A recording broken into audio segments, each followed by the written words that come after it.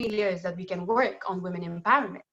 So हातीले चाहिँ यही objective हाम्रो गोल पनि यही हो हाम्रो अब्जेक्टिभ पनि यही हो सो यो गोललाई लिएर निकै वर्षदेखि चाहिँ मार्जिनलाइज कम्युनिटी वुमेनसम्म पुगेर चाहिँ हामी काम गर्दैछौँ निकैजना हामीसँग जोडिनु भयो काम गर्नुभयो हातीको अर्को मेन काम भनेको चाहिँ हामीसँग आउनुहुन्छ हामीले स्किल ट्रेनिङ दिन्छौँ स्किल ट्रेनिङ भनेको चाहिँ डिफ्रेन्ट साडीका प्रडक्टहरुबाट अपसाइकल साडीका प्रडक्टहरुबाट हामीले डिफ्रेन्ट सामानहरु बनाउँछौं ती सामानहरु चाहिँ हामीले डिफ्रेन्ट ठाउँहरुमा लगेर चाहिँ त्यसलाई एउटा रेट राखेर त्यसलाई बेचेर त्यसको आयको स्रोतबाट चाहिँ त्यसबाट जति पनि हामीसँग आम्दानी हुन्छ त्यो आम्दानीबाट चाहिँ हामीसँग जोडिनु भएको मार्जिनलाइज कम्युनिटी वुमेनहरुलाई चाहिँ उहाँहरुको कसैको पढाइ कसैको छोरी छ भने उहाँको पढाइ उहाँहरुलाई चाहिँ मन्थली स्यालेरीको रूपमा जसरी पनि सपोर्ट गर्न सकिन्छ त्यसरी चाहिँ हामीले सपोर्ट गरेर आइरहेको छौं हातीको जर्नी एकदम यङ इन्डिभिजुअल्सहरुबाट स्टार्ट भएको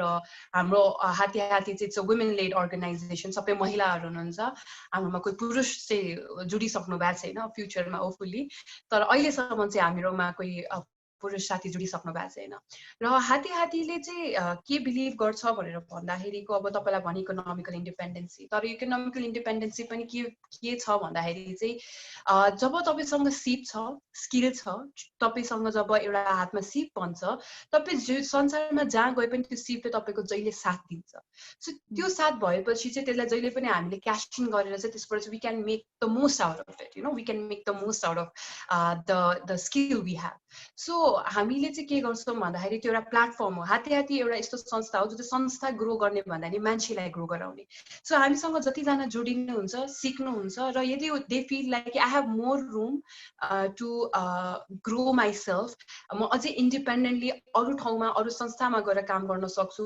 म मेरो गाउँ फिर्ता गएर काम गर्न सक्छु भनेर भन्नुभयो भने yes we do that so success empowerment story भनेको हाम्रो त्यही हो हामीसँग अहिलेसम्म जोडिनु भएको 5 जना मार्जिनलाइज कम्युनिटीबाट आउनु भएको महिलाहरू चाहिँ हामीसँग सिप ट्रेनिङ लिनुभयो स्किल ट्रेनिङ लिनुभयो र लिएर उहाँहरू कोही फिर्ता जानुभयो कोही आफ्नै गाउँ फिर्ता जानुभयो कोही आफ्नै डिफ्रेन्ट बिगर स्केलमा गएर चाहिँ आफ्नै कसैले चाहिँ एउटा स्मल एन्टरप्राइज स्टार्ट गरेर चाहिँ आफ्नो क्षमता यानी कि स्किल ट्रेनिङ स्किल जति पनि उहाँसँग टेलरिङका स्किलहरू छ त्यसबाट चाहिँ उहाँले चाहिँ आफ्नो जीवनलाई चाहिँ अझै एम्पावर गरेर इकोनोमिकली इन्डिपेन्डेन्ट भएर काम गरिरहनु भएको छ र हामीसँग छोडेर हामीसँग जानु भएको तर छोडेर जानु भएको हो तर 5 जना चाहिँ हामीबाट चाहिँ गएर चाहिँ they are doing really great and exploring themselves र उहाँको क्षमतालाई चाहिँ उहाँले चाहिँ एकदम युटिलाइज गर्दै हुनुहुन्छ र हामी अझै पनि कतै न कतै कहिले न कहिले कुरा भइरहेको हुन्छ के छ कसो भएर चाहिँ really proud we feel proud that धेरै स्केलमा नभने थोरै स्केलमा भए पनि दैट हामीले चाहिँ इम्प्याक्ट क्रिएट गर्न सकिरहेछौँ सो त्यो चाहिँ के सक्सेस स्टोरी हो जुन चाहिँ वी आर डुइङ सो अझै कुराहरू म थप्दै जान्छु हाती नेपालको बारेमा र त्यो जुन रुरल हजुरले कुरा गर्नुभयो कि रे इम्प्याक्ट अन वुमेन लाइफ्स भन्दा अफ कोर्स इम्प्याक्ट त ठुलो नै हुन्छ किनकि we are teaching people to be independent र इन्डिपेन्डेन्ट भनेको आफैमा किन एकदमै इम्पोर्टेन्ट कुरा हो भनेर भन्दाखेरि चाहिँ सी वी अल अग्री एउटा कुरामा कि culture has many significant traditional attributes towards women role अनि धेरै एट्रिब्युट्स छ वुमेन रोलमा स्पेसली इन इकोनोमिक्स होइन इकोनोमिकल इन्डिपेन्डेन्सीमा चाहिँ अझ ठुलो नै ट्रेडिसनल एट्रिब्युट छ वुमेन रोल्सहरू has always been confined. So because of with these confined roles, explore गर्ने पनि के आफूसँग भएको क्षमता नभइकन चाहिँ त्यो चाहिँ एउटा नेचुरली हुनुपर्ने वुमेनमा हुनुपर्ने क्वालिटीमा मिक्स्ड अप भएको छ के जसलाई चाहिँ म अहिले अघि आउने फर्दर कुराहरुमा चाहिँ यो कुरा मलाई म अझै अलिकति हाइलाइट गर्न चाहन्छु सो अफ कोर्स इम्प्याक्ट भएको छ तर कतिको लेभलसम्म हामी जान पर्छ भन्ने त्यो कम छ so hopefully I am waiting for time दा चाहिँ हाती त एउटा सानो संस्था हो त्यस्तो कति धेरै नेपालमा काठमाडौँ मैले देखेको यस्तो सानो संस्थाहरू छ कोही बर्न भिक्टिमलाई काम गरिरहनु भएको छ अस्तित्व नेपाल हुनुहुन्छ डाँफे छ कति धेरै यस्ता संस्थाहरू छ जो चाहिँ इम्प्याक्ट क्रिएट गर्दै हुनुहुन्छ र इम्प्याक्ट लार्ज स्केलमा भन्दा नि स्मल स्केलमा जब हामी सानो स्केल्सबाट चाहिँ माथि जान्छौँ तब चाहिँ इम्पावरमेन्टलाई चाहिँ हामीले चाहिँ इकोनोमिकल इन्डिपेन्डेन्सीको बारेमा चाहिँ अझै कुराहरू गर्न सक्छौँ भन्ने चाहिँ केही कुराहरू चाहिँ मैले अलि जोड जोडे र यसमा अझै चाहिँ म अझै थप्न चाहन्छु आउँदो कुराहरू गर्दै गर्दा हजुरले भन्नुभएको कुरा चाहिँ एकदम मलाई छोएको भनेको चाहिँ वुमेनहरूलाई त्यो अप्सन अलरेडी सोसाइटीले क्रिएट गरेर हुन्छ र आफ्नोलाई अप्सन क्रिएट गर्ने स्पेसै हुँदैन भन्नुभयो र हाती जस्तो सोसल एन्टरप्राइजेसले चाहिँ वुमेनहरूलाई स्किलहरू आफैमा कल्टिभेट गरेर त्यो आफ्नोलाई अप्सन आफ्नो बिजनेस खोल्ने अप्सन दिन्छ जुन चाहिँ इकोनोमिक इम्पावरमेन्ट दिन्छ त्यो चाहिँ सोसल एन्टरप्राइजेसले हातीहरूले जस्तो दिइराखेको छ भनेर भन्नुभयो एकदम इन्साइटफुल लाग्यो thank you very much for the explanation Priyaji अब I'd like to move on with Cheselina ji. About 15 to 35% tax was levied on the raw materials used for the production of sanitary pads in 2019 in Nepal, and VAT of 13% is levied on menstrual products in 2020. Since Pad2Go has been a vocal advocate against menstrual products, can you talk a little about why exempting tax on such products is important? म नेपालीमा पनि भन्न चाहे Pad2Go ले महिनावारीका लागि बनिएका उत्पादनहरूमा लाग्ने करको विरुद्ध गरिरहेको छ यो कर हटाउनु चाहिँ किन महत्त्वपूर्ण छ Thank you so much, Annie ji, for the question, for our introduction, and for having me here today. So before answering the question, I'd also like to go into the background of what Pad2Go is and how our journey began and why we've actually moved on to the VAT exemption campaign. So Pad2Go started in 2018. We're a fairly new social enterprise. It's a youth-led, women-led enterprise, and we started off with introducing sanitary napkin vending machines in 2018.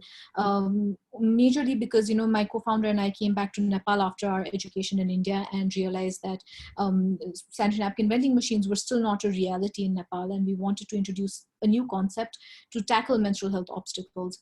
However, doing that, we also realized that accessibility, which we aim to counter with the sanitary napkin vending machines, was not the only problem or not the only obstacle that a lot of menstruating individuals faced in Nepal.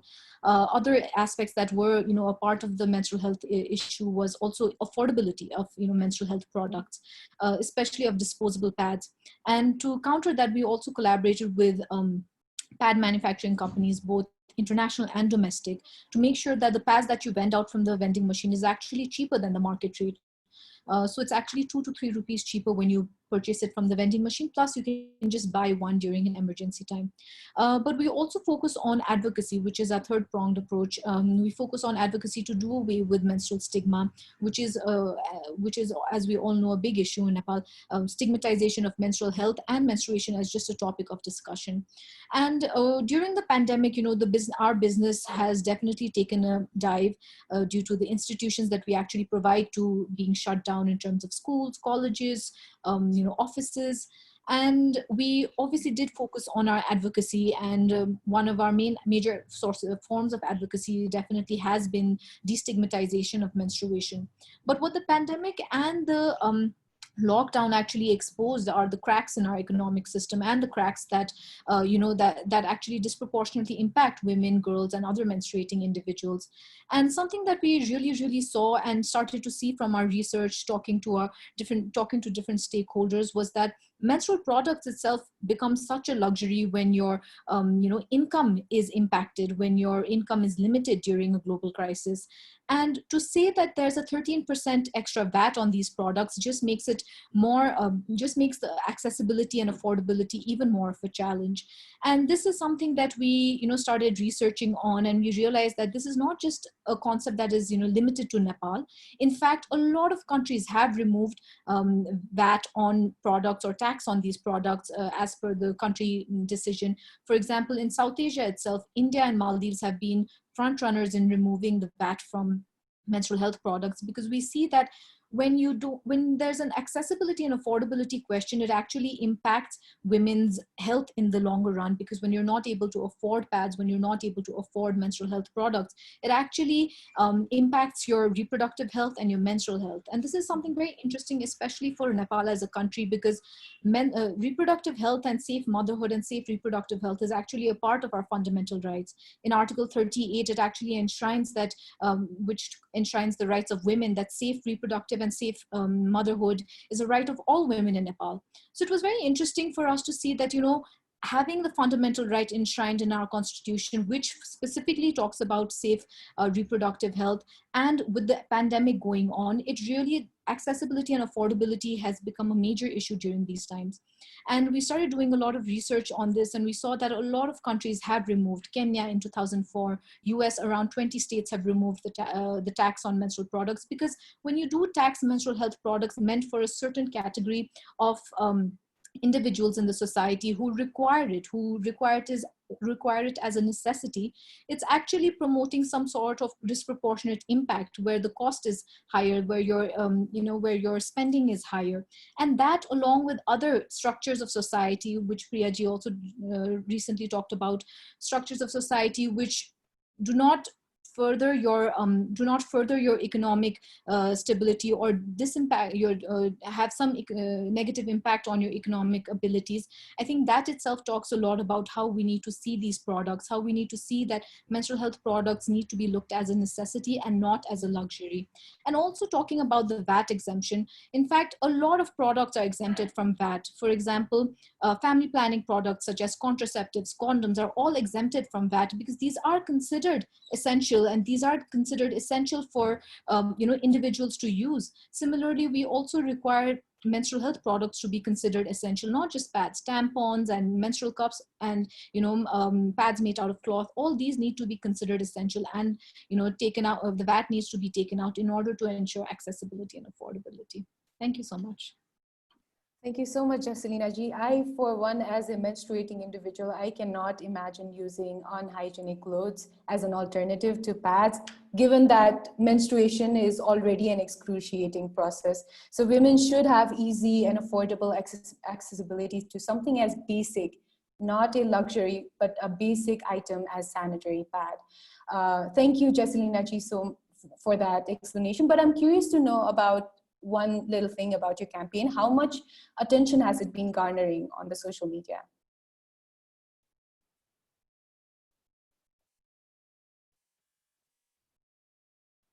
Jaselina ji is muted. Can someone please unmute her? Okay, I can unmute myself now. Thank you. Hey, okay. In fact, we just started our campaign. We एक महीना पनि भएको छैन हामीले initially हामीले campaign जुन release गरेका छौँ हाम्रो सोशल मिडियामा, इन्स्टाग्राम र फेसबुकमा 1 महिना मात्रै हुन लागेको छ।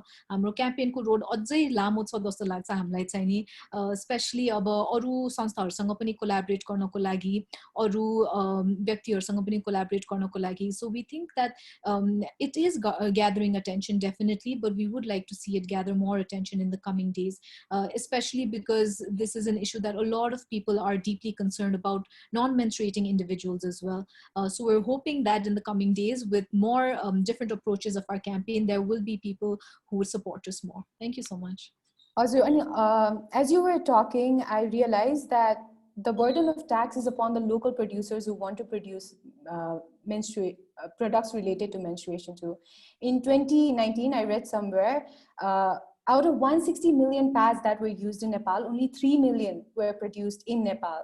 So it shows that the tax burden is not just upon women who have to buy it at higher prices and who have problem of accessing it, but on local producers too. So hopefully with efforts of campaigns like yours, the tax will be removed and both the local producers and women will be able to produce them and use them respectively. Thank you. Thank you so much.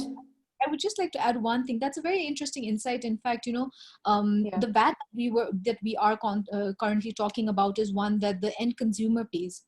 However, there are concerns of tax, like you said, that local producers also pay, and this definitely impacts, the type of pad that goes out into the market and whether that will be able to compete with other pads in terms of quality, in terms of price.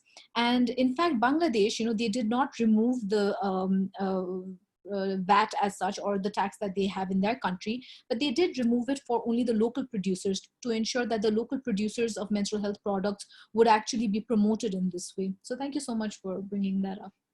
Yeah, sure. Thank you so much for that informative explanation, Jaselina ji. I would like to direct this next question to Pratibha ji. You're one of the few women figures to represent STEM, that too through entrepreneurship in Nepal. What does it mean to be an entrepreneur in this field of science and technology, and how do you think we can encourage more women to step into this field?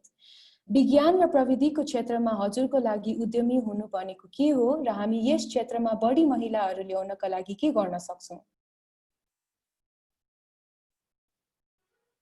Okay, someone has to unmute Pratibha ji. First of that was all, clever. To all the amazing 10 co-founders of this forum platform, this is amazing. Thank you very much for creating this. You know, we see very few of these platforms here, and this is one of the reasons I am in this ecosystem to do the same, you know, to create platforms, not just for other women, but also in strengthening ecosystem where everyone can be equitably benefiting from the ecosystem, right? For me, if I have to explain what science entrepreneurship means is, if you're leveraging science and technology innovations to sort of understand and solve market problems, that's science entrepreneurship for me. I think any entrepreneur in general would try to solve market problem after understanding it. And that's exactly what we're trying to do through Catalyst and Herveda. Herveda is a subsidiary company spinned off of Catalyst Technology last year. That's what science entrepreneurship is, why I am doing this, and why there is necessity for other women to come into sciences as well, is when I left Nepal, and when I decided to return back to Nepal, I saw a lot of gaps from education system in science and technology to not seeing a lot of innovation in science and technology in Nepal. And that gap reflected in net import of products than net export of products, which means we're always paying, you know, we are always in deficit, trade deficit, right? And one of the ways to accelerate that trade deficit is leveraging science and technology. No matter which business you are in, you have to leverage innovation and science and technology. Probably not as much in the invention level, because going from invention to, you know, spinning off something takes a long time and effort, and also financial burden is huge. But there are a lot of innovative things that we can do in small ways, and I'm sure Priya ji and Jessalina ji are doing the same, you know, trying to be innovative in their own spheres. And in our sphere, that means we have to incorporate science and technology in doing that. At Catalyst, we try to do the same. One, we consult government and private sector in Nepal and other countries to be more innovative and solve their problems through science and technology. Another is we're trying to add value to resources existing in Nepal in terms of both human resources and raw materials. Mainly we're focusing on medicinal and aromatic plants in Nepal to see how we can add value to those and bring products that can tell the story of the ecosystem itself, right? So that's what we're trying to do. And you talked about how can we encourage more women and girls in science. This is something that I'm working on as well as a researcher as well. We have started an organization called Engage Nepal with Science, where we try to demystify science. You know, it almost around grade 8, 9, women start. So research also shows that women start going away from science because, you know, it's seen as something that's really hard. Women are not that great at doing it, and especially when you go in higher level, when it comes to engineering and all, you know, they are made to be afraid of tools, right? And engineering tools and things like that. So that sort of things what we're trying to do is we are trying to educate young kids, both girls and boys, that science is not that hard and science is part of our life. And especially when you look at pandemic, who doesn't know what PCR is now? Yeah. Everyone knows how virus dyes and things like that. So you see like how science is part of our life, and how all these ingredients that we use in kitchen are important all of a sudden now, and that's all part of science. And it's not just to pursue career in science. I think science is a basic thing that everyone should learn.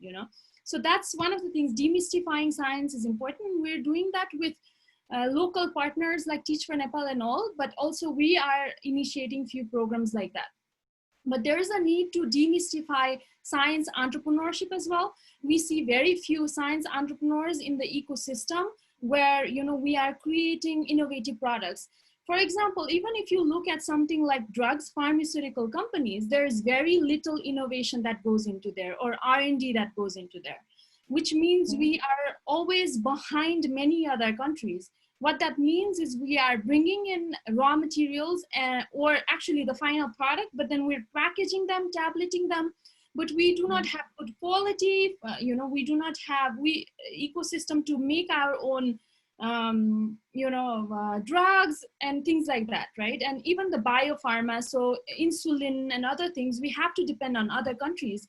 Time and again, during pandemic, during lockdown, during border sealing and everything, we see this, there is deficit, there is this ecosystem lacking, because of which all of a sudden within a week, we see a panic attack among government officials as well as the people, because there is lack of trust on both sides, and our ecosystem is so lacking. We need to be more creative in solving our problems within Nepal, and that's why we're doing this. And I think if we understand this more, there will be more forums where not just more women will be scientists and engineers or science entrepreneurs. We also need to learn how to work with people from different areas. So we need to get out of our silos, and more people need to make teams that is not just, that doesn't just comprise of scientists or engineers or,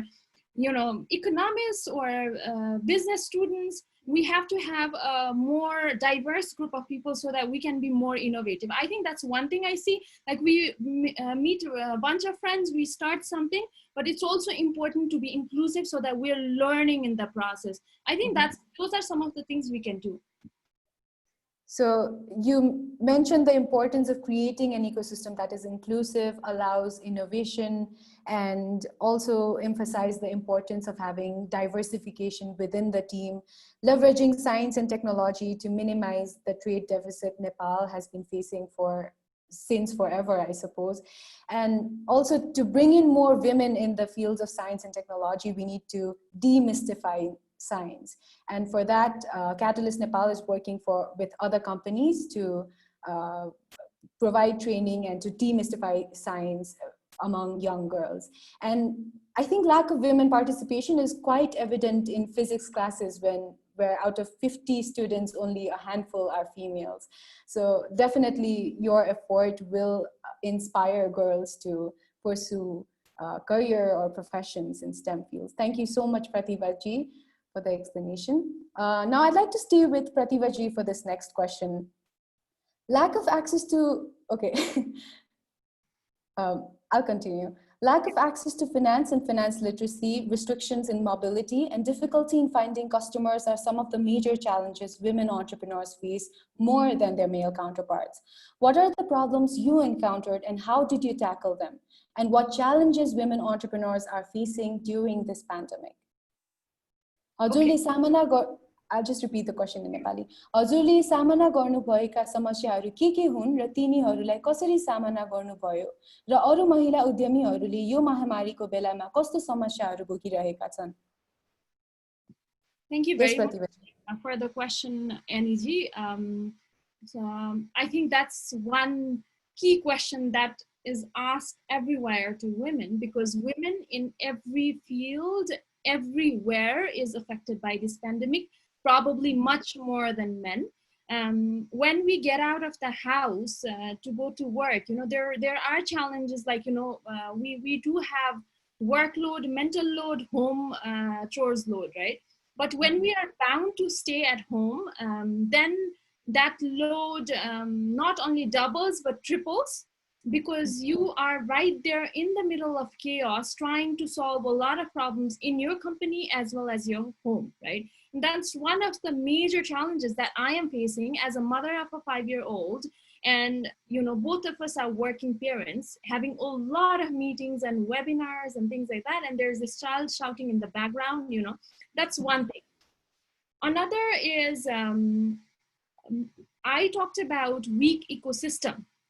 But that weak ecosystem doesn't affect just your company, but also affects you as a person and also increases your responsibility, which means if the ecosystem is weak, you have to be part of different things in the ecosystem in trying to strengthen that ecosystem, So whether it be trying to, so we make, let's say from Herveda Botanicals, we make skincare products that are based on indigenous knowledge and raw materials from Nepal, and we try to bring those products in terms of stories and things like that.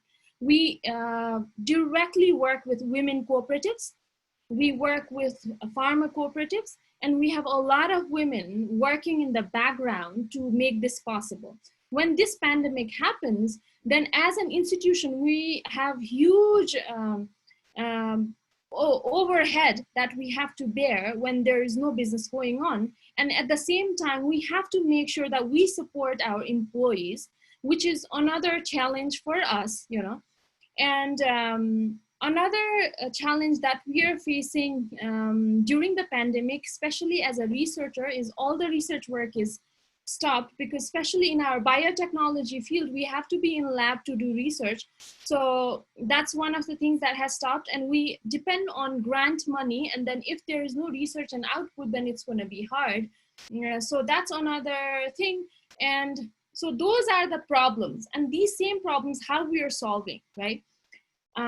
Fortunately, what challenges does to you is you have to think hard to come up with innovative solutions. We have been thinking about delivery service going, doing like launching e-commerce platform and things like that for past 1 year, and we hadn't done that. And now that there is no other choice, we finally were able to, start doing that. And we realized that we are actually much more profitable when we do this business online than actually having 1 or 2 retail stores. And it works in synergy rather than separately. So that's another thing. I think during the pandemic, one of the things, a lot of e-commerce businesses who have adopted e-commerce has seen that their businesses has grown more than ever. During this pandemic, since we were bound at home, we were able to look at our business more strategically and work on that level to see how we can make our product more appealing to the market, not just internal market, but also external international market. And some of the things we were trying to do was trying to get over with all the regulations and all that we need to solve before we go international. And those are some of the problems we solved. For research, we went to the government and we tried to get a working pass permit. And we have been working 3 days a week in different teams, and then morning shift and night shift to make sure we have distanced, but also we can sort of work in lab and get our things done. And fortunately, there is so much time to actually write papers. We have been able to try to publish prolifically much more than before. So those are some of the things that we try to do to come out of these challenges. And I think it is very stressful time, but what we have to think now is that this is going to go on for a long time. We just have to start getting used to this. We have to learn how to make, obviously, government responsible, which means that we have to work together to lobby our voices collectively. And another is we have to sort of see how this is our new normal. We have to work in this new normal. And there are probably a lot of opportunities that we hadn't explored in the past. Thank you, Pratibha-ji. I'd like to get Jesserina and Priya-ji's opinions on this too. Priya-ji, would you like to go first?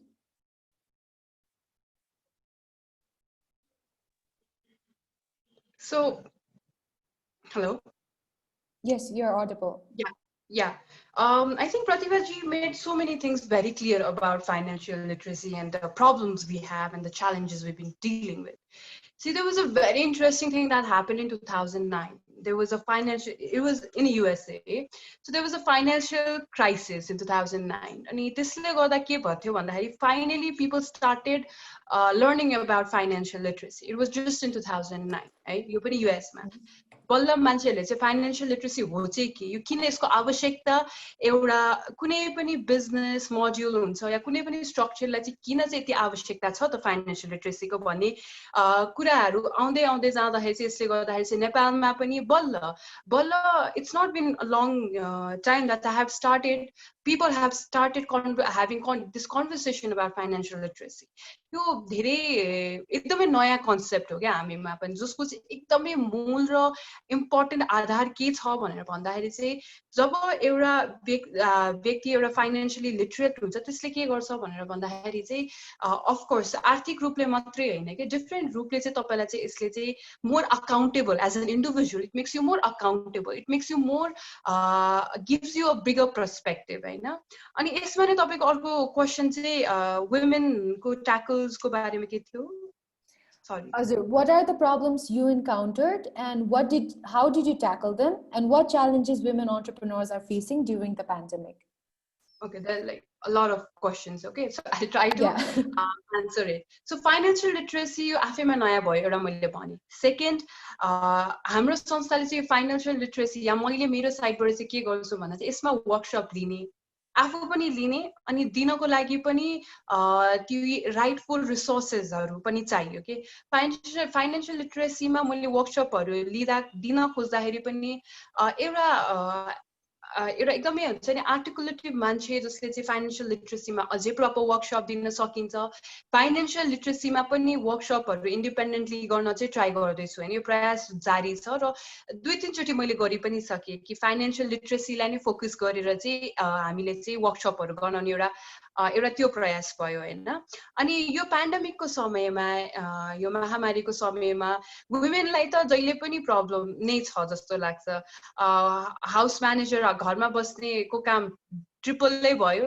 होइन so सजिलो त कहीँ छैन घर बसेर पनि गाह्रो छ घर बाहिर गएर पनि गाह्रो छ घर बाहिर गएपछि यु क्यान जस्ट अब अघि प्रतिभाजीले आफै पनि भन्नुभयो how hard it is to balance a life where you don't have an option of saying that I have a family and I have to look after that. You are so much bounded. And sometimes what I have been urging is we need this balance. And यो balance कसरी राखिन्छ भन्दाखेरि चाहिँ जब हामीले हाम्रो जुन domestic लेभलमा गरिरहेको काम हुन्छ त्यसलाई एज अ लेबर हेर्नु पर्यो क्या जब हामीले हाम्रो कामलाई एज अ लेबर हेर्छौँ त्यसको केही न केही भ्याल्यु हुन्छ सो त्यो भ्याल्यु हामीले गर्नको लागि हाम्रो कामलाई हाम्रो डोमेस्टिकली गरिरहेको कामलाई पनि एज अ लेबर युज गरेर त्यसलाई चाहिँ हामीले चाहिँ एउटा एक तरिकाले चाहिँ प्रोडक्टिभ बनाउनु एकदमै आवश्यकता छ होइन सो वुमेन एन्टरप्रेन्योर्सहरूले फेस गरेको च्यालेन्जेसहरू त धेरैमा अझै पेन्डेमिकले के पनि थप्यो भनेर भन्दाखेरि चाहिँ balancing your family and also your work life.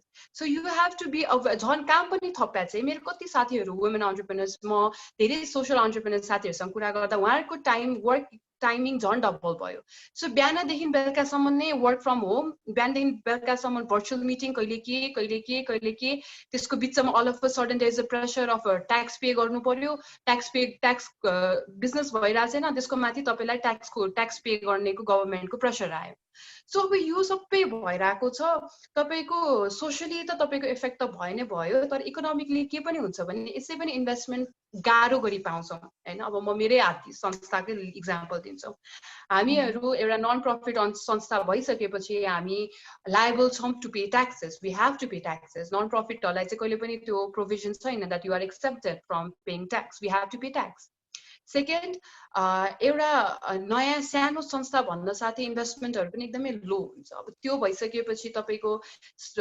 स्यालेरीको कुरा आउँछ देयर सो मेनी थिङ्स हामी सबैजनाले रिलेट गर्न सक्छौँ सबैजना वी वेन्ट थ्रु दिस अब यो सबै च्यालेन्जेसहरू भयो हुन त भयो अब यो च्यालेन्जसँग ओभरकम गर्ने नै हामीसँग बाटो भनेको आज जे छ त्यसलाई जसरी पनि डिल गरौँ, आजको प्रब्लम डिल गरौँ so that we can think about something else for tomorrow. So त्यस्तो गर्नुपर्ने हाम्रो मजबुरी भइसकेको थियो कि एउटा लेभलमा. त्यो सुरुको 4 महिना जति 4-5 महिनै लकडाउन हुँदाखेरि त्यो चाहिँ हाम्रो एउटा hard. That was not something we want to choose. We obviously believe in sustainable plannings, but sometimes this pandemic went wrong for all of us, you know. So women अन्टरप्रेनर्सहरूलाई चाहिँ अफकोर्स यसले एकदमै effect गर्यो. अझ मेरो संस्था जुन सानो छ जसले चाहिँ एउटा इनिसिएटिभ ल्याएर चेन्ज गर्न खोजेछ. हाम्रो रेस्पोन्सिबिलिटी हामी मात्रै हुँदैनौँ कि, हाम्रो रेस्पोन्सिबिलिटी हरेक व्यक्तिहरू हुन्छ जो हामीसँग जोडिएर काम गर्दै हुनुहुन्छ. मेबी लिगली जो डिरेक्टली हामीसँग काम गरिरहनु भएको छ, जो चाहिँ हामीसँग प्रोजेक्ट बेसिसमा काम गरिरहनु भएको छ, त्यो सबैलाई डिल गर्न पनि गाह्रो. र त्यही टाइममा पनि तपाईँ सिएसआर लिएर जाँदाखेरि पनि मान्छेहरूलाई के भयो भन्दाखेरि चाहिँ होइन अब यस्तो समयमा यसै त तपाईँहरूलाई इन्भेस्ट गर्न गाह्रो भइरहेछ. वुमेन अब इन्भेस्ट गर्ने, अब त्यसको माथि पुरै वुमेन लेड अर्गनाइजेसन, वुमेनको काम अलिक गाह्रो छ.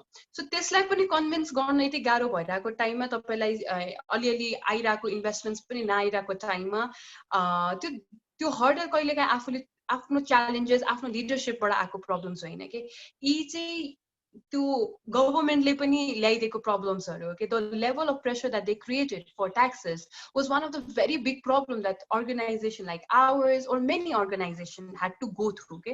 सो यस्तो यो त मैले जेनरली भने होइन. अब पेन्डेमिकले गर्दाखेरि अब अर्को सबसे ठुलो प्रब्लम के पनि भयो. हजुर 1-2 सेन्टेन्समा ऱ्याप अप गर्न सक्छौँ.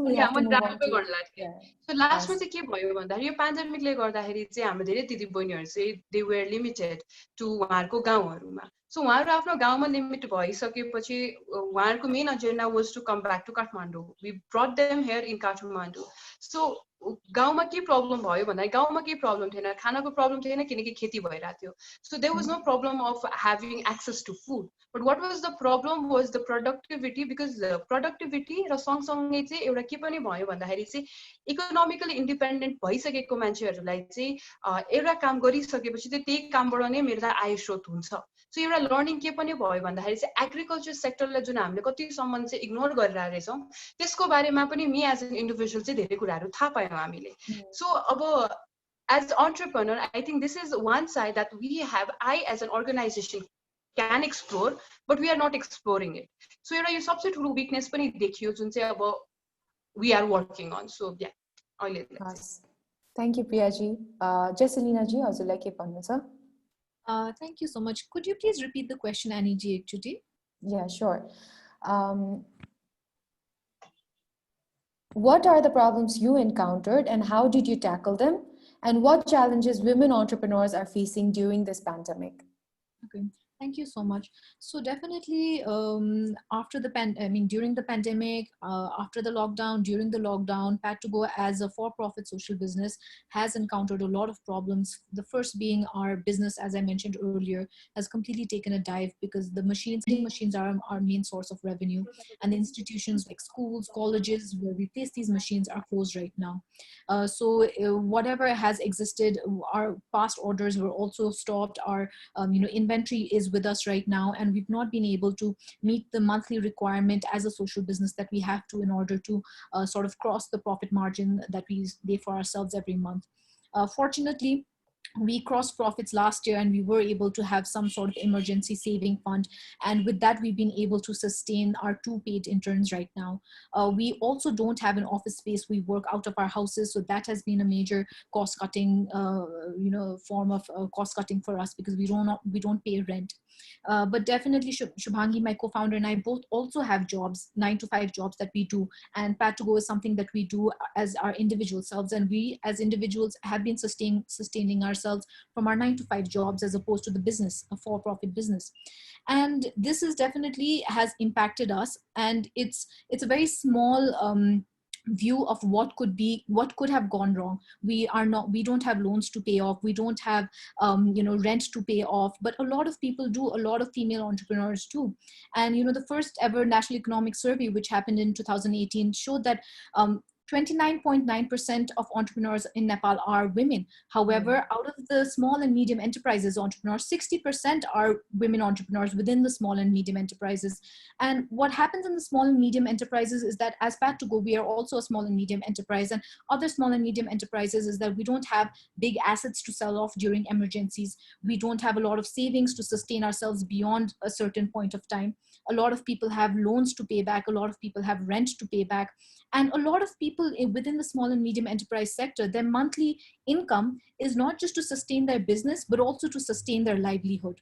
So it has definitely taken a big hit on the small and medium enterprises, especially considering that 60% of the small and medium enterprises is dominated by women. And that itself, I think, gives out a very large picture of what is going wrong and the cracks in our economy right now. And also other factors, I think, that have really impacted women entrepreneurs. I think Priya ji and Pratibha ji both have talked about is about the unpaid labor, household labor. Priya ji talked about looking at household work as labor, definitely very important. And I think a lot of the things that we learned from second wave of feminism, where we, pushed women to move outside of the house, but we forgot that the household labor also needs to be shared between men and women. It's not a gendered role. And I think this is something that is really impacting women right now when they have had to stay home, work from home. And a lot of women in a lot of houses don't have the luxury to divide the household work with their spouses. Unfortunately, has really impacted their ability to invest their time in their business or any other skill development. We're also seeing a large number of increase in domestic violence cases during the pandemic. And this itself has created a lot of mental, physical anguish within the women entrepreneurs for them to actually succeed in their business, which has already taken a hit in the market, and are having to go through domestic violence, unshared labor work at home. Beyond that, I think we also talked about, Pratibha ji also talked about, leveraging the internet as a tool to not just market your products, but also sell your products. And definitely that has been a very important insight for Pat2Go as well, especially for a small social enterprise that has been using the internet to market our tools, as a tool to market our products, to sell our products. We're a completely e-commerce based, social enterprise. However, I think the use of the internet for women entrepreneurs also during the pandemic especially really shows us the class divide, that for so many women entrepreneurs, the internet is still a luxury. They still won't be able to harness the internet to sell their products. So I think a lot of women entrepreneurs, in the end, to sum up, are being impacted by the pandemic disproportionately, especially due to unshared labor, domestic violence, and the inability to use the internet as a form of e-commerce. Thank you so much. Thank you, Salina ji. We spoke about research work being stopped, vending machines not operating actively, and lack of financing being pronounced, especially during the pandemic, domestic violence, and how important it is to recognize the unacknowledged work that women do. Women are not just working at home, but they're working 10 times more at home. So these were the challenges that we spoke of. Now I'd like to move on with some of the benefits that women entrepreneurs are receiving from the country. There are some bank loans catering especially to women entrepreneurs, and the government has extended income tax exemptions for 10 years, up from 7 for women-owned small enterprises for the upcoming fiscal year. What are the improvements required in such incentives to meet the needs of today's women entrepreneurs, especially in the context of the ongoing pandemic? And what do you have to say to people who say that this preferential treatment is unfair? आजका महिला उद्यमीहरूको आवश्यकताहरू पूर्ति गर्न सरकारका प्रोत्साहनहरूमा के सुधारहरू गर्नुपर्ने हुन्छ र तपाई उनीहरूलाई के भन्नुहुन्छ जसले भन्छन् कि यो प्राथमिकता अनुचित हो? Very much for the question, Aniti.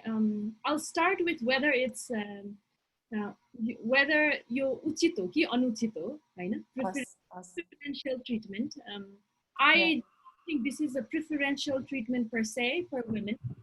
I think this is very necessary, and I do not need to go into details of, the property rights for women, whether on the parent side or on in-law side. I don't want to repeat again. Okay? This is something that has been going on for a while, and it's just, if we're still talking about this as something that we need to give this to both men and women equally, equitably, भन्ने कुरा important हुन्छ जस्तो लाग्छ.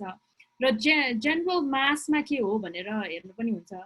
अनि अर्को चाहिँ के यहाँ सुधार गर्न सकिन्छ र म चाहिँ बेनिफिसियरी हो कि होइन भन्दा चाहिँ म बेनिफिसियरी होइन, I have been bootstrapping so far.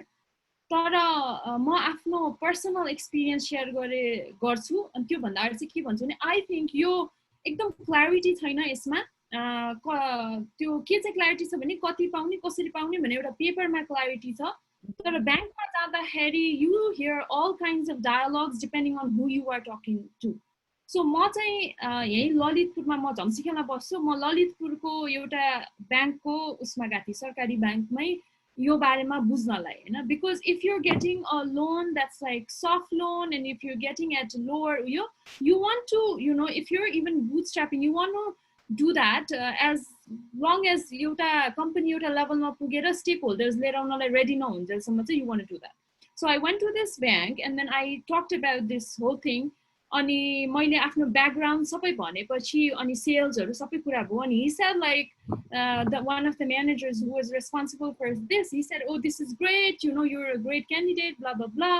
And then at the end he says, for this to be possible though and for this to be expedited, you have to have a guarantor जसले चाहिँ आफ्नो घर चाहिँ यदि मैले loan तिरेन भने चाहिँ आफ्नो घर या जग्गा चाहिँ ग्यारेन्टी गर्छ कि त्यो चाहिँ एउटा डिपोजिट जस्तो ब्याकअप जस्तो हो भने you coming back to the same thing होइन। इफ युर सेइङ कि ग्यारेन्टर चाहिन्छ भने त it's the same thing. For me probably मेरो लागि bootstrapping for women is a luxury क्या होइन।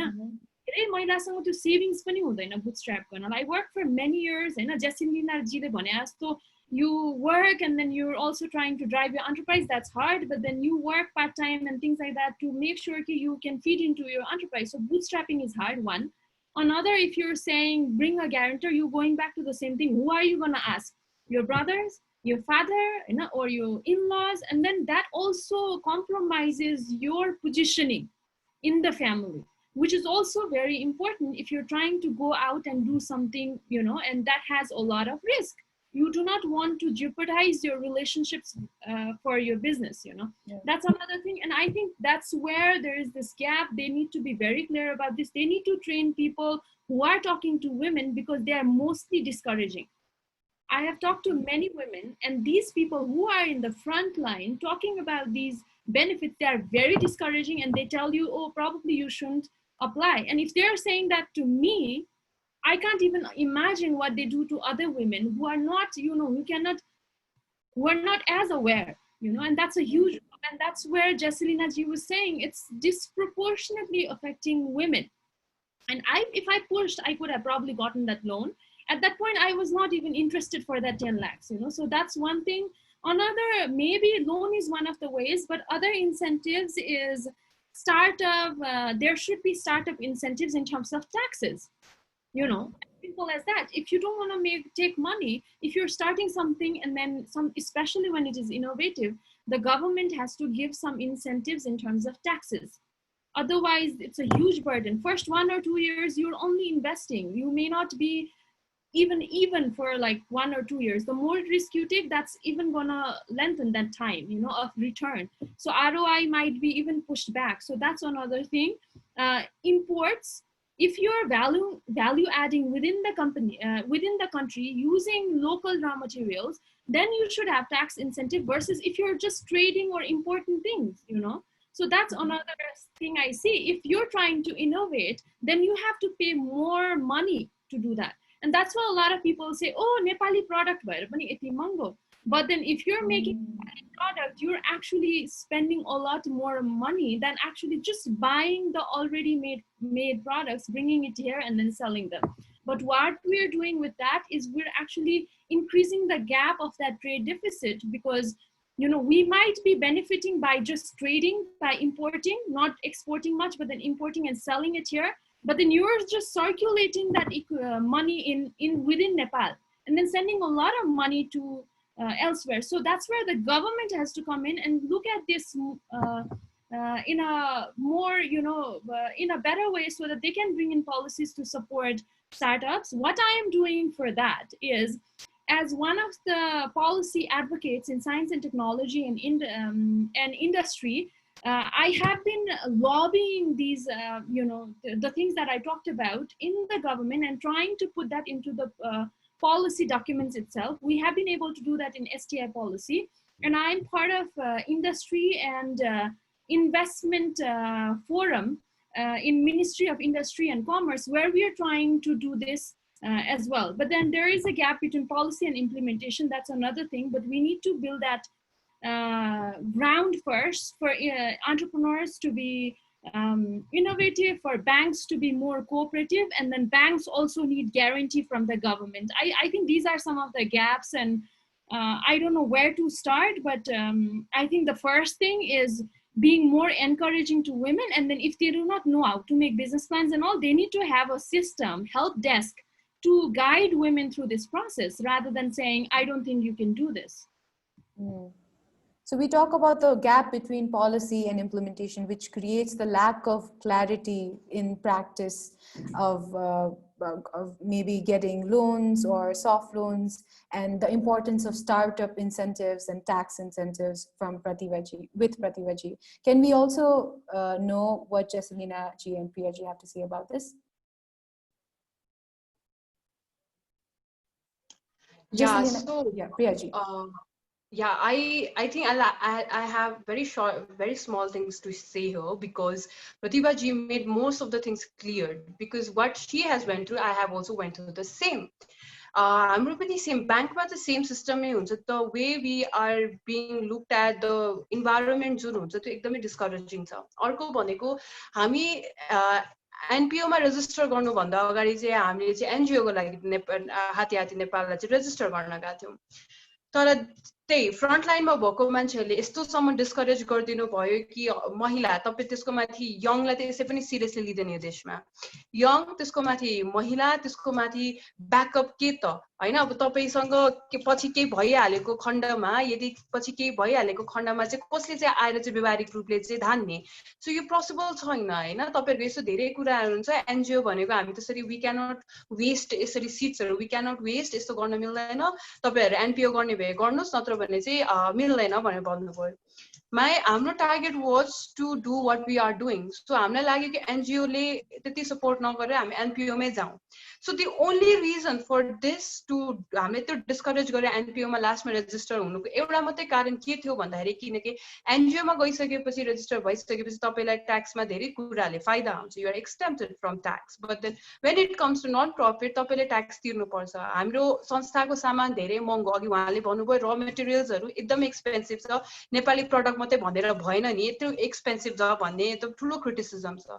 किन भन्दाखेरि हामीले एउटा प्रडक्ट बनाउँदाखेरिको जुन लेबर युज गर्छौं, जो र मटेरियल्स युज गर्छौं, त्यो एकदमै डेली वेजेसहरुको हिसाबले गरेर कन्भर्ट गर्ने हो नि, त्यो एकदमै एक्सपेन्सिभ हुन आउँछ हाम्रो लागि। सो त्यस्तो एक्सपेन्सिभ भइसकेपछि, सबै गरिसकेपछि चाहिँ यो चाहिँ कानलाई सुन्नको लागि मात्रै राम्रो हो कि यस्तो खाली सुविस्ता छ, यस्तो गर्यो भने यस्तो हुन्छ, यो चाहिँ just to make good two years. किनकि त्यो हुने भए सायद मेरो एक्सपिरियन्स मात्रै एउटा हुनु पर्ने, तर मेरो एक्सपिरियन्स किन प्रतिभाजीसँग पुरै म्याच भइरहेछ, because this are some of the challenges that we go through हैन।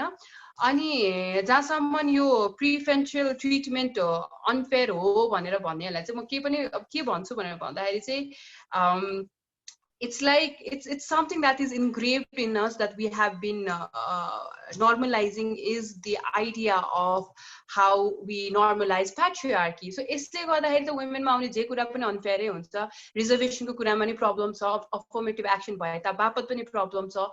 सो यस्तो कुराहरूलाई चाहिँ आइडियली हामीलाई चाहिन्छ कि यति पनि भएन भने यु क्यान सी कि जति रिप्रेजेन्टेसन भइरहेछ, जति काम भइरहेछ, त्यति पनि हामीले देख्न पाउँदैनौँ। This are the some of the things that I will add उहाँ प्रतिभाजीले भनेको कुरामा। Yes, thank you. Jesselina ji, we're on a time crunch, so would you please, Azuka opinion, one or two sentences? All right, thank you so much, Annie ji. I think a lot of that, what I wanted to say, Pratibha ji and Priya ji have very beautifully already put it across. And I think it's very, very clear regarding the, access to funds, access to incentives given by banks. And I would just like to put, Pat to Go as a for-profit social enterprise, we have not accessed any funds right now through bank loans. We started off with a very, very small personal investment, which we were able to turn into profit. And we've been working with the profits ever since. But I do know from other young social entrepreneurs, women social entrepreneurs, that it's very, very difficult, one, to definitely access, but also secondly, to get to know about these schemes at all. We sit in Kathmandu and we talk about the difficulty in actually finding about these schemes, but how likely is it that the schemes are actually being translated and implemented into places that are beyond Kathmandu, that is beyond metropolitan cities? How much information are we accessing? Because as a young entrepreneur, someone who's not from the business sector, both my co-founder, she's an engineer, I'm a lawyer, we were both not from the business sector. When we started our startup, we had completely no idea of where to get the funds from, how to even register a company. It was completely new to us. When all these aspects are new, even accessing funds becomes a completely new information for us. And the only time we actually found out about these schemes was in one of the women entrepreneurship conferences, where one of the banks actually was partnering up with the conference organizer to provide loans at very almost nil interest rate. So I think it's very important to get the information out, and it needs to go out beyond Kathmandu. And finally, to your final question with regard to this being a preferential treatment, it's actually not a preferential treatment. By law, it's called positive discrimination, which in fact the Constitution actually allows it for. So I don't think it's an opinion when the law actually guarantees it to us as a right, and not just to women, but to other marginalized groups, and not just in terms of financial backing in terms of banks, like Priyaji said. It's also with regard to reservations, reservation quotas, and this in fact is allowed by our Constitution. So I don't think the question and the debate of whether it being a preferential treatment actually comes about when the law actually guarantees it to us as a fundamental right. Thank you so much. Thank you, Jesselina ji. I wasn't aware about positive discrimination, so that was really insightful. Thank you very much for that. I cannot go on with my questions. We have already been past the session time, so I would like to thank you for your time. This was really an insightful discussion for me, and I hope the audience liked it too. I'd like to thank all the panelists once again for doing this, and for the audience for tuning in. The entire Sonwe team is honored to have your presence. We're looking forward to having a similar engagement in the future. Thank you once again.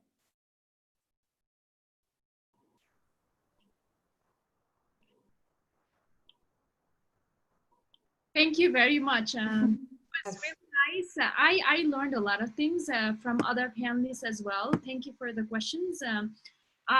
Please organize more forums like this, because this is exactly what we need, and we need to know what we're doing, and we need to collaborate with each other. That's exactly what we need, so that we have more information, we have more collective power to move forward, and that's the future of women. Until and unless we work together, we cannot get anywhere. So thank you very much.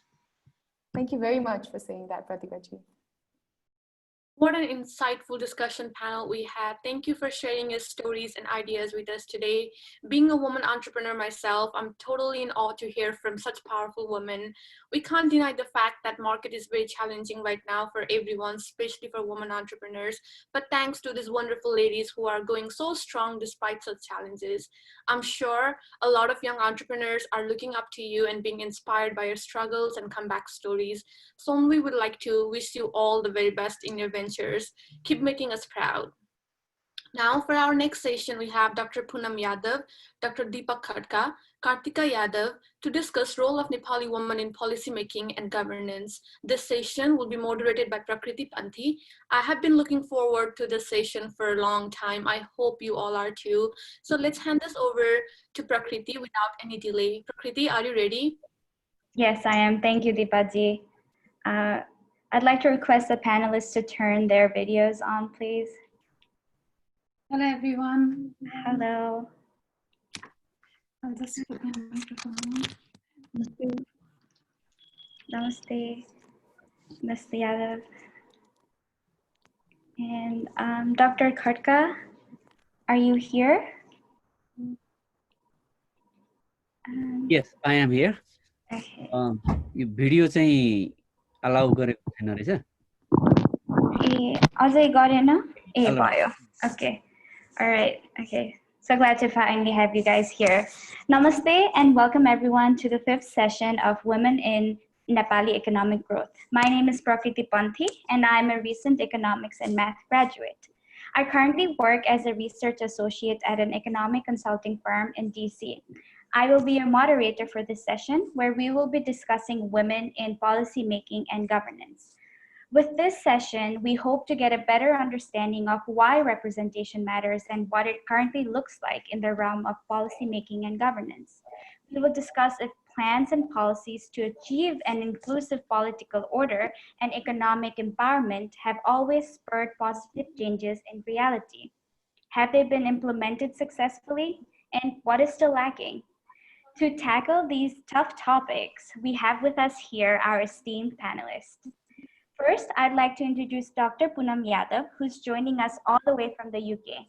Dr. Yadav is a lecturer at the Institute for Risk and Disaster Reduction at the University College London.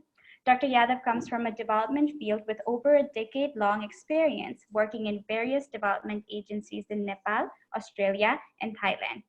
Her research interests include gender and development, women, peace and security, and post-conflict transformation, just to name a few. In 2016, she published a book titled Social Transformation in Post-Conflict Nepal, A Gendered Perspective. Next, we have Dr. Deepak Khadka, who's currently serving as the head of research division at the Policy Research Institute. Policy Research Institute is a policy think tank of the government of Nepal. At PRI, Dr. Khadka coordinates and oversees the selection, conduction, and dissemination of policy research in all areas of public policy. He's also a published author of Jatna Nasakeko Chithi, which tells an emotional journey of a woman from her own perspective. And last but certainly not the least, we have Ms. Kartika Yadav, who is a planning officer at the National Planning Commission, or NPC. She currently works in the International Assistance Coordination section of the Economic Management Division at the NPC. Along with working as a civil servant, Ms. Yadav has written articles on topics such as Nepal's graduation from the least developed country status, as well as on bureaucracy and what is needed to bring about social, economic, and political change in Nepal. Welcome again to all our panelists and our audience. Thank you for joining us today. Let's get started. So I shared earlier that I study economics. One of the reasons I wanted to study economics is that it is a field where women are underrepresented, which is a problem since economics influences policy and policy affects all kinds of people. Therefore, it is imperative to have diverse views informing our policies. So the first question I wanted to ask you, or to all our panelists, is what does representation mean to you? And how do you think representation translates to empowerment and economic development? एकचोटि नेपालीमा पनि म यो प्रश्न सोध्छु तपाईको विचारमा प्रतिनिधित्व के हो र प्रतिनिधित्व स्पेसिफिक अझै स्पेशली वुमेन रिप्रेजेन्टेसनले आर्थिक विकास र सशक्तिकरणमा कस्तो असर पार्दछ? We can start with you, Dr. Poonam Yadav. Thank you. First of all, I'd like to thank you everybody for organizing this event, and I can't tell you how proud and happy I am to see all the youths taking the lead in various sectors. So really, really proud. I wish I had this kind of board when I was growing up. Really proud. So I would just like to start by saying a couple of points about women's representation. I'll be using both English and Nepali. So I've been researching this for a very, very long time now, especially women's political participation in Nepal. So my presentation is going to be a little bit of theoretical, and I'll be happy to elaborate later on.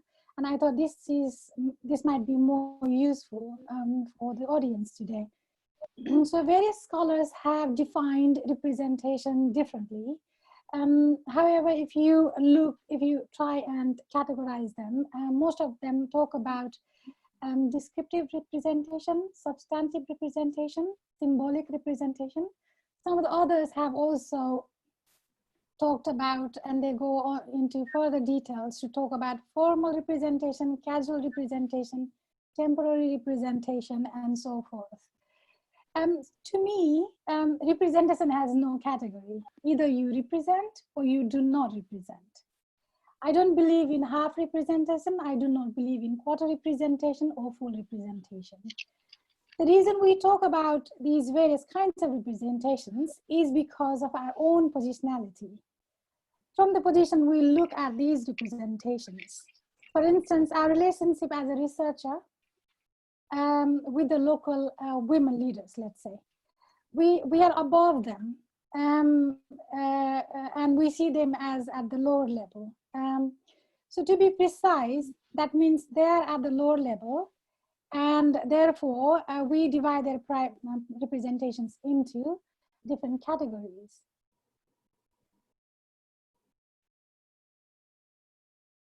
Such as I said earlier, descriptive representation, partial representation, casual representation, substantive representation, or symbolic representation. So we often question about the subject position. We need to question about our own subject position as a researcher when we talk about representation, who we are and who we are researching about. So my answer to the first question is that there is no category of representation. There is one, either you represent or you do not represent. So do I think whether representation translates into empowerment, especially and economic development? So I think we are talking about it in the context of Nepal today. And we are talking about women in politics in particular. So my short answer to that is yes, it does empower women. The representation empowers women, especially the representation of women in politics empowers women. And it has also contributed to economic development. So that's my short answer. I'm just looking at some of the notes that I have. So I interviewed many during the course of my research. I've spoken to various political leaders from the national level to the very local level, even up to the world level. And they have shared various different experiences. I won't be able to go through all of that right now, but I would just like to quote what Onsari Gardimagar, when she was in position in 2012, when I interviewed her, she said, if a man is successful, it is only about that man. If a woman is successful, it is about the entire community. So that is one quote. That's a food for thought for us. And the second thought I'd like to just share before I end my first intervention is that when we think the head covering as disempowerment, when we see the kitchen which is very absolutely necessary in our household as a place for disempowerment, we won't really be able to find answer to this question. So I'd like to end here and then continue later on. Thank you so much for your insightful thoughts, Dr. Poonam Yadav, and sharing the perspective from the academic side as well. I would like to ask Dr. Kartka the same question about representation.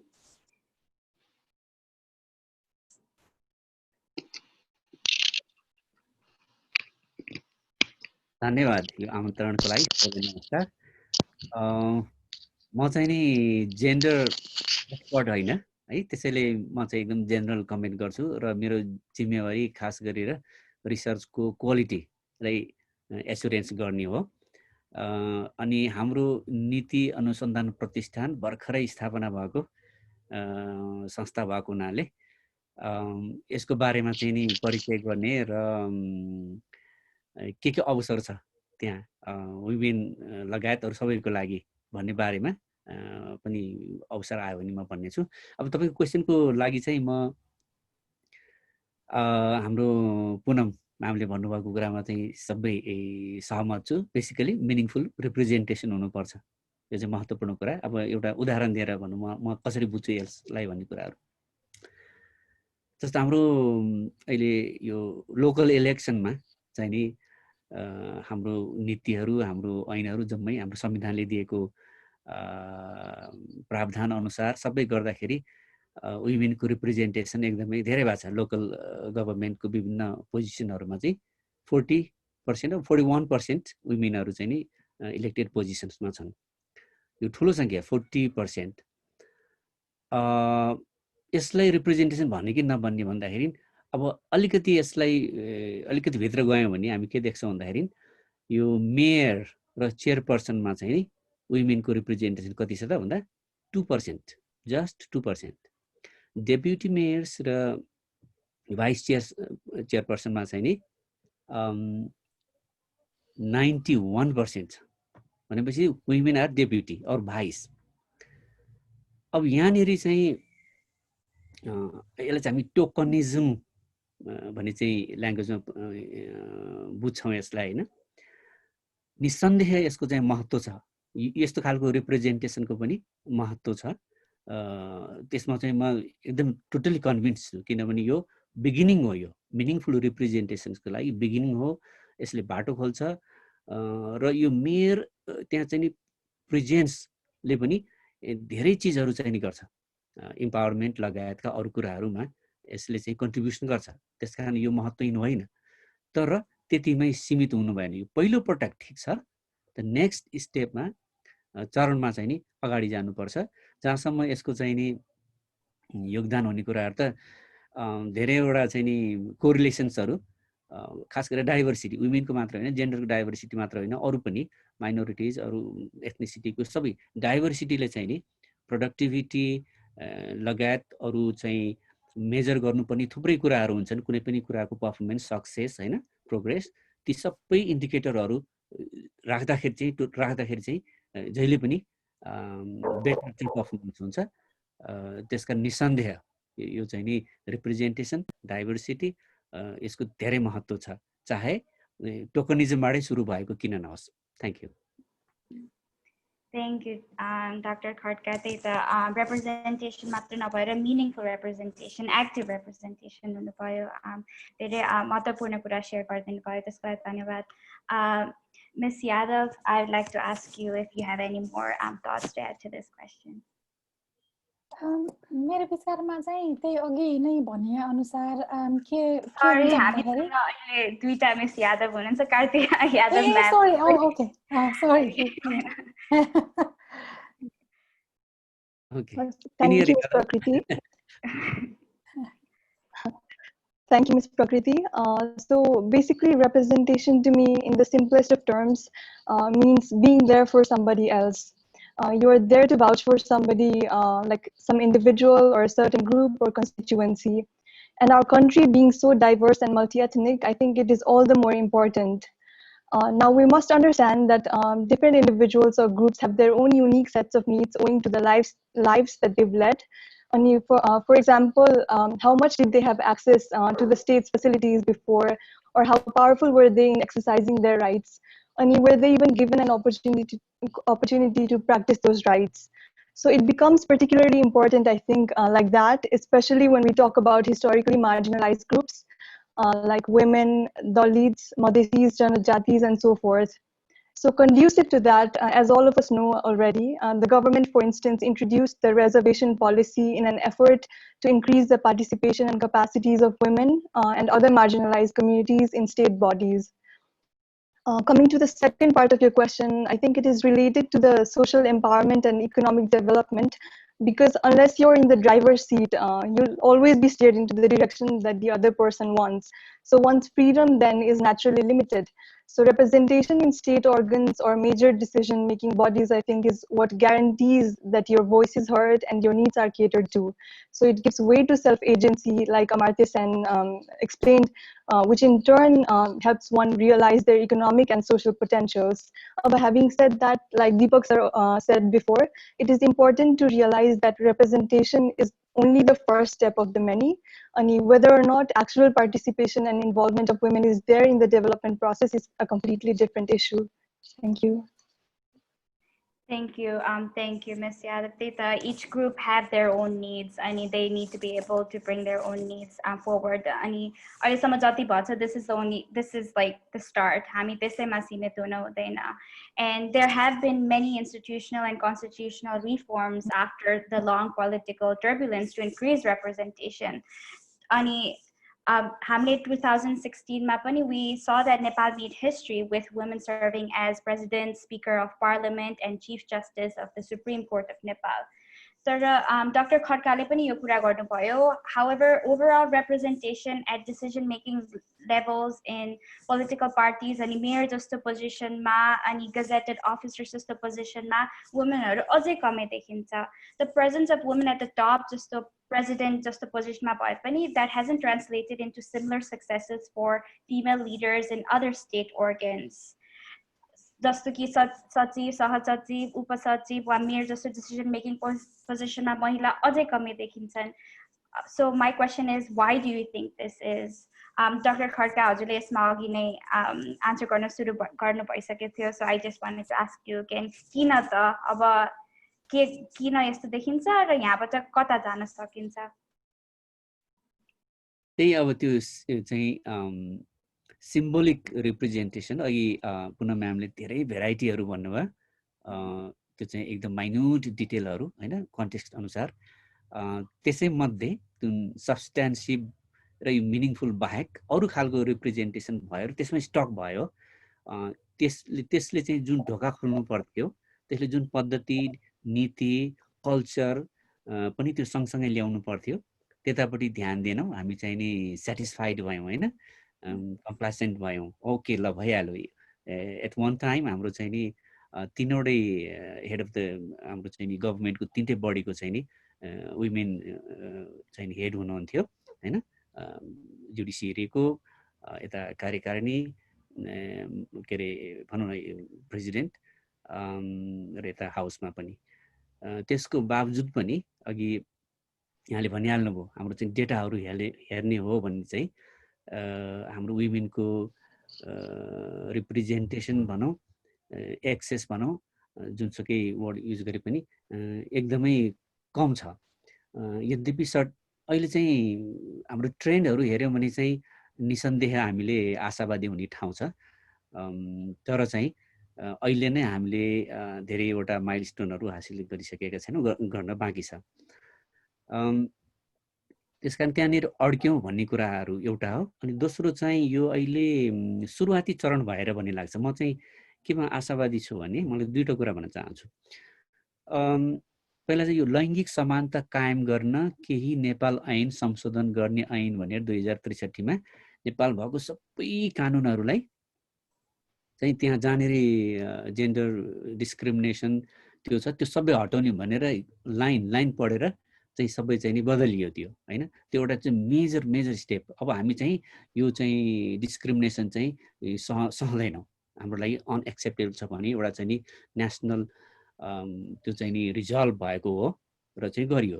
अनि पछि संविधान अलिकति पछि बन्यो. अनि संविधानमा त छँदैछ हैन यो महिला सम्बन्धी अधिकार भनेर चाहिँ राइट्स अफ वुमेन हैन, आर्टिकल 38 मा त्यसमा चाहिँ क्लियरली लेखेको छ डिस्क्रिमिनेसन पनि हुनु हुँदैन भने अर्को हामीले चाहिँ उनीहरूलाई चाहिँ नि पोजिटिभ डिस्क्रिमिनेसन पनि गर्नुपर्छ, सहयोग गर्नुपर्छ भने क्लियरली लेखेको छ. अब संविधान को पालना भएन भने त यो त चाहिँ गलत काम हुन्छ. तपाईले मुद्दा हाल्न सक्नुहुन्छ. त्यसैले संविधान मुनिका जति पनि नीति ऐन, हाम्रो चाहिँ नि प्लान, हाम्रो एक्टिभिटी, हाम्रो एटिच्युड यो जम्मै संविधानसँग मिल्ने हुनुपर्छ. त्यसकारण माथि चाहिँ नि भइसक्यो हैन, मेजर चाहिँ नि पुश अथवा त्यसको लागि चाहिँ नि स्ट्रक्चर त्यो सबै चाहिँ बनिसक्यो. अब अरू फर्दर चाहिँ नि मेकानिजमहरू चाहिँ त्यही अनुसार बन्दै जाने हो. टाइम लागेको हो र पुरानो चाहिँ एटिच्युड, पुरानो हैन विशेषाधिकारहरू यी जम्मैको अवशेषहरूले काम गरिराखेको हो. अब त्यसलाई चाहिँ नि हटाउनको लागि हाम्रो चाहिँ नि सक्रियता चाहिँ नि जरुरी हुन्छ. त्यसैले त्यो ट्रान्जिसनको समय भएको कारणले र अलिकति हामी चाहिँ नि कम्प्लासेन्ट भएको कारणले भएको हो जस्तो लाग्छ मलाई. Thank you, Dr. Farka. त्यही त यो simple question होइन यो कुरा solve गर्नलाई त time लागिरहेको छ तर we have to be active in how we think about these issues अनि त्यसैले complacent हुनु भएन अगाडि बढिराख्नु पर्यो अब Ms. Kartika Yadav, you work as an officer for an NPC अनि अझै government positionमा काम गरिरहेको हुनुहुन्छ. Can you share some of your thoughts on this matter, maybe about some of the hurdles, challenges you see for women when it comes to political participation? Indeed, I think it's good that we have moved on to this part of the larger conversation that is about women empowerment and it not being limited to tokenism or token representation. We see that there has been physical representation of women at some of the highest organs of the state and even at the entry-level jobs, like for instance, the one that I'm in right now. And obviously it was one of the major drivers of, like it really encouraged women like me to join the bureaucracy because it seemed like we were given a platform there. Yet all of us have realized that at this point, it is merely not enough. We need a truer sense of empowerment for women to act on their will, wisdom, and self-agency, like I said before. We see that the promulgation of an inclusive constitution has definitely guaranteed physical presence and proximity of women in high offices, yet we still live in a highly patriarchal society where women are seldom trusted, if I may be so blunt. The gender role that women have been given to be primary caretakers of children in the family, even today, has something to do with it, I believe. And another dimension is also that although there are a great many qualified women in Nepal and living outside, of course, the majority of them still are not able to exercise their freedom and knowledge. Take, for instance, as Deepak sir mentioned earlier, women as deputy mayors in the local government of Nepal, they do not feel confident. Like I was on the field myself in Province 2 and Karnali Province recently before COVID happened, of course. And what they said was they do not feel confident enough in voicing their thoughts or exercising their rights on development matters. And also, this has also to do with the fact that there many a time women have been put in these decision-making seats, lack the adequate skills that they require. To be fair, it is not just a gender issue in Nepal, it is a generic one at the moment. So this is not a problem that has been generated recently, but actually goes to show that how inefficient our education system, public education system has been since quite some time now. So therefore, I think equipping women with the necessary skills and tools to be true leaders is very important at this point. And we need a proper education system inculcating good values to guide us. And it is high time that the government and our country emphasizes on STEM education, as we discussed in previous sessions. Also education about how governance is governance education basically, and also staying on par with the digital revolution that is happening, currently happening. Otherwise, we will always be left behind, I feel. Thank you, Ms. Yadav. Yeah, there's not just one thing that's going wrong. There are many improvements that have to occur in many fields, like giving proper education and giving women the skills they need to succeed at the positions where they're applying for, want to work for. Dr. Yadav, I want to ask you the same question. Do you have anything to add on this matter? Yeah, so thank you. I'll go back to what I said earlier about the representation because it is linked to that. Representation in Nepal, I mean, अहिले हेर्दाखेरि चाहिँ धेरै महिलाहरूको participation देखिन्छ politicsमा. If you really break it down, then you will start seeing the patterns. So certain category को महिलाहरूको उपस्थिति बढी छ, अरु क्याटेगोरीको महिलाहरूको उपस्थिति छैन. त्यसैले proportionate representation छैन, किनभने हाम्रो लमै त्यहाँनिर चाहिँ ग्याप छ. किन भन्दाखेरि महिलाको कोटा त दियो, तर त्यो महिलाभित्र कस्तो कस्तो खालको महिलाहरू हुनुपर्छ त्यो कोटाभित्र भन्ने खालको भएन. त्यसले गर्दाखेरि यो कोटालाई चाहिँ इन्टरसेक्सनालिटीको पर्सपेक्टिभबाट हेर्न आवश्यक छ र सबै हाम्रो सोसाइटीको सबै सेक्सनको महिलाहरूको रिप्रेजेन्टेसन भएको छ कि छैन भन्ने कुरा इन्स्योर गर्नलाई इन्टरसेक्सनालिटी पर्सपेक्टिभ ल्याउन आवश्यक छ. एउटा त कोटामा त्यो कुरा रिप्रेजेन्टेसनको कुरा गर्दा उनीहरूको रिप्रेजेन्टेसन मिनिङफुल हुन किन नसकेको भन्ने कुरा हेर्न आवश्यक छ. Instead of saying they have not been able to contribute, they are not confident enough to contribute. किन भएको छैन भन्दाखेरि we operate in a patriarchal institutions. अनि त्यसपछि मेल डोमिनेसन हरेक कुराको त्यो स्ट्रक्चर चाहिँ मेल masculine पर्सपेक्टिभबाट डिजाइन गरेको स्ट्रक्चरमा हामीले चाहिँ महिलालाई ल्याएर ल अब काम गरेर देखाऊ र डिफरेन्स गरेर देखाऊ भनेर हामीले ल्याएको छ. तर पेट्रियार्कल इन्स्टिट्युसन त्यो मेल डोमिनेटेड स्ट्रक्चर जस्ताको त्यस्तै नै छ. त्यही भएर उहाँलाई चाहिँ गाह्रो छ. त्यसले गर्दा रिप्रेजेन्टेसनमा प्रब्लम, महिलाहरू आफैमा प्रब्लम भन्दाखेरि पनि उहाँहरूलाई चाहिँ ल्याइयो तर उहाँहरूलाई त्यो काम गर्नलाई चाहिने स्किल्सहरू चाहिँ दिएन. त्यसले गर्दा चाहिँ उहाँलाई स्किल्स र नलेज दिन आवश्यक छ होइन. रिप्रेजेन्टेसनमा प्रब्लम भएको होइन, ल्याएको महिलाहरूमा प्रब्लम भएको होइन, र आएको महिलाहरूले एम्पावरमेन्ट गर्न नसकेको होइन अथवा उहाँहरूको लाइफमा परिवर्तन आएको होइन. तर चाहिने इन्फ्रास्ट्रक्चर त्यहाँ नभएको हुनाले, चाहिने पोलिसिजहरू त्यहाँ नभएको हुनाले उहाँहरूले काम गर्नलाई चाहिँ अप्ठ्यारो भइरहेको छ अहिले. जस्तै अब डेपुटी मेयर हुनुहुन्छ अनि चाहिँ अफिसमा गभर्मेन्टको सिभिल सर्भेन्टले र उहाँलाई चाहिँ जुडिसियल कमिटीको चाहिँ कार्यभार दिएको छ. लयर चाहिन्छ, लयरको अपोइन्टमेन्टै हुँदैन, मेयरले अप्रुभै गर्दैन. अपोइन्टमेन्ट भए तापनि मेल हुन्छ, सिभिल सर्भेन्ट उहाँलाई सहयोग गर्न लागेको हुन्छ, मेल हुन्छ, सबै मेल छ. एकजना महिला छ, त्यो पनि डेपुटी मेयर महिला छ. डेपुटी मेयरलाई अहिले चाहिँ हाम्रो ब्युरोक्रेसीमा भएको महिलाहरूले चाहिँ धेरै राइट्सहरू दिएर उहाँहरूको पोजिसन स्ट्रेन्थन गर्नुभएको छ. तर पर्सेप्सन के छ अझै पनि भन्दाखेरि डेपुटी मेयर भनेको डेपुटी टु मेयर हो होइन. डेपुटाइज मात्रै गर्ने भएको हुनाले गर्दाखेरि उहाँको पोजिसन अझै पनि डेपुटी भएर हेरिन्छ. मेयरलाई बढी प्राथमिकता दिइन्छ, इम्पोर्टेन्स दिइन्छ, उहाँको कुरा सुनिन्छ, डेपुटी मेयरको कुरा सुनिँदैन. र त्यो अफिसमा पनि त्यस्तो खालको भइरहेको छ होइन. त्यसले गर्दा यसलाई चाहिँ हामीले हरेक कुरालाई डिकोड गरेर हेर्ने र त्यसलाई पार्टमा हेर्न आवश्यक छ. यानि कि महिलाहरूलाई चाहिँ ब्लेम गर्नुभन्दा पनि अथवा उहाँको क्यापासिटीलाई ब्लेम गर्नु भन्दाखेरि पनि के चाहिँ इन्फ्रास्ट्रक्चर त्यहाँ छैन र त्यो इन्फ्रास्ट्रक्चरको लागि चाहिँ के गर्नुपर्छ भन्ने कुरा हेर्न आवश्यक छ. अब महिलाहरू चाहिँ त्यो लेभलमा पुगेर चाहिँ उहाँहरूले आफू सक्सेसफुल भए पनि त्यो अनुसारको किन चाहिँ परिवर्तन ल्याउन सक्नु भएको छैन. जस्तै अब सिटिजनसिपको बिलकै कुराहरू आयो होइन. अरू अब प्रेसिडेन्ट त हुनुहुन्छ तर अरू पोजिसनमा महिलाहरू किन आएन भन्ने कुरा हेर्नको लागि चाहिँ महिलाहरूको चाहिँ प्रतिनिधित्व लिडरसिपमा भएकै कारणले आज हामी जहाँ छौँ त्यहाँ छौँ होइन. त्यसले गर्दा हामीले त्यो कुरा रेकगनाइज गर्न एकदमै आवश्यक छ. राणाकालीन अवस्थामा को महिलाको मुभमेन्टदेखि लिएर अहिलेसम्म उहाँहरूको कन्ट्रिब्युसनको कारणले गर्दा we are now where we are. त्यसले गर्दा we really need to recognise that, appreciate that, learn from that and improve होइन. एउटा थियो हो. दोस्रो कुरा चाहिँ के भन्दाखेरि महिलाहरूले गर्न नसकेको होइन कि त्यो खालको इन्फ्रास्ट्रक्चर त्यहाँ नभएर त्यो मेल डोमिनेटेड स्पेसमा काम गर्दाखेरि अप्ठ्यारोहरू आएको कारणले गर्दाखेरि त्यो खालको जुन खालको परिवर्तन हामीले देख्न चाहन्छौँ त्यो चाहिँ त्यो स्पिडमा नगएको हो.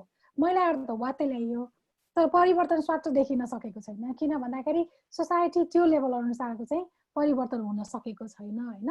किनभने त्यो खालको इन्फ्रास्ट्रक्चर त्यहाँनिर छैन. जस्तै अब नेसनल सिटिजनसिपको बिलको कुरा गर्दाखेरि गरेर क्वेसनहरू उठाउँदाखेरि नेसनल सेक्युरिटीको कुरा आयो. नेसनल सेक्युरिटीसँग सिटिजनसिपको कुनै पनि लिङ्कै छैन. त्यहाँ लिङ्क गर्नुपर्ने कुनै पनि आवश्यकता छैन. नेसनल सेक्युरिटीको लागि गभर्मेन्टले डिफ्रेन्ट खालको पोलिसिज र मेकानिजम ल्याउनुपर्छ. महिलाको बडीलाई, महिलाको राइट्सलाई कर्टेल गरेर अनि त्यसपछि नेसनल सेक्युरिटीको एजेन्डासँग गर्न चाहिँ मिल्दैन. तर अहिले आएर कसरी चाहिँ हाम्रो महिला अधिकार कर्मीहरूलाई पनि हाम्रो लिडर्सहरूलाई पनि कन्भिन्स गरियो भन्दाखेरि यो नेसनल सेक्युरिटीको कुरा हो. त्यही भएर तिमीहरू चुप लाग, तिमीहरू हाम्रो दिदी बहिनी, हामीले त तिमीहरूको टेक केयर गरिहाल्छौँ तर नेसनल सेक्युरिटी कुरामा हामी एकबद्ध हुनुपर्छ भन्ने खालको कुराहरू ल्यायो. दोस्रो कुरा के पनि गर्न चाहन्छु भन्दाखेरि महिला हुने बित्तिकै महिलाको बारेमा उसले महिलाकै कुरा गर्छ भन्ने छैन. किनभने हाम्रो नलेजले हामीले के गर्छौँ भन्ने कुरालाई इन्फ्लुएन्स गरेर हुन्छ. हाम्रो नलेज कहाँबाट आउँदैछ त? हाम्रो नलेज त त्यही मास्कुलिन इन्स्टिट्युसनबाट आउँदैछ. त्यसैलाई रोल मोडल भनेर हामी चाहिँ हिँड्दैछौँ. प्रगति के हो, एम्पावरमेन्ट के हो, कहाँबाट आउँदैछ? महिला चाहिँ एकजना महिलाले चाहिँ कुनै कुरा गरेर देखाउनको लागि does she have to be in a certain position हैन she can be doing different kinds of things हैन त्यसले गर्दा त्यो मापदण्ड के हो इन्डिकेटर के हो त एम्पावरमेन्ट भन्ने कुरालाई पनि क्वेशन गर्नुपर्छ जस्तो मलाई लाग्छ so these are few thoughts that I just wanted to say that we are working within these patriarchal institutions the all the kind of expectations that are put in place are coming from those patriarchal ideals हैन अनि त्यसले गर्दाखेरि हामीलाई चाहिँ गर्न नसकेको भन्दा पनि बुझ्न नसकेको पनि हो क्या हामीले एउटा त गर्न नसकेको कारण चाहिँ पेट्रियार्कल इन्स्टिट्युसन भित्र मेल डोमिनेटेड स्पेस भित्र काम गर्दाखेरिको अप्ठ्यारोहरू भयो तर हामीले चाहिँ गरेको कुराहरू पनि बुझ्न नसकेको कारण पनि somewhat we are influenced by these patriarchal ideals as well जस्तो लाग्छ Thank you, Dr. Yadav. The systemic structural problem we have to fight, constantly fight the patriarchal system. I know that we have been brought into. You mentioned gender quotas and effective China. And there are other things like affirmative action that have been designed to seat more women in legislative bodies. Percentage of seats in offices held by women, they reveal nothing about how fully the women are able to participate or how much power they actually have. Dr. Yadav, in the book Governing Institutions in South Asia, you wrote a chapter on women in parliament in Nepal. Can you share some insights from your research on the experiences of Nepali women parliamentarians and how much power they actually have? तपाईले अघि नै Gharti Magar म्यामको coat पनि share गर्नुभयो तर यस बारेमा अझै केही भन्दिनु न मेरो चाहिँ अब अघिको कुराबाट पनि हेर्दाखेरि अलिअलि त सेन्स त भयो होला किन भन्दा म चाहिँ मेरो रिसर्चमा चाहिँ म जुन वुमेनको बारेमा रिसर्च गर्छु I don't see them as victims I see them as agents of change हैन परिवर्तन बिस्तारै हुन्छ तर they themselves are agents of change they are making difference from wherever they are त्यसले गर्दा हामी as a researcher because I am a researcher So we as researchers, we need to think about or take our unit of analysis not from the power relation where we put ourselves at the top and we put our subjects, that's a research subject, at the bottom. त्यसले गर्दा मेरो चाहिँ उसमा चाहिँ पब्लिकेसन्सहरुमा चाहिँ अथवा रिसर्चहरुमा चाहिँ मैले women I see women as agents of change.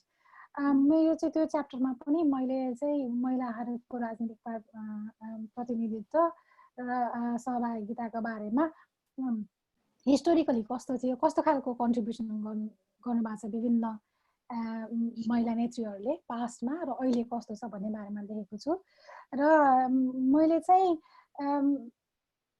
कस्तो खालको परिवर्तनहरू आएको छ पोजिटिभ चेन्जेसहरू त्यो पनि मैले हाइलाइट गरेको छु किन भन्दाखेरि कतै हाम्रो आफ्नो नलेजहरू पनि हाम्रो एनालिटिकल स्किल्सहरू पनि very much dominated by western scholarship अनि त्यो वेस्टर्न स्कलरसिपहरू चाहिँ कहाँबाट उहाँको सब्जेक्ट पोजिसन चाहिँ कहाँबाट आउँछ भन्दाखेरि कल्चरल नलेज एकदमै कम हुन्छ लोकल कन्टेक्स्टको अनि त्यहाँबाट त्यो पोजिसनबाट र त्यो पावर रिलेसन जुन हुन्छ waste and the rest global north and the global south त्यो पावर पोजिसनबाट हेर्दाखेरि जहिले पनि नेगेटिभ कुरामा बढी हाइलाइट गर्ने र पोजिटिभ इम्प्याक्ट्सहरुमा कम त्यसले गर्दाखेरि हामीले जहिले पनि महिलाहरूले गर्न सकेन भन्ने कुरामा मात्रै हुन्छ हैन जबकि उहाँहरूले गरिराख्नु भएको छ कन्ट्रिब्युसन गरिराख्नु भएको छ र गरेको कुरा रेकग्नाइज गर्न किन आवश्यक छ भन्दाखेरि जहिले पनि मान्छेलाई 10 वर्ष अगाडि द्वन्द्वमा चाहिँ प्रभावित भयो द्वन्द्वमा प्रभावित भइसकेपछि त्यो मान्छे चाहिँ धेरै हन्डरहरू खाएर प्रब्लम्सहरू भएर ऊ चाहिँ निस्किएर उसको जीवन अर्कै भइसक्यो she has different needs now and now we are here after 10 years we are still talking about her sufferings and problems and pains okay that's fine she has gone through all of that and we need to recognize that but we also need to recognize where she is now what are her new needs what do we need to do okay so we have all of these women in politics now who have had some of them have never been to school no formal education first constituent assembly members data हेर्दाखेरि 17.9% something women had never been to school did not have formal education how are we going to take their contributions? You can trust them, you can just say, these women were just brought in because of the political quota. They have contributed, they haven't contributed anything. But there is a chapter in my book where I talk about tea stall story, how having a tea in a tea stall is a sign of empowerment. And I have looked into it, how wearing a blouse itself is a sign of empowerment. I have looked into that. So you really need to take individual as a unit of analysis to be able to see the changes and differences these women are making. And it is extremely important to recognize these positive changes in order to then transform the society. Otherwise, what you're going to do is just looking into the past and trying to look at the loopholes and problems and things and trying to intervene in the past. That is not going to take you forward. So you need to look at the changes. And that's what I do in my work. I look at how these women have transformed their own lives and how they are transforming the lives of others within their communities. How the intercaste marriage is not a big issue anymore. Slowly it is being accepted in many societies, although it's not everywhere exactly in the same way. So in my work, that's what I try to do. I look at the lived experiences of various kinds of women from their subject position, and I try to analyze how they have transformed their own life and how they are now role model and how they are transforming the lives of many others. So one woman I talk about in my work is from my own village, and then how her participation in politics has changed the her entire community, and how other women are also have started joining politics. And politics was nowhere near to their home in their life, nothing. Politics only meant for them was election आएको बेलामा एउटा political party को नेता आउँछ, अलिकति खानेकुरा दिन्छ, they enjoy that night. Men get like Roxy and all that. Women get some money, and then whoever gives more money, they go and vote for them. That is how it was before. But now go and speak to them, how it has all changed for them. So that's what I try to do. I look at women as each woman as agents of change, and I look at how they're contributing from wherever they are, from their subject position instead of my subject position. Thank you, Dr. Yadav. Yes, women are agents of change. Only the personal is political. The individual level, women katta aipugyo tyo pani hernu parcha, recognize garnu parcha, and move forward from that. My next question is for you, Dr. Khatka. You are part of the Policy Research Institute, and you assist policymakers in revising, reforming, and developing effective policies. You push for change. So my question is, what kind of changes has PRI pushed for, or in your opinion, needs to push for to bring about positive changes in the economy and the status of women? PRI le economy ra mahila sashaktikarनमा positive changes ल्याउनको लागि के कस्ता policy र projectहरुमा जोड दिएको छ वा दिनुपर्छ? यो क्वेसनमा जोडिन्छु है, रिप्रेजेन्टेसन र सशक्तिकरणमा अलिकति कहिलेकाहीँ यो दुईटा कुराहरू कुन चाहिँ अघि हो भन्ने कुरा पनि हामीले ध्यान दिनुपर्छ है। सशक्तिकरण चाहिँ नि हेर्दाखेरि हामीले जस्तो शिक्षा सबभन्दा ठुलो चाहिँ नि सशक्तिकरण भनेको चाहिँ नि एजुकेसन नै हो, अनि अरू कुराहरू आउँछ। अनि एजुकेसनको पर्फर्मेन्समा हेर्ने हो भनेदेखि हाम्रो चाहिँ नि मेल स्टुडेन्ट र फिमेल स्टुडेन्टको चाहे स्कुल लेभलमा होस् अथवा हायर एजुकेसनमा हो, उस्तै पर्फर्मेन्स छ, केही पनि फरक छैन। त्यसले गर्दाखेरि पहिला चाहिँ नि त्यो ग्रोस इनरोलमेन्ट रेटमा यो चाहिँ एक्सेस टु एजुकेसनमै कमजोर भएको हुनाले चाहिँ नि त्यसको रिजल्टको रूपमा अहिले हामी जुन भीषण फरकहरू देखिरहेछौँ विभिन्न पोजिसनमा, त्यसको कारणले हो। तर आउँदा दिनहरूमा मलाई के लाग्छ भन्दाखेरि अबको छात्राहरू, अबको चाहिँ नि वुमेनहरूले, एजुकेटेड वुमेनहरूले त्यही पर्फर्मेन्स, त्यही स्किल, त्यही नै बोकेर गएको छन् र उनीहरू कम्पिटिटिभ छन्। र खास गरेर यो एजुकेटेड अथवा प्रोफेसनल वुमेनहरूको उसमा चाहिँ तुलना गर्ने हो भनेदेखि त्यति फरक चाहिँ के माइनर कुराहरूमा चाहिँ होला, तर उनीहरूले ती सबै माइनर यो कुराहरूलाई पेलेर जान सक्छन् र आफ्नो चाहिँ नि जबमा प्रोफेसनमा जो सेवाग्राही हो उनीहरूले एकदम सेटिस्फाई गर्ने किसिमको चाहिँ पर्फर्मेन्स गरिराखेको छन्। मैले त ती अधिकांश रूपमा त्यही नै देख्छु। त्यसले गर्दाखेरि अनि चोइसेस पनि हुन्छ कहिलेकाहीँ त्यो जबको अथवा त्यो होइन प्रोफेसनको चाहिँ चोइसका कुराहरू पनि हुन्छन्। कहिलेकाहीँ त्यो कम चाहिँ रिप्रेजेन्टेसन भयो that doesn't mean anything. For example अब हाम्रो सेक्युरिटीमा चाहिँ 3.4% रहेछ वुमेन होइन, सबै मेल नै छन्। अब सेक्युरिटीमा भनेपछि यो army police arm police force यसमा इन्जिनियरिङमा 40.4% छ। अघि स्टेमको धेरै कुराहरू गर्नुभयो होला होइन, त्यसमा कम छ। तर डक्टरहरू चाहिँ नि होइन, मेडिसिनमा चाहिँ 34% छन् वुमेनहरू।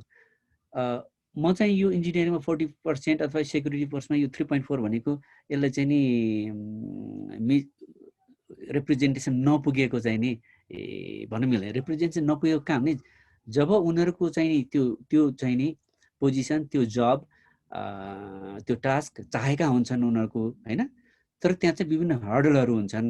अनि त्यो चाहिँ जेन्डरसँग रिलेटेड हर्डलहरू हुन्छन्। त्यो बेलामा चाहिँ हामीले त्यसले रिप्रेजेन्टेसनको कुरा गर्नुपर्छ। यहाँ चाहिँ वुमेनको रिप्रेजेन्टेसन हामीले समस्या त हो यी स्टेममा कम चाहिँ रिप्रेजेन्टेसन भएको, तर समस्या कसको हो त भन्दा स्टेमको हो, वुमेनको होइन है। त्यसैले यो हिसाबबाट हेऱ्यौँ भनेदेखि हामीले यताबाट वुमेनले पुस गर्ने भन्दा पनि उताबाट चाहिँ एट्र्याक्ट गर्ने, वुमेनले एट्र्याक्ट गर्ने चाहिँ हामीले पोलिसीहरू प्रोग्रामहरू चाहिँ नि बनाउँछौँ सोचाइ हुन्छ। त्यसकारण त्यो चाहिँ नि हिसाबबाट चाहिँ नि जानुपर्छ हामीले।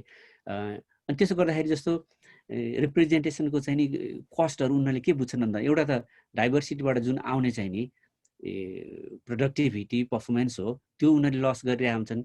अर्को चाहिँ के इन्सेन्टिभहरू पनि राज्यबाट हुन्छ त्यो पनि उनीहरूले लस गरिरहेका हुन्छन्। त्यो हिसाबले चाहिँ नि उनीहरूले हेर्ने हुन्छन् होइन।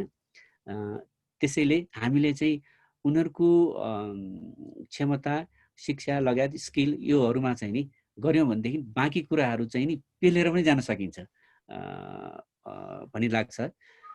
अनि अब हामी के गरिरहेका छौँ भन्ने सम्बन्धमा चाहिँ अलिकति एउटा क्लियर गर्छ है। यो नीति अनुसन्धान प्रतिष्ठान भनेको नीति बनाउने संस्था चाहिँ होइन। फेरि अलिकति यो कतिपय अवस्था बुझाउन चाहिँ नि गाह्रो पनि हुँदो रहेछ होइन, त्यो नामै त्यही हो भन्ने कुरा।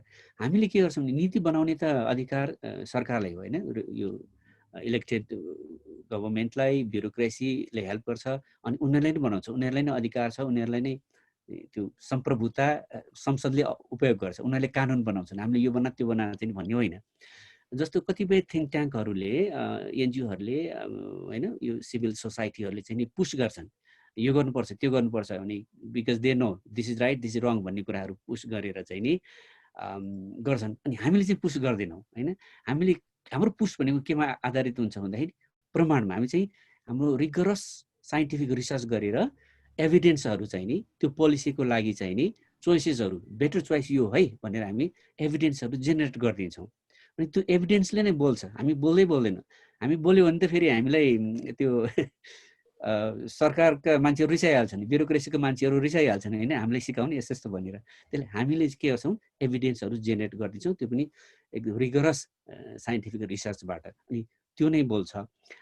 त्यसले गर्दा हामी पर्टिकुलर चोइसहरू त हुँदैन।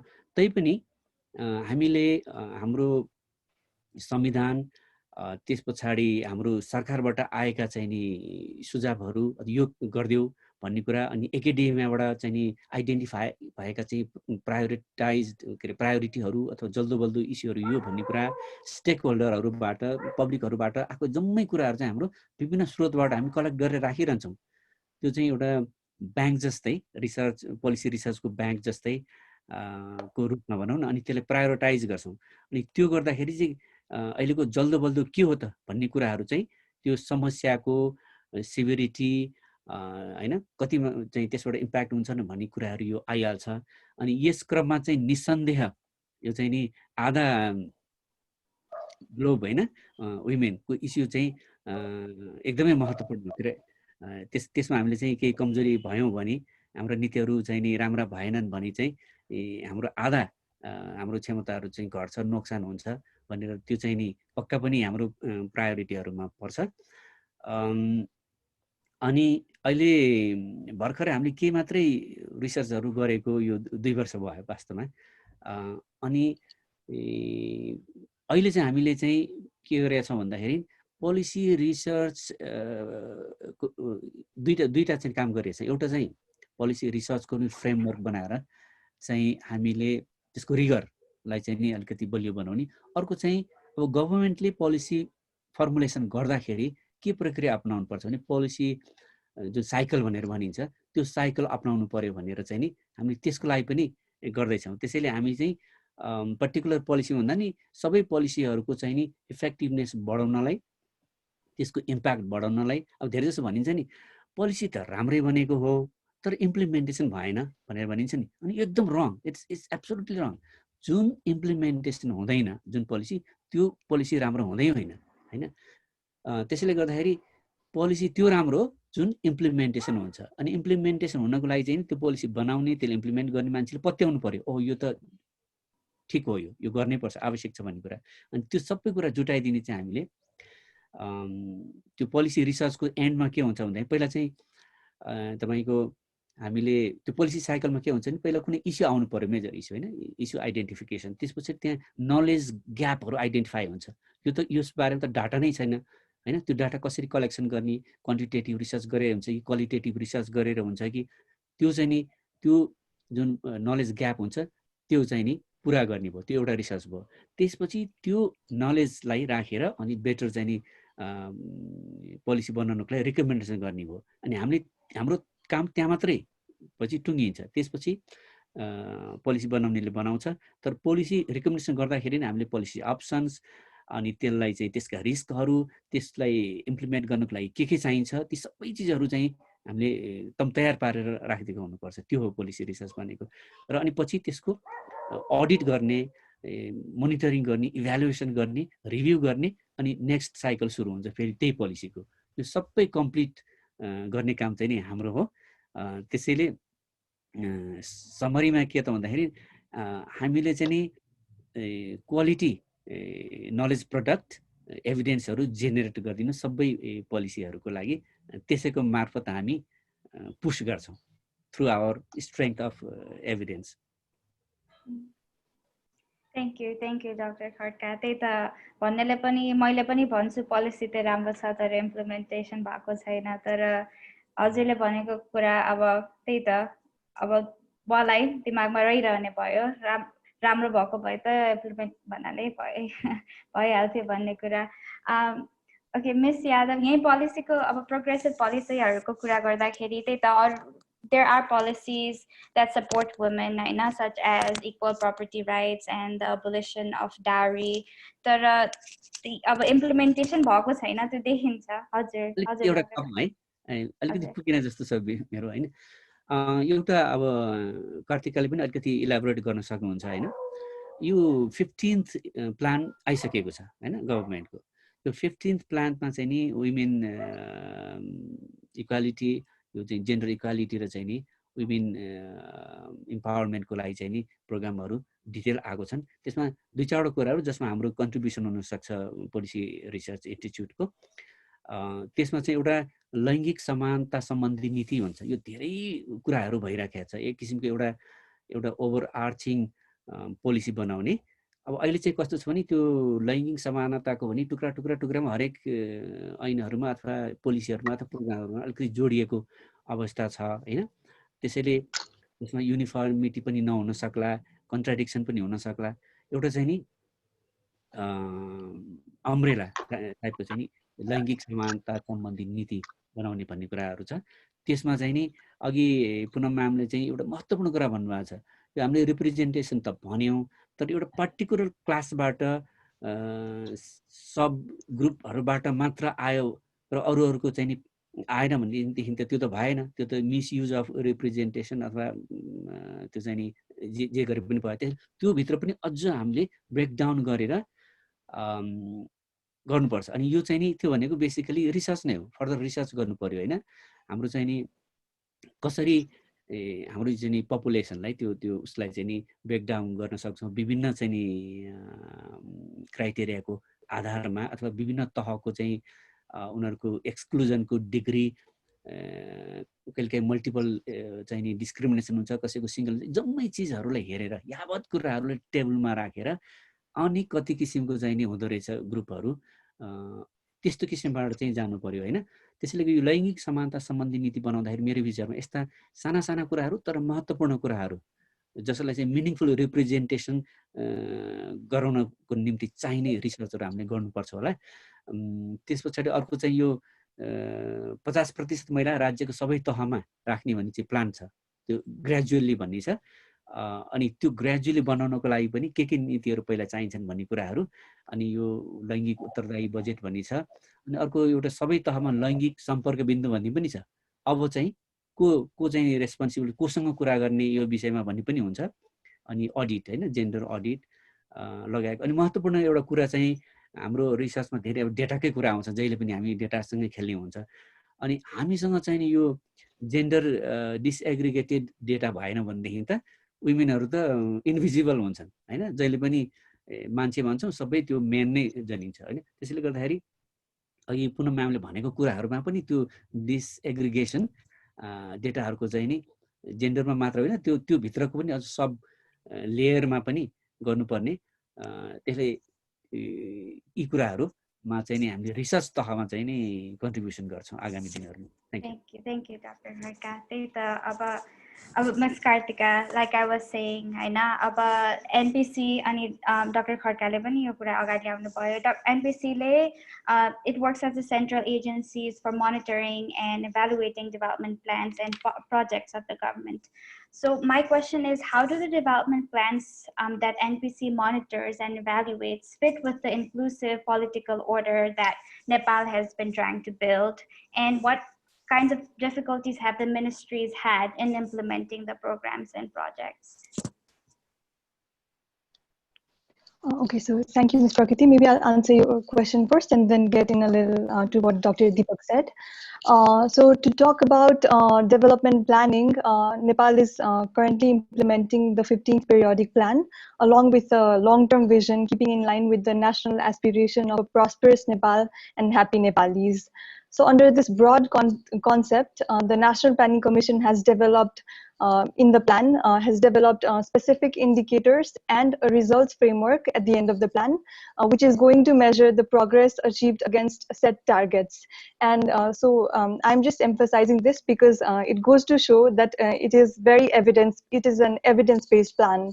Also, the National Planning Commission, talking about an inclusive political order, the NPC has developed guidelines for monitoring and evaluation at the subnational levels, as well as a localization manual for provincial and local levels to integrate sustainable development goals, which is conducive to the inclusivity principles that Nepal has embraced. So basically focusing on capacity building of the subnational governments and institutionalizing federalism by starting from the grassroots level is the major focus currently. And when it comes to evaluating development interventions or plans and projects, as you mentioned, NPC uses the standard international guidelines set by the OECD's DAC criteria, which are relevance, effectiveness, efficiency, impact, sustainability, and so on. So its goal is definitely to foster what the Constitution of Nepal spells out in terms of an inclusive governance. At the moment, and yeah, so and coming to Dr. Deepak's suggestions, I think those are very relevant and well taken. Definitely, like Dr. Deepak said, even for NPC, there's this slight, it's not an issue, but what people do not understand sometimes is that it is also an apex advisory body. Of course, it proposes and mentions what kind of policies need to be made and everything, but at the end of the day, the implementing ministry is which has most of the power. So definitely NPC has also been trying to vouch for an umbrella sort of a policy where just say laingik samanata ra mahila महिला सशक्तिकरणलाई चाहिँ importance दिएको होस् र like sir shed हाम्रो reservation र कोटा पोलिसिजमा पनि it's a very welcome endeavour however along with time we do need to see that it needs to be edited a little because most of the underprivileged or एकदम धेरै exclude भएका like highly excluded degree groupsहरू जस्तै I mean, the intersectionality that is present even in when it comes to discrimination in gender, like all these things need to be looked into. So for sure, if it is included in the 15th plan, and when it comes to its implementation and evaluation, we will definitely vouch for that to happen. Also, when it comes to disaggregated data, that is for sure one of the most important areas that we need to focus in our country. And what NPC has been doing in this regard is that हामी Agenda 2030 for Sustainable Development, जुन UN अन्तर्गतको worldwide एउटा development aspiration हो, त्यो fulfil गर्न चाहिँ नेपाल एउटा committed member state भएको कारणले गर्दा चाहिँ we have been trying to as the SDGs roadmap has like certain targets set, so we have been trying to collect data for those indicators, as well as we have also disaggregated data until now at the provincial level. So we really need to go into the local levels as well as find out as well as like dig out more data that are currently unavailable in the next like in the next few years. So that will definitely be prioritized.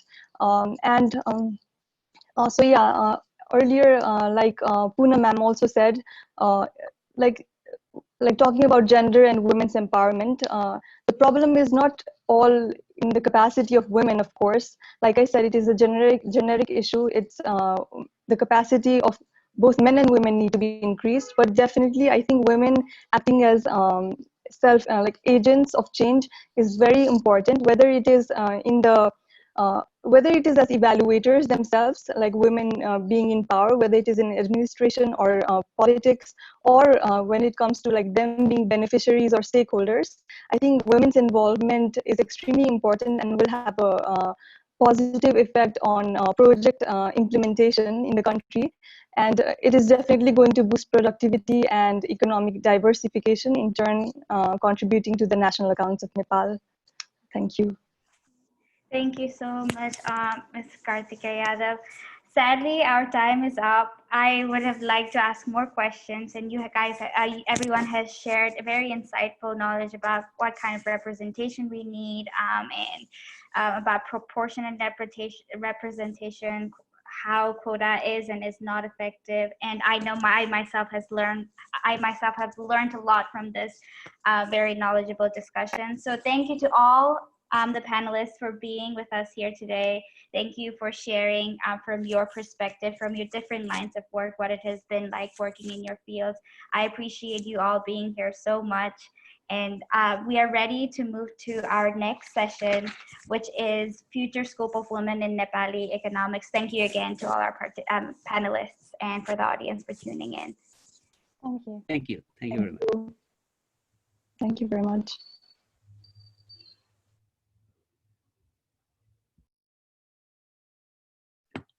Again, huge thanks to our wonderful panelists for such priceless insights in policymaking and governance matter. We definitely needed to hear from you all on such pressing role. Fair representation is often talked about but rarely implemented. However, if we all work together, then it's not something we cannot solve. We need more people like our panelists to fight this fight for all of us. Let's hope that we can soon see fair representation of every gender and ethnicity in Nepali governance. Until then, let's keep fighting for it in every possible way. We are now at the closing session of WINEG 2020. For this session, we have Honorable Assemblywoman Dr. Binda Pandey, Mr. Gokarna Awasthi, Dr. Rasmiraz Karnikar. In this session, our moderator Manasvi Paudel will discuss future scope of Nepali women in economics with our expected panelists. So please stay tuned with us for our last session. Manasvi, are you ready? Yes, Deepa, thank you so much for the introduction. Good evening and namaste and warm welcome to the closing session of WINEG 2020. I am Manasvi Paudel, co-founder at ASFI Group, a business consulting firm, and also a lecturer of economics at ACE Higher Secondary School. I'm also one of the organizing committee member at WINEG 2020. I'll be moderating the session Future Scope of Nepali Women in Economics. The session aims to build a brief roadmap for the Nepali women in economics and to understand the possible trajectory that all the Nepali women have in the economy. We have 3 major goals to achieve during the discussion: to understand and know the participation of women in the past, to find the way forward, and to seek the scope for growth of Nepali women who are still bound by their gender roles and patriarchy. We have 3 wonderful panelists tonight. Our first panelist is Honorable Assemblywoman Binda Pandiji. Binda Pandiji is a Nepalese politician who is a member of First Nepalese Constituent Assembly representing Communist Party of Nepal. She was involved in politics from a very young age. She took part in rally, walking in the front, chanting anti-panchayat slogans. And she is one of the vocal proponents of minimizing gender economic inequality. Her efforts recently seen pronounced in amending the Citizenship Act. A very one fact check, she was one of the 1,000 women proposed for the Nobel Peace Prize in 2005. She also chairs Trade Union Policy Institute at GIFAN since 2018. Very privileged and honored to have you here, ma'am. Thank you. Thank you. Our second panelist is Dr. Rasmi Rajkarnikar. She is the assistant professor at Central Department of Economics, Tribhuvan University.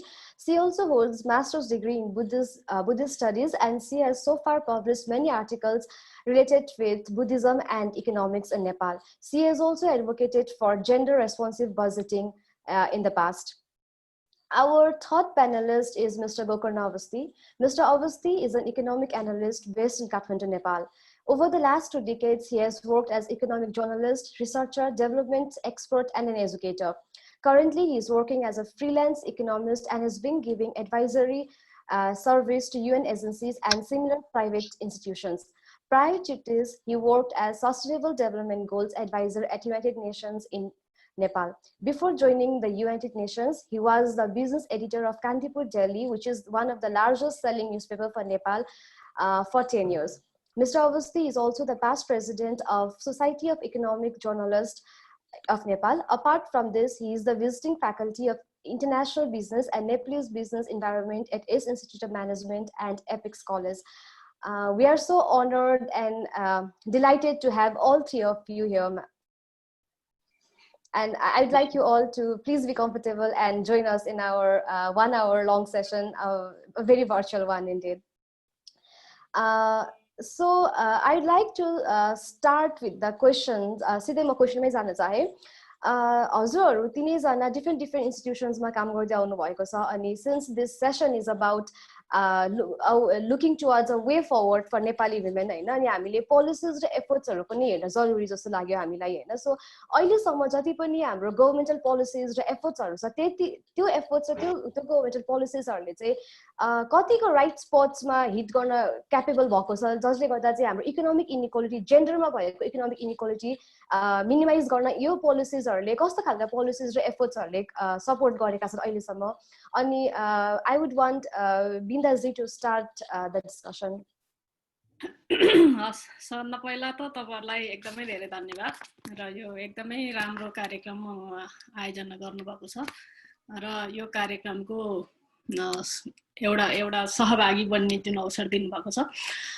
र अब यसमा तपाईले धेरै हिजोदेखि नै मैले भ्याएको जति सेसनहरु चाहिँ फलो गरिरहेको छु धेरै कुराहरु छलफल भएका छन् हैन त्यसले गर्दाखेरि अब यसमा मूलत भनेको हामीले एउटा हाम्रो समाज जुन ढंगबाट अगाडि बढेको छ यसमा आजसम्मको महिलाहरुको जुन खालको एउटा जुन तहमा आइपुगेको छ अथवा चाहिँ महिलाहरुको जुन खालको आर्थिक हैसियत छ यसलाई चाहिँ हामीले अलिकति ऐतिहासिक श्रृंखलामा हेर्नुपर्छ भन्ने लाग्छ हामीले अहिलेको मात्रै कुरा हेर्यौ भनेदेखि त्यो कुराले चाहिँ नि असन्तुष्टिहरु मात्रै धेरै दिन सक्छ त्यसले गर्दा हामीले श्रृंखलामा हेर्यौ भनेदेखि जस्तो मूल कुरो भनेको मलाई चाहिँ 3 वटा कुरा लाग्छ हैन नेपाली महिलाहरुको अहिलेको स्थिति जहाँसम्म आइपुगेको छ त्यो सुरुदेखि हामीले जुन ढंगको एउटा चाहिँ नि त्यसको लागि हैन लडाई गर्दै अथवा त्यसका लागि आन्दोलन गर्दै त्यसमा भनेको महिलाको एउटा भनेको स्वतन्त्र पहिचानको कुरा हो र त्यस पछाडि चाहिँ नि जुन एउटा चाहिँ आर्थिक अधिकारको कुरा हो हैन, आर्थिक आत्मनिर्भरताको कुरा हो, र अर्को चाहिँ नि महिलाहरूको आफ्नो शरीरमाथिको अधिकार र आफ्नो शरीरमाथिको नियन्त्रणको कुरा हो। र यो तीनवटा कुरा नै मूल रूपमा चाहिँ सुरुदेखि पनि उठ्दै आए र यसमा चाहिँ धेरै परिवर्तनहरू पनि हुँदै आएका छन्। र त्यसले गर्दा अब जस्तो आइडेन्टिटीको कुरा गर्ने नि अहिले पनि हामीले एउटा महिलाले स्वतन्त्र पहिचानको हिसाबबाट उसले यो समाजमा बाँच्न सक्ने स्थिति अझै भइसकेको छैन। हाम्रो त्यो आन्दोलन अहिले पनि जारी छ। तर हामीले जुन खालको एउटा आर्थिक अधिकारको हिसाबले भन्नुहुन्छ भने त्यो एकदम चाहिँ नि ब्याक एन्ड फोर्थ भइरहेको पाउँछौँ। जस्तो खास गरेर पैतृक सम्पत्तिमाथिकै कुरा गर्ने हो भने पनि 1910 मा पहिलोपल्ट जङ्गबहादुरले बनाएको जुन खालको कानुन थियो, त्यो कानुनमा भएका पनि कतिपय अधिकारहरू 2020 मा नयाँ मुलुकी ऐन बनिसके पछाडि खोसिएका खालका कुराहरू छन्। र त्यस पछाडि फेरि पनि त्यो विषयलाई अगाडि बढाउँदै जाँदाखेरिमा अब पहिला चाहिँ नि फेरि त्यो जङ्गबहादुरकै कानुनले दिएको जस्तो 35 वर्षसम्म अविवाहित रहेछ भन्ने भयो। त्यसपछि लामो सङ्घर्ष पछाडि फेरि अविवाहित हुँदाखेरिसम्म भन्ने भयो। र अहिले आएर चाहिँ सबै सन्तानलाई समान हक भन्ने खालको कुरामा चाहिँ स्थापित गर्ने स्थिति भएको छ भने रोजगारीको क्षेत्रमा पनि त्यो एकदम चाहिँ भोकल्ली नै भन्दाखेरिमा 2004 सालदेखि जसरी रोजगारीमा पनि महिलाहरूको अधिकारको कुराहरू उठाउँदै आइयो, अहिले आएर अब केही हदसम्म यो चाहिँ नि महिलाहरूको सहभागिता त्यसमा पाइन्छ। अझै पनि त्यसमा इनइक्वालिटिजका कुराहरूको बारेमा लडाइँ हाम्रो जारी नै छ। अब त्यो चाहिँ तपाईँहरूको जेनेरेसनको लागि बाँकी छ भन्छु मैले चाहिँ।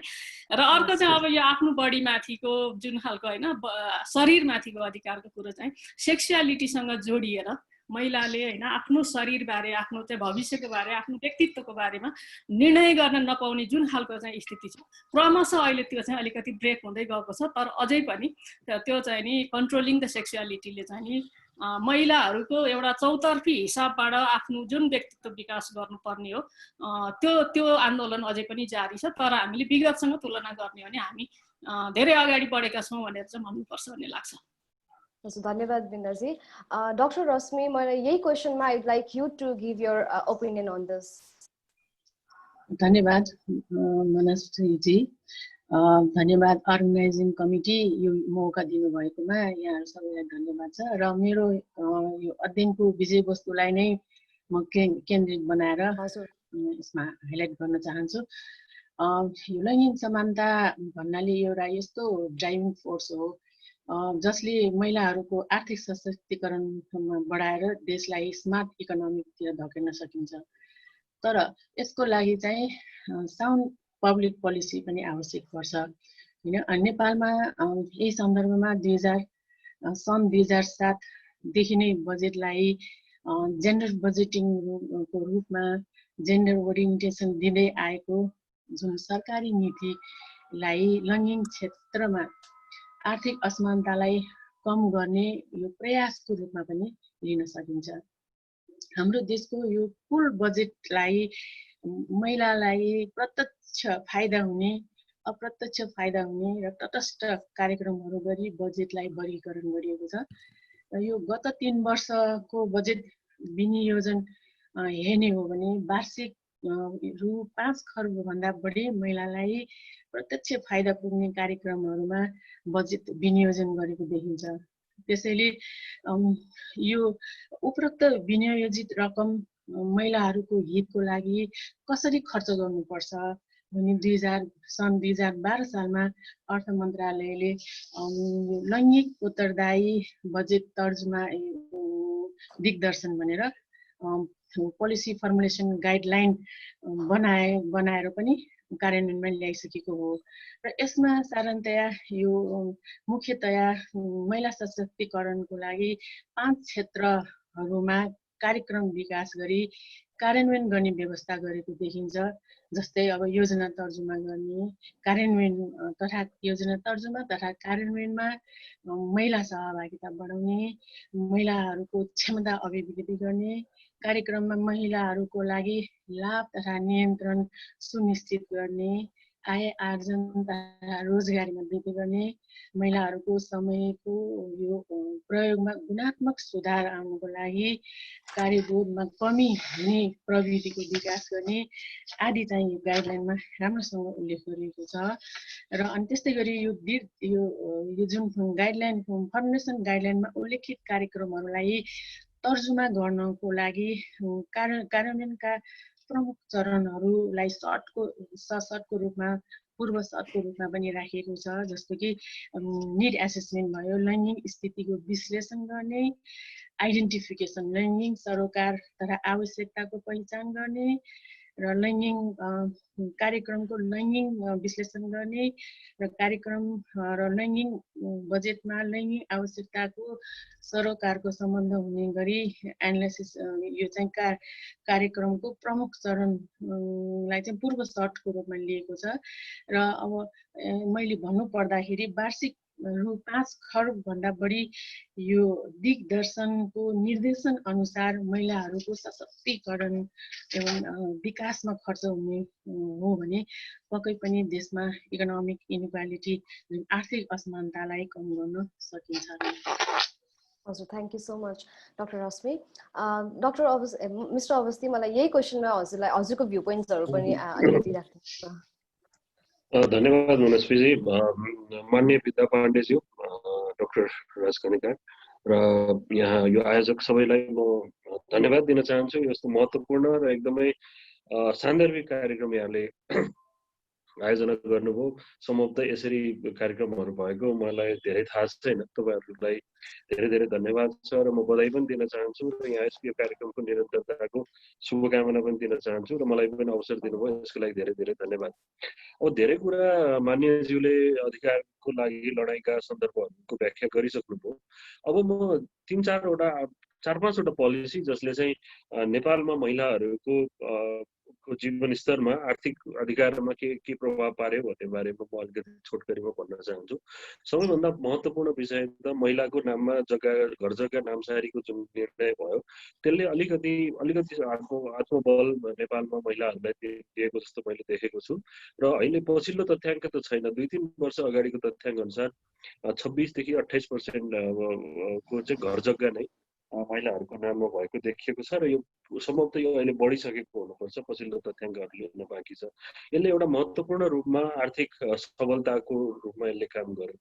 त्यो सँगसँगै व्यवसाय गर्दाखेरि चाहिँ केही कर छुटका कुराहरू चाहिँ दिइएको छ। जस्तो तपाईँले व्यवसाय दर्ता गर्दाखेरि चाहिँ व्यवसाय दर्तामा लाग्नेमा 35% देखि सर्टेन अमाउन्टमा अहिले ठ्याक्कै त्यो चाहिँ बिर्सेँ, त्यसमा छुटहरू दिइएको छ। त्यो छुटले चाहिँ खासै ठुलो महत्त्व राखेको जस्तो देखिँदैन। जुन हिसाबले महिला उद्यमीहरू आउनु पर्थ्यो त्यही कारणले महिला उद्यमीहरू आकर्षित भएको चाहिँ मैले आफूले अध्ययन गर्दा देखेको छैन। यसमा चाहिँ अझै भनौँ न प्रत्यक्ष रूपमा आयकरमा नै छुट दिन सक्ने प्रावधानहरू हामीले केही समयका लागि गर्न सक्यौँ भने महिलाहरू त्यसमा आकर्षित हुन सक्ने मलाई लाग्छ। अर्को ज्यालाको रूपमा जुन लामो समयसम्म महिला र पुरुषका लागि ज्यालामा विभेद थियो त्यो चाहिँ हालसालै आएर हटाउन सायद मान्यज्यूले यसलाई अझ व्याख्या गर्नुहुन्छ होला, उहाँ यसमा विज्ञ पनि हुनुहुन्छ। यो चाहिँ इम्प्लिमेन्ट चाहिँ अझै पनि भएको छैन, तर नीतिगत रूपमा चाहिँ समान ज्यालाको विषय जुन महत्त्वपूर्ण विषय हो यसमा हामी अगाडि बढ्नुपर्छ र यसमा निर्णयहरू गर्न सक्यो भने यसले एक लेभलको काम गर्ने महिलाहरूलाई चाहिँ त्यसले चाहिँ अलिकति आत्मबल र अलिकति आय आर्जनको अवस्था दिनेछ। त्यसै गरी जेन्डर रेस्पोन्सिभ बजेटको डाक्टर साहबले कुरा गर्नुभयो, त्यो 20-21 वर्ष जति भयो जस्तो लाग्छ मलाई र म सुरुदेखि नै अलिअलि फलो गर्दै थिएँ, तर बिचमा चाहिँ मैले अलिकति यसलाई त्यति हेर्न पाएको थिएन। तर अहिले मैले सुन्दाखेरि चाहिँ यो पनि अलिकति रिभ्यू गर्नुपर्ने अवस्था यसले एक लेभलको दक्षिण एसियामा नै नेपाललाई अलिकति प्रोग्रेसिभ त्यो बेलामा देखाएको थियो कि नेपालले चाहिँ यति धेरै आँट गरेर यति धेरै बजेटलाई एलोकेट गर्दाखेरि तटस्थ पूर्ण समर्थन गर्ने, अप्रत्यक्ष रूपमा लाभ दिने, पूर्णतया लाभ दिने भनेर जुन गरेको थियो त्यो राम्रो थियो। तर अब पछिल्लो समयमा त्यो कस्तो भएर आयो भने जेलाई पनि अब बाटो बन्यो भने महिलाहरू पनि त यो बाटोमा हिँडिहाल्छन् नि भनेर त्यसलाई त्यो लाभको रूपमा त्यसै व्याख्या गर्ने प्रचलनहरू चाहिँ भयो। तर मैले अहिले तपाईँलाई मैले सम्झे अनुसार अझै धेरै केही पोलिसीहरू पोलिसीहरू छन् ती धेरै पोलिसी छैनन् जसलाई हामीले सम्झिराख्नुपर्ने छ। तर यी महत्त्वपूर्ण पोलिसीहरू हुन् जसले चाहिँ नेपालमा महिलाहरूलाई आर्थिक अधिकार दिनका लागि कुनै न कुनै रूपमा पहल गरेको र कुनै कुनैले सकारात्मक नतिजा दिएको जस्तो पनि मलाई लाग्छ। हजुर, थ्याङ्क यू सो मच कोकर्णजी। हाम्रो माननीय बिन्दाजीले पनि भन्नुभयो, डाक्टर रश्मिले पनि भन्नुभयो, हजुरले पनि भन्नुभयो कि आर्थिक स्वतन्त्रता यो प्रोपर्टी राइट्सदेखि लिएर जेन्डर रेस्पोन्सिभ बजेटिङमा पनि जेन्डर रेस्पोन्सिभ बजेट पनि आइरहेको छ भन्दा पनि यो स्थितिमा पनि अझै पनि नेपालको धेरै ग्रामीण क्षेत्रहरूमा तथा सहरी क्यापिटलको पनि कतिवटा घरहरूमा अझै पनि हामी महिलाहरू चाहिँ they are bound in their kitchens होइन, जेन्डर रोल्स र पेट्रियार्कीले गर्दाखेरि। र यस्ता धेरै अनि उहाँलाई आफ्नो इकोनोमिक आर्थिक स्वतन्त्रता भन्ने चिज पनि उहाँहरूले बुझ्नु नै पनि भएको छैन कति टाइममा त होइन। सो यस्तो स्थितिमा जति पनि हाम्रो गभर्मेन्ट पोलिसिज र एफर्ट्सहरू आए होइन, त्यसलाई अझै बेटर बनाउन कस्ता के खालका रिभिजनहरू चाहिएको छ अहिलेको स्थितिमा? गोकर्णजी हजुरबाटै सुरुवात गर्नु। होइन, अब यस्तो भयो, तपाईँले फ्युचर अफ इकोनोमिक्स भन्नुभएको छ, मेरो विचारमा त्यो इकोनोमी भन्नुभयो होला तपाईँले। नेपालको अर्थतन्त्रमा महिलाहरूको भोलिको योगदान र उनीहरूको भविष्य भन्नु खोज्नुभयो होला। इकोनोमिक्स भन्दा इकोनोमी हो कि जस्तो लाग्यो मलाई चाहिँ, यहाँले के सोच्नुभयो। त्यसको लागि अर्थतन्त्रलाई तपाईँले हामीले लगानी, रोजगारी र अरू भनौँ न कच्चा पदार्थ यो मात्रै हेरेर हुँदैन। अर्थतन्त्रलाई हामीले समग्रमा हेर्नुपर्छ। अर्थतन्त्रलाई बनाउने चाहिँ विशेष गरी म्यान पावर र त्यसको व्यवस्थापनले हो होइन। हामी कहाँ यो दुइटैको समस्या छ। एउटा त हामी क्वालिटी म्यान पावर सिर्जना निर्माण गर्न सकिरहेका छैनौँ, अर्को कुरा हामीसँग भएको रिसोर्सको म्यानेज गर्न सकिरहेका छैनौँ, त्यो पनि अप्रत्यक्ष रूपमा हाम्रो क्षमतामै भर पर्छ। म अलिकति दुई चारवटा एक्जाम्पलहरू तपाईँले गाउँको पनि कुरा गरिहाल्नु। गाउँमा हाम्रो शिक्षा प्रणालीमै नै यति दोष छ, त्यसमाथि पनि बालिका शिक्षाहरू छात्राहरूको लागि चाहिँ अझ कठिन छ। जस्तो मैले धेरै समयदेखि आवाज उठाइरहेर मैले भनिरहेको छु कर्पोरेट सेक्टर र अरू पनि सिएसआरहरूको पनि छ भने तपाईँहरूले अलिकति योगदान कहाँ गरिदिनुहोस् भने। जस्तो गाउँहरूतिर विशेष गरी मध्य सुदूरपश्चिमबाट सुदूरपश्चिम मध्यपश्चिम धेरै ठाउँहरूमा चाहिँ के छ भने बालिकाहरूको चाहिँ महिनावारी हुँदाखेरि स्कुल जान छोड्ने र त्यसपछि धेरै ड्रप आउट हुने पनि अवस्था छ। त्यो एउटा चाहिँ राम्रो गुणस्तरीय शौचालय पानी आदि व्यवस्था नभएको कारणले पनि हो। र केही भनौँ न गुणस्तरीय इन्फ्रास्ट्रक्चर निर्माणको लागि कसैले ठुलो लगानी गरिदियोस् भन्ने मेरो चाहना छ। त्यसले पनि हाम्रो शिक्षादेखि स्वास्थ्य र हाइजिनमा हाम्रो समस्या परिरहेको छ। भनौँ झन्डै आज समग्रमा आधा विद्यार्थी कक्षा 1मा भर्ना भएर कक्षा 10मा पुग्दैनन्। त्यसमध्ये पनि छात्राहरूको अवस्था अझै खराब छ, उहाँहरू चाहिँ छोड्नुपर्ने बाध्यता छ।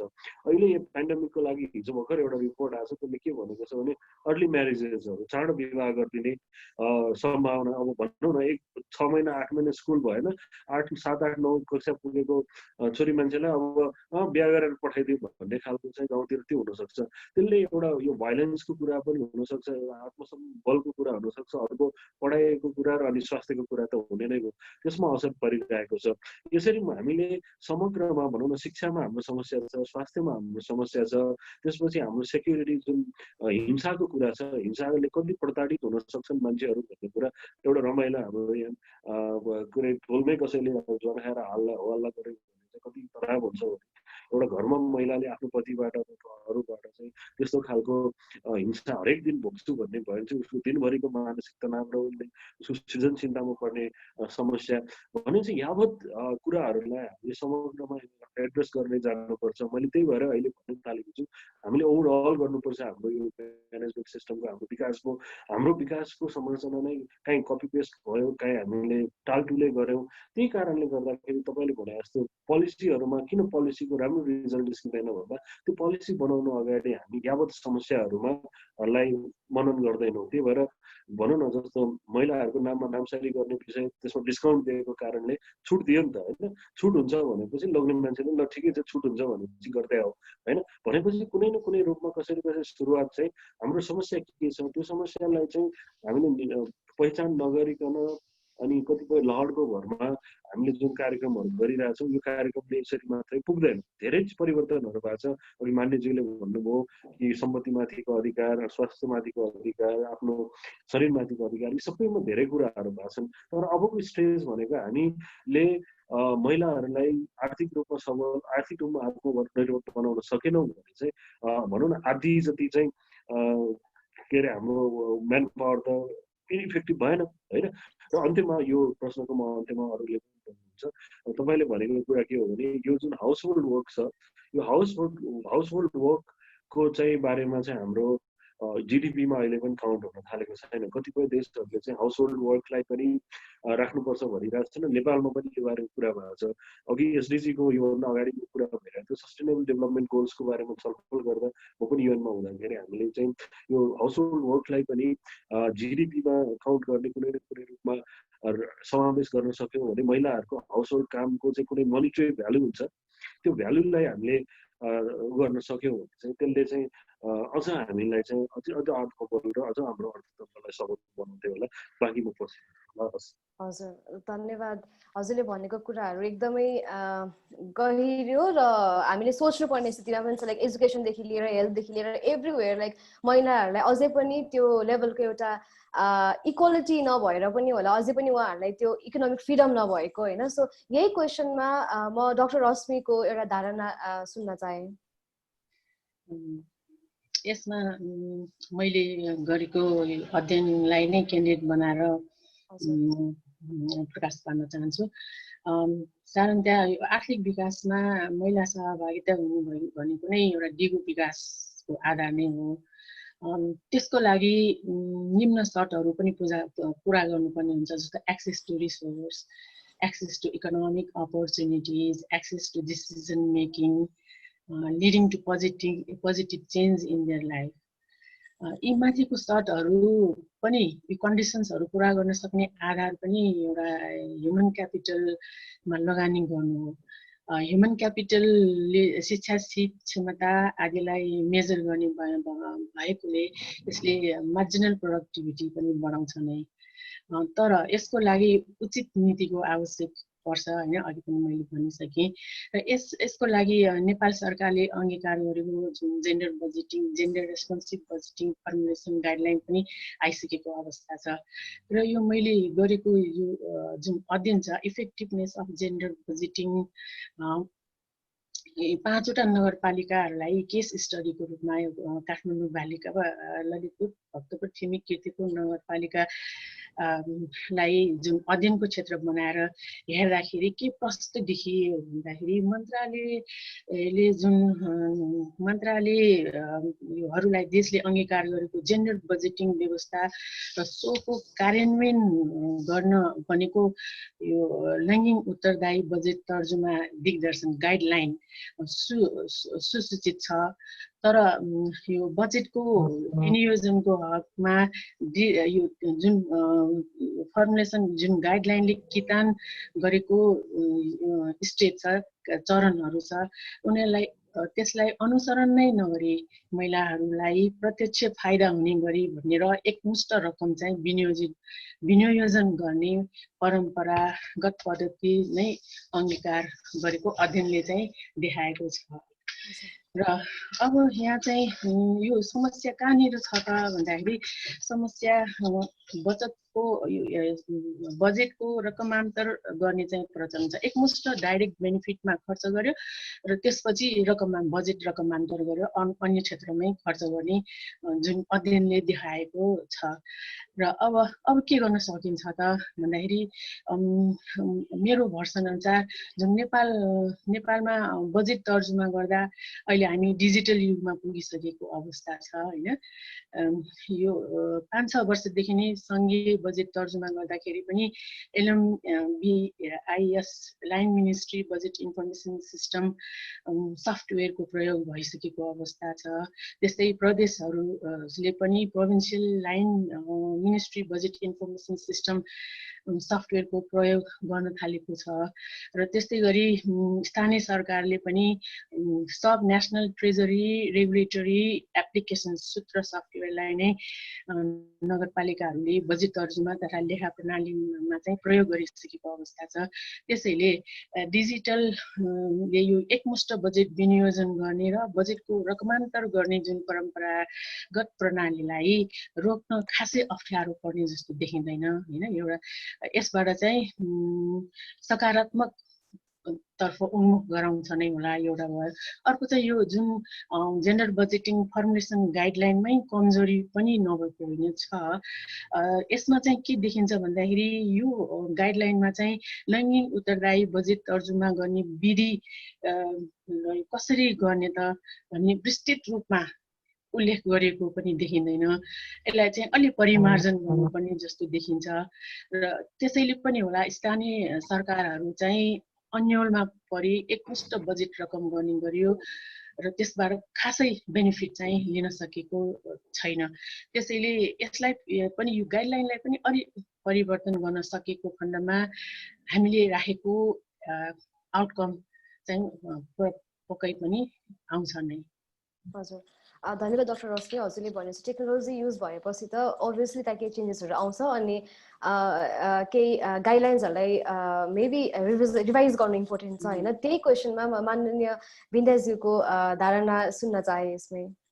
होइन, यसमा अघि हाम्रो गवर्नर सरले धेरै कुरा जुनहरू भन्नुभएको छ नि, यसमा जस्तो यो अब जेन्डर बजेटिङका खालका कुराहरू, त्यस पछाडि चाहिँ महिलाहरूको स्वामित्वमा चाहिँ हामीले जग्गा नामसारी गर्दाखेरिमा त्यो ट्याक्स चाहिँ नि अलिकति फ्री गरिदिने खालका कुराहरूले केही ओनरसिप चाहिँ नि बढाएको छ। तर हामीले झन्नै 10 वर्ष पहिला यो ओनरसिप बढाउनको लागि चाहिँ लाल पूर्जामा महिलाहरूको श्रीमतीको पनि नाम थप्ने हो भने त्यसमा चाहिँ 100 रुपियाँ मात्रै तिरेर त्यो चाहिँ जोइन्ट ओनरसिपमा जान सकिन्छ भन्ने खालको कुरा नि गरेको थियो। हामीले एउटा टेस्ट केस पनि हेरिरहेको थियौँ। त्यो गर्दाखेरिमा चाहिँ अहिलेसम्म झन्नै 12-15 हजारले चाहिँ त्यो जोइन्ट ओनरसिपमा लैजानु चाहिँ भएको छ। तर कसले लैजानु भयो भन्दाखेरि जसको एकदमै थोरै भूमि छ, एकदमै थोरै भूमि हुने, जसको चाहिँ नि घरबास मात्रै छ, तरकारी खाने होइन कुडार मात्रै छ, अथवा चाहिँ एकदमै थोरै जग्गा छ, त्यस्तोले चाहिँ नि त्यो वर्गले त्यो ओनरसिपमा लैजान सहज मान्नु भएको छ। तर जो अलिकति चाहिँ नि हुने खाने भनेर हाम्रो भाषामा भन्दाखेरि उहाँहरू चाहिँ नि त्यो ओनरसिपमा जोइन्ट ओनरसिपमा जाने खालको स्थिति छैन। त्यसले गर्दाखेरिमा पनि अब यो हामीले त्यो ओनरसिपकै कुरा हेर्दाखेरिमा पनि अब त्यो चाहिँ नि त्यो हिसाबबाट नि हेर्नुपर्छ जस्तो लाग्छ। अर्को चाहिँ यो अहिले जुन चाहिँ महिलाहरूको कामको हिसाबले अलिकति सहरमा महिलाहरूको होइन इन्भल्भमेन्ट बदलिएको छ, तर घरको काममा खासै धेरै बदलिएको छैन। त्यो चाहिँ नि हाम्रो जेनेरेसनसम्म चाहिँ नि जुन खालको संस्कारमा चाहिँ हामी हुर्केर आयो हाम्रो जेनेरेसन, अब अलिकति पढ्ने अवसर पाएर फर्मल सेक्टरमै पनि काम गर्न गए पनि घरको काममा फेरि पनि अब पुरुषहरूको सहभागिता एकदमै कम छ। त्यसले गर्दाखेरि महिलाहरूलाई त्यो सहज छैन। त्यो गाउँमा मात्रै होइन, सहरमा पनि त्यो खालको स्थिति छ। तर अहिले हामीले अलिकति परिवर्तनको कुरो हेर्दै जाँदाखेरिमा चाहिँ पोलिटिकल्ली भन्ने भने हामी नेपालमा एकदमै महिलाहरू दुनियाँमा नै गणना योग्य मुलुकको रूपमा हामी पाउँछौँ।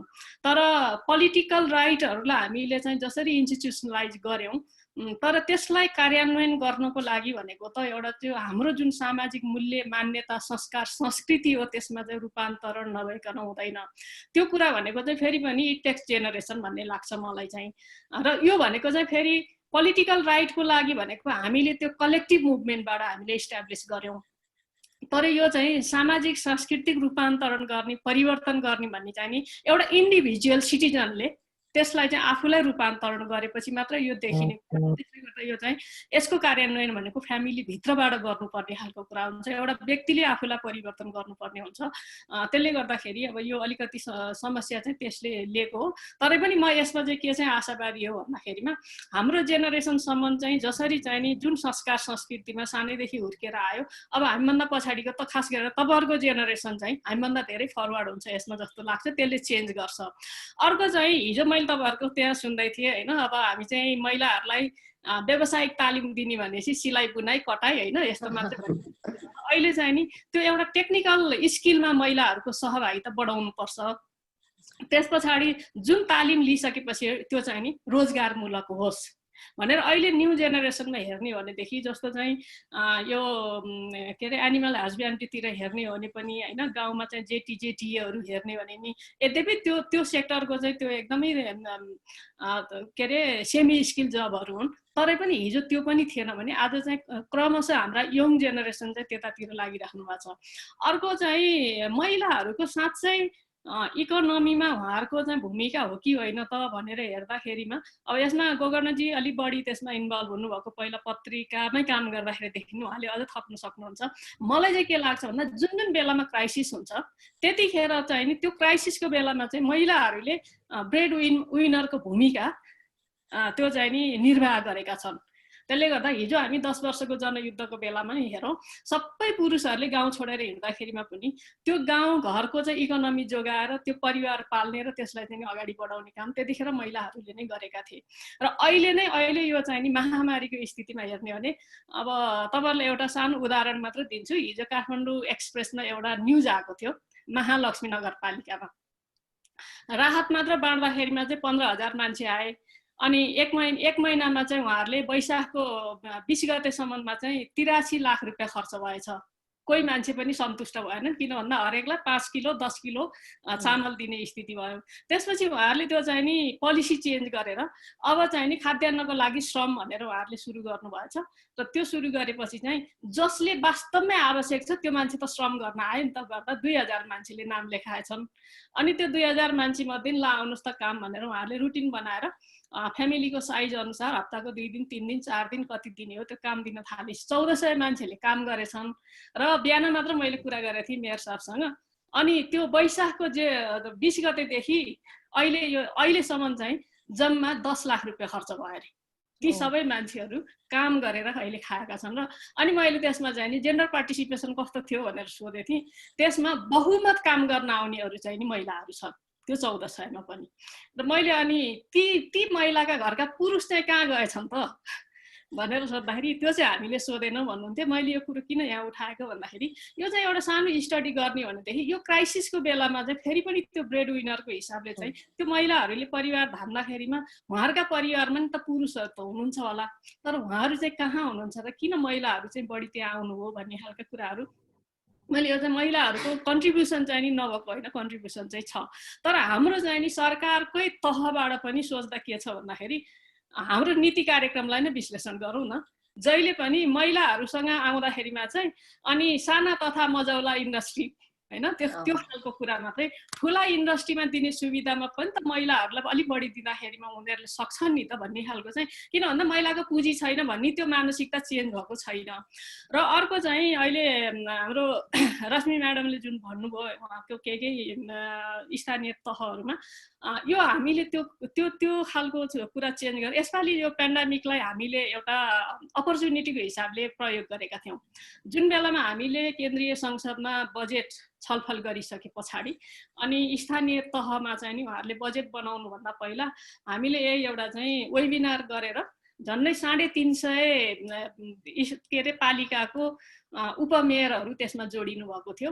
र त्यसमा हामीले चाहिँ जेन्डर बजेटिङ भनेको के हो, कसरी चाहिँ त्यसलाई चाहिँ एलोकेट गर्नुपर्छ, त्यसको काम के हो भनेर अहिले गोकर्णजीले जुन भन्नु भने बाटो बनायो नि महिला हिँड्छन्, धारा बनायो नि महिलाले पानी खान्छन् भन्ने खालका कुरालाई चाहिँ कसरी अभोइड गर्ने भन्ने हिसाबले हामीले त्यो गरिसकेपछि अहिले एउटा खुसीको कुरो पोहोरको सालसम्म 10-15 लाख छुट्याउन नसक्ने चाहिँ साथीहरूले अहिले चाहिँ नि हामीले करोड चाहिँ छुट्याएका छौँ।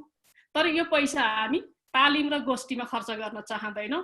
यो चाहिँ नि प्रोडक्टिभ काममा महिलाहरूलाई चाहिँ दिने, हामीलाई त्यो चाहियो अब भन्ने चाहिँ तल अहिले जुन माग भएको छ नि यो चाहिँ नि इट स्लोली चेन्जिङ भन्ने लाग्छ। र यो चाहिँ नि हामीले अझै यसलाई अलिकति इन्करेज गरेर लोकल्ली चाहिँ नि जे कुरो मार्केटेबल हुन्छ त्यो कुरालाई चाहिँ हामीले तल चाहिँ अलिकति त्यो खालको सोच त्यो खालको चाहिँ नि हैन ट्रेनिङहरू दिन सक्यौँ भनेदेखि यो हिसाबबाट नै हामीले पोलिसी। अर्को चाहिँ एउटा चाहिँ यसपालिको नेपाल यो सङ्घीय सरकारले नै पनि स्थानीय तहमा महिला उद्यमशीलता चाहिँ नि विकास गर्ने र एटलिस्ट एउटा पालिकामा एउटा त्यो खालको महिला उद्यमशीलता चाहिँ विकास गर्ने भन्ने कार्यक्रम ल्याइसकेपछि हामीले त्यसमा सुझाव दिँदाखेरिमा चाहिँ त्यसको चाहिँ नि मार्केटेबल होइन मार्केटिङ कसरी गर्ने भन्ने कुरा पनि सँगसँगै चाहिँ लैजानुपर्छ। होइन भने उत्पादनले मात्रै मान्छेलाई झन् निराश बनाउँछ मार्केटमा पाउँदा भन्ने हिसाबले चाहिँ छलफल भइरहेछ। त्यसले गर्दा अब यो हिसाबले अलिकति परिवर्तन चाहिँ भइरहेछ। अझै यो एनफ त कहिले हुँदैन।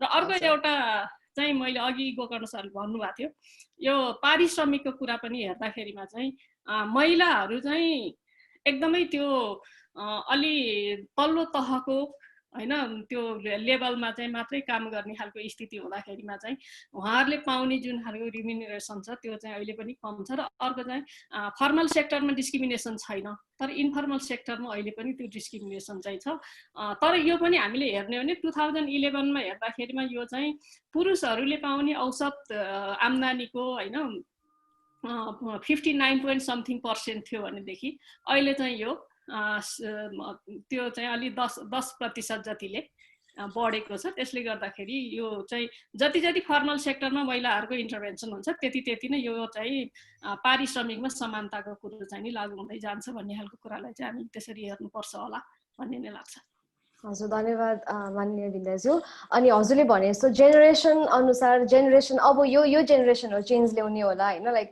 हजुरले भने जस्तो यो इम्पावरमेन्टको प्रोग्राम्सहरु अनि जसरी हजुरले यो स्थानीय तहहरुमा पनि marketing not just production but मार्केटिङमा पनि फोकस गरौँ त्यो ताकि त्यो प्रोडक्सनहरु चाहिँ त्यो राइटफुल प्लेसेसमा पुगोस् भन्ने यो जुन नयाँ पोलिसिज र नयाँ एउटा सन्दर्भ आउँदैछ त्यसले अवश्य पनि केही धेरै महिलाहरुको इकोनोमिक फ्रिडममा इनपुट दिएला हैन अनि हिजो हाम्रो फर्स्ट ओपनिङ सेसनमा डाक्टर मीना आचार्यको रिपोर्टमा उहाँले के भन्नुभएको थियो भन्दाखेरि 40 to 46% वुमेनहरु चाहिँ नेपालमा एग्रिकल्चर हस्पिटालिटी अनि फाइनान्शियल सेक्टर्सहरुमा अनि एजुकेसन सेक्टर्सहरुमा प्राय चाहिँ टिचिङ लाइनमा हुनुहुन्छ हैन अनि तर स्टिल जति पनि यो साइन्स एन्ड टेक्नोलोजिकल लाइन्सहरुमा होस् अथवा पब्लिक एडमिनिस्ट्रेसनमा र ट्रान्सपोर्टेसनमा चाहिँ 20% भन्दा कम वुमेन पार्टिसिपेसन छ अझै पनि कन्ट्रीमा हैन अनि अहिले हजुरहरुले डिफ्रेन्ट भ्यू पोइन्ट्सहरु त दिइराख्छ छ लाइक अब कसरी चाहिँ हामी अगाडि बढ्न सक्छौं भनेर सो यो इन्डस्ट्रीजहरुको नेपालमा यो भन्दा अरु पनि इन्डस्ट्रीजहरु छन्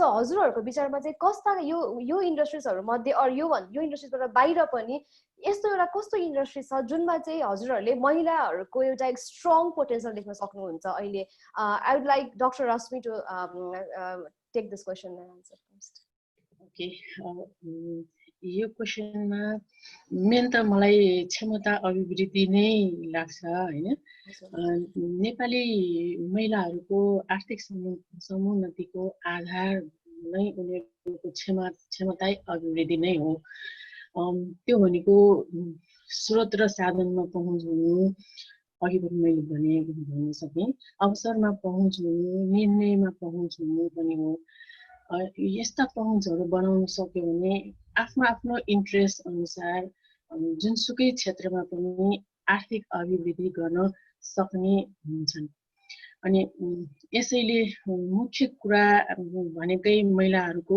क्षमता अभिवृद्धि गर्नु हो जुन कुरा यो जीआरबी गाइडलाइन्समा पनि प्रष्ट उल्लेख गरेको छ अर्को कुरा एउटा रिसर्च रिपोर्टमा के देखाएको छ भन्दाखेरि यो women contribution in family economy in Kathmandu valley भनेर यो घरयासी आम्दानीमा महिलाहरूको योगदान indigenous economic activity indigenous product सर्भिसमा भनेर एउटा रिसर्च 41 वटा इन्डिजिनस प्रोडक्ट र सर्भिसमा चाहिँ उनीहरूको महिलाहरूको योगदान के छ त घरयासी आम्दानीमा महिलाहरूको योगदान भन्दाखेरि यो घरयासी आम्दानीमा महिलाहरूको योगदान औसतमा 52.5% ले रहेको देखाएको छ तर प्राय यो सबै आर्थिक क्रियाकलापहरुमा आर्थिक क्रियाकलापहरुको नगद भनौं न नगद कारोबारमा चाहिँ पुरुषहरुकै बाहुल्यता रहेको अध्ययनले देखाएको छ हैन यदि यो महिलाहरुलाई रिसोर्स म्यानेजमेन्ट अपर्चुनिटी र एक्सेस र अन्य व्यवस्थापन सम्बन्धी ज्ञान दिई क्षमता अभिवृद्धि गर्न सकेको भए उनीहरु आत्मनिर्भर हुने अवश्य थियो भन्ने यो अध्ययनले पनि देखाएको छ त्यसैले उनीहरुलाई विभिन्न किसिमको एक्सेस भयो भने उनीहरु आफ्नो इन्ट्रेस्ट अनुसार जुनसुकै क्षेत्रमा पनि आर्थिक अभिवृद्धि गर्न सक्ने हुन्छन् हजुर thank you doctor Rashmi mister Awasthi हजुरको यो क्वेशनमा अलिकति आन्सर के क्वेशन थियो एक्चुअली महिलाहरुको industries like agriculture hospitality education and financial sectors हजुर have women participation up to 40 to 46%, but अब चाहिँ moving forward कुन इन्डस्ट्रीजहरुमा चाहिँ you would see women participation or and potential पनि उहाँहरुको तपाईँ क्वेसन सोद्धा मात्रै गाडीहरू पास भयो कि एनिवेज मैले कुरो बुझेँ के अरे यो कुनै एउटा स्पेसिफिक सेक्टर भन्नु हुँदैन जस्तो लाग्छ क्या मलाई पहिले एक तागा के भयो भने भनौँ न लिबरलाइजेसन पछि नै हो 90s को लिबरलाइजेसन पछि महिलाहरूले गर्न सक्ने त बुटिक हो ब्युटी पार्लर हो भनेर जुन हिसाबले हामीले इस्टाब्लिस गऱ्यौँ र त्यसैमा धेरै उद्यमशीलता त्यसैमा मात्रै देखियो मेरो विचारमा यो कुनै एउटा यही मात्रै सेक्टर भनेर भन्नु हुँदैन यो ओपन इकोनोमीमा हाम्रो फ्रिडम अफ चोइस हुन्छ हामी महिलाहरूलाई जो चाहिँ दिदीबहिनीहरूलाई जुन खालको काम गर्न मन लाग्छ त्यसमा गर्न दिनुपर्छ तर त्यसको लागि हामीले सपोर्ट गर्ने मेकानिजम चाहिँ गर्नुपर्छ त्यसमा चाहिँ हामीले बढी ध्यान दिनुपर्छ स्पेसिफिक यो भन्नु हुँदैन भन्ने लाग्छ किनभने मोटरसाइकल वर्कसप चलाएका मान्छे महिलाहरू पनि छन् सक्सेसफुल्ली चलाइराख्नु भएको छ धेरै कामहरू गर्न सक्नुहुन्छ त्यसमा कुनै स्पेसिफिक भन्न चाहिँ छोड्नुपर्छ भन्ने मलाई लागिरहेको तपाईँले सोध्नुभयो ठिक छ अब म यसमा अलिकति तपाईँहरूलाई नयाँ पोलिसी चेन्ज भएको र जसले गर्दाखेरि महिलाहरू चाहिँ अलिक उद्यमशीलतामा जान सक्ने सम्भावना भएको यो यसपालिकै बजेटमा के छ भने हरेक ब्याङ्कको शाखाले चाहिँ वाणिज्य ब्याङ्कको शाखाले 10 जनालाई चाहिँ महिला के अरे उद्यमीहरूलाई चाहिँ ऋण दिनुपर्छ भनेर भनेको छ सहुलियत दरमा र त्यो सहुलियत दर कस्तो छ भने अहिले जुन सहुलियत दर छ त्यो चाहिँ बेस रेट +2 - 5 भन्ने रेट छ कि होइन त्यो भनेको के भने ब्याङ्कहरूले निकाल्ने बेस रेटमा 2% जोड्ने र त्यसमा 5% घटाउने यो चाहिँ सबैका लागि हो तर महिलाहरूको लागि चाहिँ -6 छ 6% घटाउने छ तर त्यो जुन यो अहिले अगाडिदेखि यो ब्याङ्कको शाखाले ऋण दिनै पर्ने भन्ने व्यवस्था चाहिँ यसपालि भएको हो तर यो सहुलियतपूर्ण ऋणको व्यवस्था चाहिँ अलिक 3-4 वर्ष 4-5 वर्ष अगाडिदेखि नै भएको हो तर त्यसमा खासै राम्रो सहभागिताहरू चाहिँ भएको छैन त्यो सहभागिता हुन नसक्नुको मेरो कारण चाहिँ एउटा कारण चाहिँ के हो भने त्यसको जानकारी नै कम छ दोस्रो कारण ब्याङ्कहरूले धेरै झुलाउन थाले होइन यसपालिको बजेट आएपछि मैले धेरै टेलिभिजन प्रोग्रामहरू अन्य डिस्कसनहरूमा पनि यो कुरा उठाएको थिएँ र मैले भनेको थिएँ ब्याङ्कहरूले यदि झन्झटिलो प्रक्रिया 6 महिना 8 महिनासम्म यो सहुलियतपूर्ण ऋण नदिने हो भने यसको कुनै अर्थ छैन त्यही भएर यसको लागि समय तोकेर यदि डिसिजन गरिदिनुपर्छ दिने भए दिने नदिने भए अर्को ब्याङ्कमा जानुपर्छ नभए ब्याङ्कहरूलाई चाहिँ एउटा त्यो बाध्यकारी व्यवस्था गरिदिनुपर्छ भन्ने त्यो भएन भने त्यो भएन त्यो कारणले ऋण पाइरहेको छैन तेस्रो कुरा अघि मान्यज्यूले पनि भन्नुभयो बजारीकरण हामी कहाँ धेरै ठुलो समस्या हो बाटो पुगे पनि बजारीकरण अब धेरै ठाउँमा बाटो पुगेको छ तर बाटोले मात्रै बजार पुग्दैन त्यही भएर भण्डारको लागि र शीत भण्डार आदिको व्यवस्थाहरू पनि यसपालिको बजेटमा त्यो व्यवस्था चाहिँ छ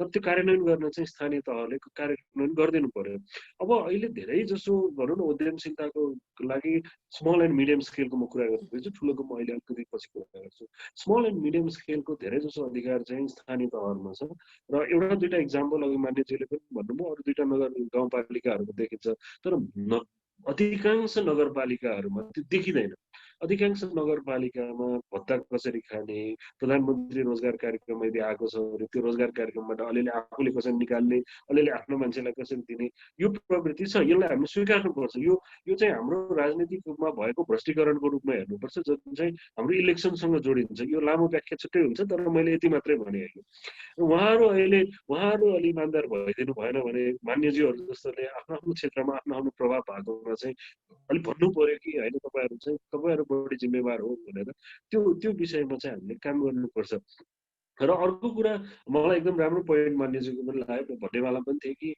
रेमिटेन्सको जुन हामीले देखिरहेछौँ रेमिटेन्स खराब पनि होइन राम्रो पनि होइन यो ठिक छ इकोनोमी चलाउनलाई यसको बारेमा छुट्टै व्याख्या गर्नु तर जुन कमाउन विदेश जानु भएको छ घर परिवार चाहिँ उहाँहरूको महिलाहरूले नै धान्नु भएको छ र यो विक्रम सम्वत 1977 सालदेखिको रहेछ कि यो लिटरेचरहरू पढ्दा पहिलो विश्वयुद्धमा जाँदादेखिकै यो छ र हाम्रो त्यो बेलादेखि नै हाम्रो परिवार चाहिँ महिलाहरूले नै धानिराख्नु भएको छ अधिकांश नेपालीहरूले त्यसको लागि हामीले सम्मान गर्नुपर्छ तर त्यो लेभलको हामी कहाँ हुन सकेको छैन त्यही भएर तपाईँले भन्नुभएको जस्तो मको एकदमै स्ट्रेट फरवर्ड आन्सर भनेको के हो भने कुनै पनि सेक्टर तोकिनु हुँदैन जुनसुकै सेक्टरमा ओपन गर्नुपर्छ र त्यो सेक्टरमा काम गर्दाखेरि सुरुमा जानकारी दिने इकाइहरू स्थानीय तहमा हुनु पर्यो। त्यसपछि ब्याङ्कहरूले ऋण दिएको नदिएको राष्ट्र ब्याङ्क लगायत स्थानीय तह र संसदमा मान्यज्यूहरूले पनि यसको निगरानी गर्नु पर्यो।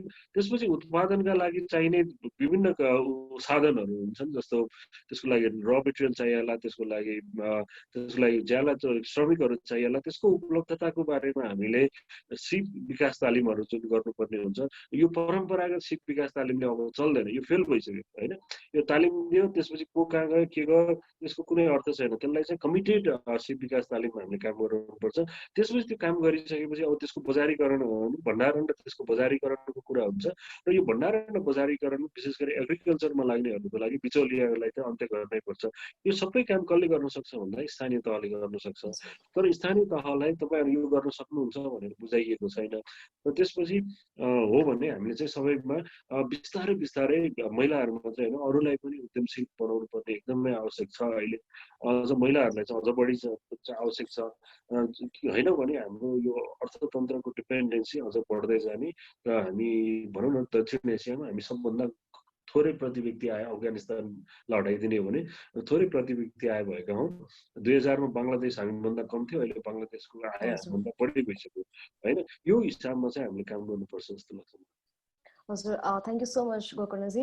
र डक्टर रश्मि र मिस्टर गोकर्णले भन्नुभयो कि लाइक यो डिफ्रेन्ट एउटा मात्रै सेक्टर होइन, लाइक एउटा सेक्टर नतोकौँ सबै सेक्टरमै इन्भल्भ गरौँ भनेको कुरा एकदमै मलाई पनि एकदमै मन पर्यो होइन। सो हजुर, since all three of you work in distribute सेक्टर्सहरू, पार्लिमेन्टदेखि लिएर इन्स्टिट्युसन्सदेखि TU त्रिभुवन युनिभर्सिटीदेखि लिएर हजुरले डिफ्रेन्ट प्राइभेट इन्स्टिट्युसन्सहरूमा वर्क गर्दै आउनु भएको छ, हजुर डिफ्रेन्ट आफ्नै फिल्ड्सहरूमा हुनुहुन्छ होइन। अनि हामीले भन्दै पनि आएका छौँ कि इकोनोमिक डेभलपमेन्टको लागि रिसर्च र इङ्गेजमेन्ट पनि एकदमै जरुरी छ भनेर। अनि हजुरहरूको दृष्टिकोणमा यो कस्ता खालका इकोनोमिक रिसर्च र इङ्गेजमेन्ट भइरहेका छन्, अनि त्यो भएको रिसर्च र इङ्गेजमेन्टहरू एट द इनफ, लाइक जति पनि भइरहेको छन् त्यो इनफ छ त हाम्रो डेभलपमेन्ट अर वुमेन इम्पावरमेन्टको लागि? माननीय विन्ध्याजी प्लिज यो हजुर भन्नुहोस् न। अब यो कुनै पनि कुरो एनफ त कहिले पनि हुँदैन भन्छु म चाहिँ होइन। किन भन्दा जुन कुरो आज एनफ छ भनेर भनिन्छ त्यो भोलि जाँदाखेरिमा परिस्थिति चेन्ज भइसकेको हुन्छ, त्यो एनफ हुँदैन। त्यसले गर्दाखेरि अब त्यो एनफ भन्ने खालको कुरो होइन। तर महिलाहरूकै सन्दर्भमा हेर्ने भनेदेखि चाहिँ अझै पनि महिलाहरूको खास गरेर अब यो इकोनोमीमा सँग रिलेट गरेर हेर्ने भने चाहिँ एकदमै थोरै मात्रै रिसर्चहरू भएको म चाहिँ पाउँछु, र त्यसमा पनि अझै चाहिँ एकाडेमिक रिसर्चहरू भनेको त एकदमै कम छ। धेरै चाहिँ अब एनजिओहरूले गरेको छ होइन। अब एनजिओको रिसर्चलाई चाहिँ अब कति मान्यता दिने कति नदिने भन्ने खालको कुरा फेरि आफ्नो आफ्नो छ। अब त्यो चाहिँ कतिपय भनेको फेरि चाहिँ अब डोनर ड्रिभन खालको रिपोर्ट पनि बन्छ, त्यो सबैलाई थाहा भएकै कुरा हो। त्यसले गर्दाखेरिमा त्यो रिसर्चहरू चाहिँ त्यति बनिए होइन। म आफू मेरो आफ्नो अनुभवमा चाहिँ महिलाहरूको इकोनोमीमा जुन खालको कन्ट्रिब्युसन हो त्यसमा अब खास गरेर अलिकति पायोनियरिङ हिसाबले नै चाहिँ अब मिना दिदीले उहाँले सकेसम्म चाहिँ उहाँले गर्नुभएको छ, र पछिल्लो चरणमा चाहिँ अलि अब हाम्रो अहिलेको प्रोफेसर साहबहरूले अलिकति यसलाई पिकअप गर्नुपर्ने खालको देख्छु म चाहिँ। तर यसमा चाहिँ अब के अरे पोलिसी बनाउने सन्दर्भमा जस्तो अब संविधानमै पनि अब ठुलो लडाइँ पछाडि नै भने पनि के अरे घरमा गरिने के भन्छ केयर वर्कलाई पनि यो राष्ट्रिय आयमा गणना गर्नुपर्छ भन्ने तहसम्मका कुराहरू लेखाउन चाहिँ हामी सफल भएका छौँ। तर अब त्यसलाई कसरी चाहिँ काउन्ट गर्ने के गर्ने भन्ने खालका कुराहरू चाहिँ नि अझै पनि अब त्यो अहिले आउने चाहिँ जनगणनामै पनि त्यो समावेश चाहिँ राम्रोसँग हुन्छ जस्तो मलाई लागिरहेको छैन। अब यद्यपि हामीले अब तथ्याङ्क विभागसँगै पनि 2-3 राउन्ड चाहिँ बोलाएरै पनि छलफल गऱ्यौँ, तर त्यो के अरे सन्तोष गर्ने खालको उत्तर चाहिँ उहाँहरूबाट हामीले पाइरहेका छैनौँ। अर्को चाहिँ अब अहिलेसम्मको जुन खालको स्थिति छ, अब यो पोलिसी अघि उहाँले भन्नुभयो जस्तो होइन, अब त्यो जिआरबीकै बारेमा पनि के हो त भन्दा जिआरबीको बेलामा जुन बेलामा हामीले सुरु गऱ्यौँ 63-64 मा, अब त्यतिखेर भनेको हामीसँग स्थानीय तह थिएन। अनि त्यो स्थानीय तहमा पनि अब त्यो चाहिँ नि 15% बजेट चाहिँ एलोकेट गर्नुपर्छ भन्ने भयो र त्यतिखेरसम्म जुन बेलासम्म यो स्थानीय तह अहिले निर्वाचन भएन त्यतिखेरसम्म त अधिकांश ठाउँमा सेमिनार र वर्कसप गरेर त्यो 15% पैसा चाहिँ सकाउने खालको स्थिति रह्यो। त्यो चाहिँ एकदमै त्यो होइन देखिने हुन्छ नि त, महिलाहरूले चाहिँ यसमा चाहिँ सिफ्ट गरे है भन्ने खालको कुराहरू चाहिँ देखिने खालको स्थिति कहिले पनि भएन। त्यसले गर्दाखेरि त्यसलाई होइन हामीले एकपल्ट रिभिजिट गर्नुपर्ने त एकदमै धेरै आवश्यकता छ र त्यो हामीले संसदमै पनि कुरा गरिरहेका छौँ। अब त्यसमा हामीलाई एकाडेमिक होइन त्यो ह्यान्ड त एकदमै धेरै आवश्यक पर्छ भन्ने नै लाग्छ। त्यसो गरियो भने अहिलेसम्मको कुरा के छ, अब कसरी जानुपर्छ भन्ने खालको चाहिँ नि हामीले अहिलेसम्मको पोलिसी र अहिलेसम्मको चाहिँ प्र्याक्टिसलाई हेरेर अब हामी फड्को मार्दा यसरी जानुपर्छ भन्ने खालको चाहिँ जान सक्यौँ भने धेरै हुन्छ जस्तो लाग्छ। र अघिकै कुरामा नि हेर्ने भनेदेखि अब सुरुमा चाहिँ नि धेरै चाहिँ खालि टिचिङमा किन रह्यो त भन्दा टिचिङ चाहिँ नि यो इजी जब भयो क्या। अनि यहाँ छोरीहरूलाई पढाउने भनेको चाहिँ घरमा बसेर काम होइन जागिर खान भ्याउने भन्ने भएपछि अधिकांशलाई चाहिँ नि एजुकेसन फ्याकल्टीमा चाहिँ नि पढ्न पठाउने हाम्रा गार्जेनहरू भए। हामीभन्दा पहिलाकोले पठाउँदै पठाएन त्यसलाई नि एक स्टेप अगाडि त मान्नुपर्छ। तर अहिले चाहिँ आएर हेर्नुहुन्छ नि अब तपाईँहरूको जेनेरेसनमा आउँदाखेरिमा त्यो त्यहाँ चाहिँ म किन नजाने भन्ने खालको चाहिँ नि मलाई एकदमै खुसी लागेको छ। अहिले जस्तो चाहिँ नि अब लमा हेर्ने भनेदेखि अराउन्ड 60% चाहिँ गर्ल्सहरू छन् भनेर चाहिँ नि भन्छन् होइन। त्यसपछि अब यो चाहिँ डिप्लोमेसीमा महिलाहरू त्यत्तिकै गएका छन्। इन्जिनियरिङमा जाँदाखेरिमा पनि अब पहिला चाहिँ खालि यो डिजाइनिङ आदि इत्यादि डेकोरेसनका कुरा अहिले चाहिँ सिभिल इन्जिनियरिङमा किन नजाने भन्ने खालको भए। अब मेडिसिनमा कुरा गर्दाखेरि महिलाहरूको सेक्टर भनेको चाहिँ जसरी अर्को ठाउँमा शिक्षा त्यहाँ चाहिँ नर्स भन्ने थियो, अहिले चाहिँ होइन एउटा चाहिँ डक्टरहरू नै महिलाहरू चाहिँ त्यसमा जानेर इभन चाहिँ नि होइन चार्टर अकाउन्टेन्ट लगायतका कुराहरूमा अहिले जसरी चाहिँ तपाईँहरूको जेनेरेसनले इन्टरभेन्सन गरिरहेको छ तपाईँहरूभन्दा पछाडिको जेनेरेसनमा त यो त अलमोस्ट त्यो चाहिँ इक्वल नम्बरमा पनि आउँछ। कम्पिटेन्टको हिसाबले भन्नुहुन्छ भने त अहिले पनि म त अस्ति भर्खरको चाहिँ दीक्षान्तकै कुरा गर्ने भने नि 30वटा गोल्ड मेडलमा त 18वटा त छोरीहरूले लगे नि त। त्यसले गर्दाखेरिमा यो एकदमै अनि त्यसपछि हामी अब खेलकुद चाहिँ एकदमै त्यो मेल डोमिनेन्ट सेक्टर हुँदै पनि अब पोहोरको साल हामीले पाएको 51-52वटा गोल्ड मेडलमा त छोरीहरूले नै धेरै लिएर आए भनेपछि यो चाहिँ नि नन ट्रेडिसनल सेक्टरमा अहिलेको नयाँ जेनेरेसनले जसरी चाहिँ नि इन्टरभेन गरिरहेको छ त्यो तहमा बरु हाम्रो पोलिटिकल लिडरसिप नै कन्जर्भेटिभ छ भन्छु मैले। पार्टिसिपेसनको हिसाबले धेरै महिलाहरूको पोलिटिकल लेभलमा छ अहिले कम्ती 40% महिला भनेर दुनियाँका अगाडि भन्ने खालको स्थिति चाहिँ छ। तर साँच्चै पोलिसी मेकिङमा चाहिँ इन्टरभेन्सन गर्ने ठाउँमा कति चाहिँ छ त होइन स्पेस दिएको भन्ने खालको कुरा चाहिँ नि हेर्दाखेरि चाहिँ बरु सबैभन्दा कन्जर्भेटिभ सेक्टर भनेको मलाई चाहिँ अहिले पनि पोलिटिक्स नै लाग्छ। त्यस पछाडि एकाडेमिया पनि साह्रै धेरै ओपन छैन। अब म्याडम यहाँ हुनुहुन्छ, हामीसँग 14-15वटा युनिभर्सिटी छ। एक्जिक्युटिभ पोजिसनमा चाहिँ लैजानको लागि कुन खालको लडाइँ गर्नुपर्छ त्यहाँ छँदै छैन भन्दा हुन्छ। अब सिभिल सोसाइटीमा पनि अब इम्पावरमेन्टको मेन स्ट्रिमको धेरै कुरा गर्ने चाहिँ हो, तर महिलाले होइन चलाएको भन्दा बाहेक त्यो चाहिँ नि महिला पुरुष सबै हुने खालको चाहिँ नि सिभिल सोसाइटी अर्गनाइजेसनमै पनि टपमोस्ट पोजिसनमा कति महिलालाई चाहिँ उहाँहरूले चाहिँ एक्सेप्ट गर्नुभएको छ त भन्दाखेरि महिलाको लिडरसिपलाई एक्सेप्ट गर्ने खालको कल्चर अहिलेसम्म पनि हामी कहाँ भइसकेको छैन। तर अब त्यो होइन ग्रेजुअली इट इज चेन्जिङ भन्ने कुरा चाहिँ फेरि हामीले त्यसलाई पोजिटिभली लिनुपर्छ। अब कुनै जमानामा महिलाले कहाँ सिडिओ चलाउँछन् र भन्दा अहिले कम्तीमा पनि 1 दर्जन जति सिडिओ चाहिँ महिलाहरूले चलाइरहेका खालका कुरा छन्।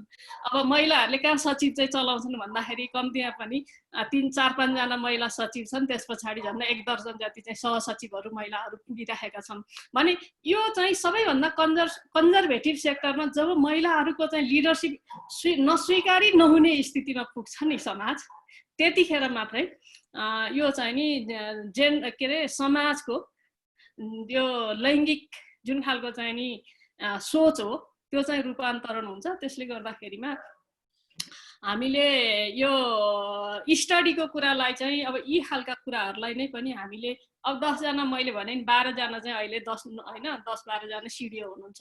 त्यो सिडिओहरूले कस्ता समस्या भोग्नु भएको छ त त्यहाँ, यसको त अर्कै खालको फेरि कथा छ त्यहाँ।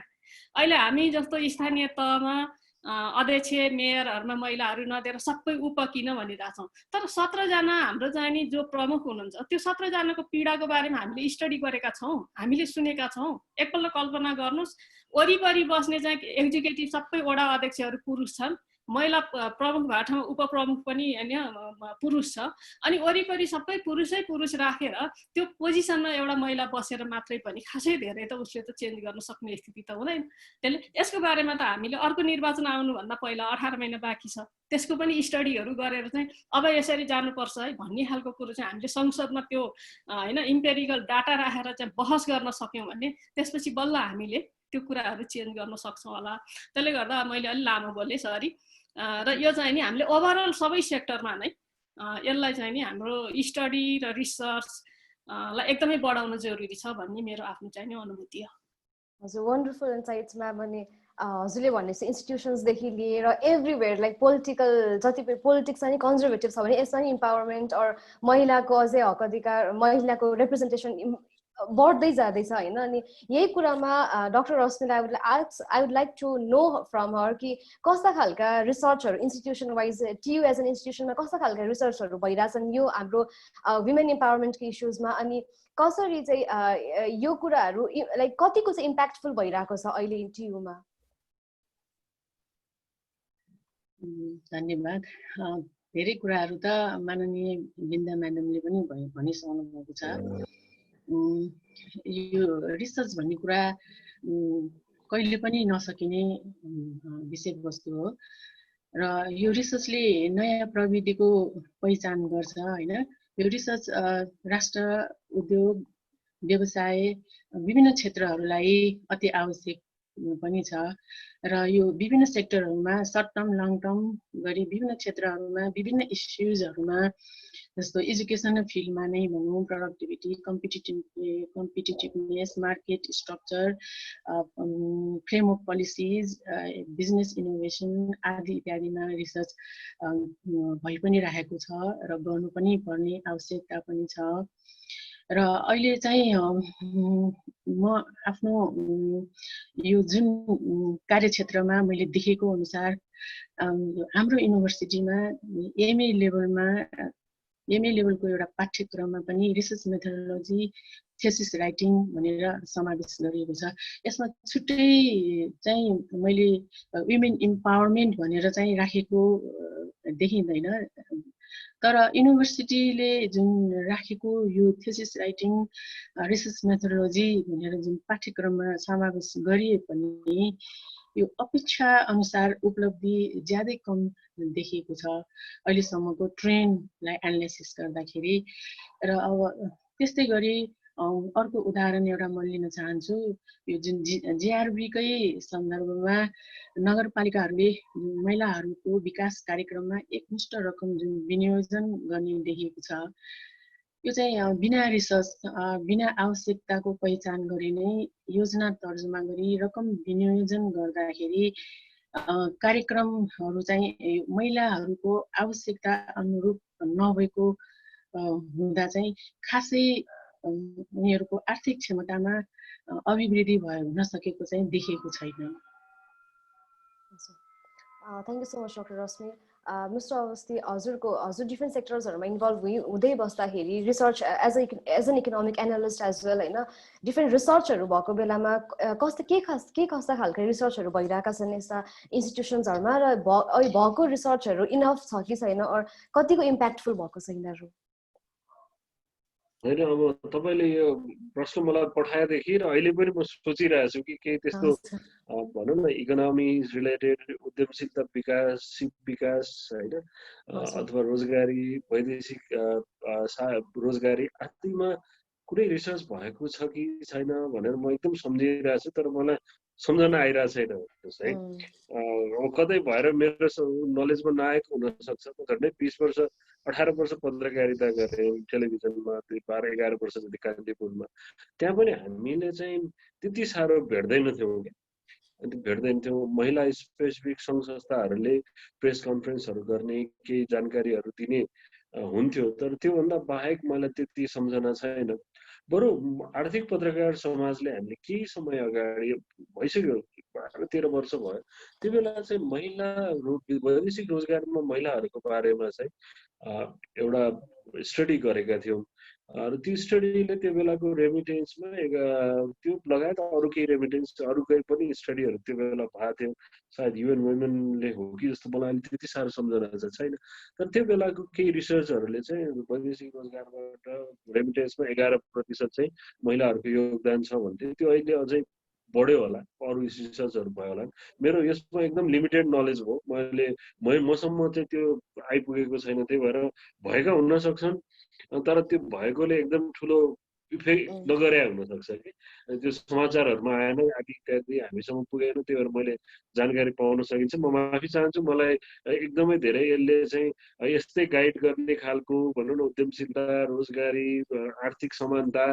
आदि इत्यादिमा भनौँ न ठुलो खालको भनौँ न वैदेशिक रोजगारकै कुरामा एकदम ठुलो रिसर्च जसले एकदमै आधारभूत विषयहरू र समस्याहरू उजागर गरेर समाधान देखेको होस् त्यो मलाई सम्झना छैन धेरै भएको मलाई सम्झना छैन हजुरको 20 इयर्सको एक्सपिरियन्समा पनि एकदमै मिनिमम अथवा हुँदै नभएको स्थिति हेर्दाखेरि त हामीलाई अझै पनि यो फिल्डमा त रिसर्च र इन्गेजमेन्ट त एकदमै जरुरी छ प्लस अझै आवश्यकता छ भन्ने कुरा नै रिसर्चहरू भएको छ जस्तो भनौँ न भाइलेन्सकोमा धेरै कुरा रिसर्चहरू भएका छन् हैन समानतामा भएका छन् घरै अरू विषयहरूमा रिप्रोडक्टिभ हेल्थका विषयहरूमा रिसर्चहरू भएको देखिन्छ तर एज सच मैले भने नि भनौँ न के अरे रोजगार के अरे सम्पत्तिको अधिकारमा छुट दिएको के असर पर्यो थाहा छैन राष्ट्र ब्याङ्कले के अरे थोरै के अरे भनौँ न ब्याज दरमा अनुदान दियो रिसर्च भयो न्युजहरू भएको छ जस्तो हाम्रो अहिले साथीहरूले पनि लेख्नुहुन्छ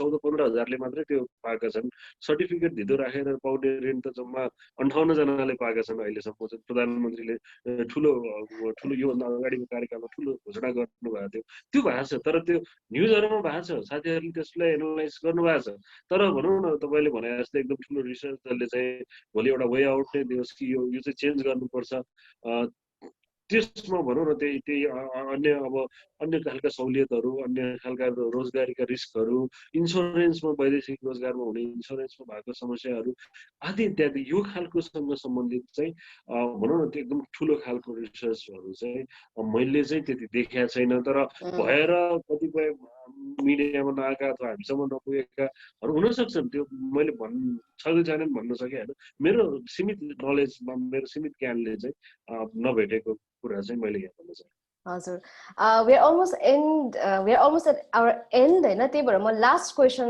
राख्न चाहे आजको so according to an estimate 41% of total women population involved in economic activities have lost their job due to the pandemic.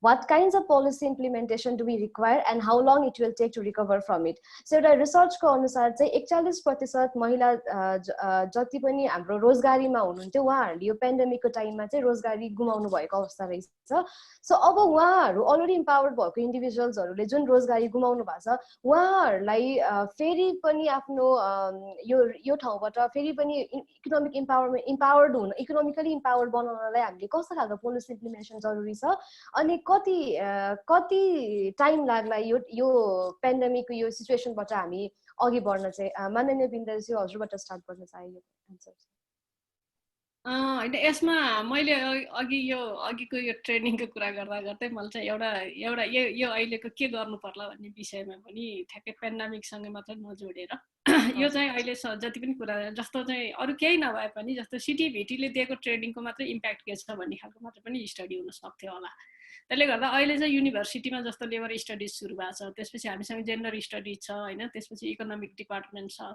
सायद हामीले यसको बिचमा चाहिँ कोअर्डिनेसन गरेर त्यो खालको गर्न सक्यौँ भनेदेखि चाहिँ अलिकति यो सेक्टरको रिसर्चलाई अगाडि बढाउन सकिन्छ कि जस्तो लाग्छ र किन भन्दा यो चाहिँ लेबर स्टडी सुरु भइसकेपछि यो चाहिँ विशुद्ध यो कार्यथलोसँग नै जोडिएको कारणले गर्दा हाम्रा चाहिँ जुन इम्प्लोयर अर्गनाइजेसनहरूसँग पनि हामीले चाहिँ कुरा गर्दा उहाँहरूले चाहिँ सानो सानो रिसर्चहरू पनि गरौँ न जसको इम्प्याक्ट हामीलाई पनि परोस् हामीले पनि चाहिँ हाम्रो पोलिसी चेन्ज गर्न पाऊँ भनेर जुन भनिराख्नु भएको छ यो चाहिँ मैले अब रश्मि म्याडमलाई अहिले नै रिक्वेस्ट गरेँ होइन अब एज अ होइन के भन्छ ट्रेड युनियन सेक्टरको हिसाबबाट चाहिँ नि म आफूले पनि त्यसमा चाहिँ नि गर्नुपर्ने काम गर्न सक्छु।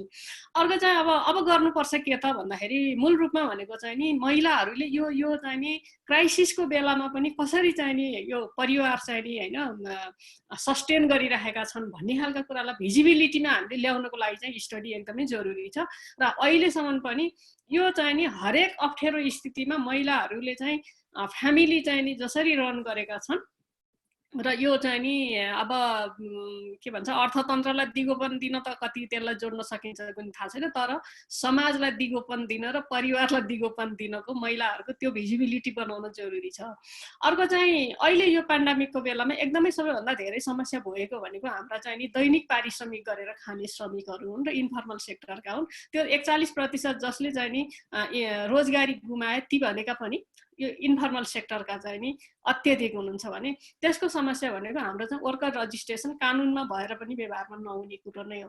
त्यसले गर्दाखेरि मूल कुरो भनेको हामीले त्यो वर्कर्स रजिस्ट्रेसन सुरुवात गर्यौँ भनेदेखि अब उहाँहरूलाई राहतै दिन परे पनि त्यसपछि अरू खालको सपोर्ट गर्न परे पनि हामीसँग त्यो डेटाबेस हुन्छ, त्यो एउटा गर्न एकदमै जरुरी छ।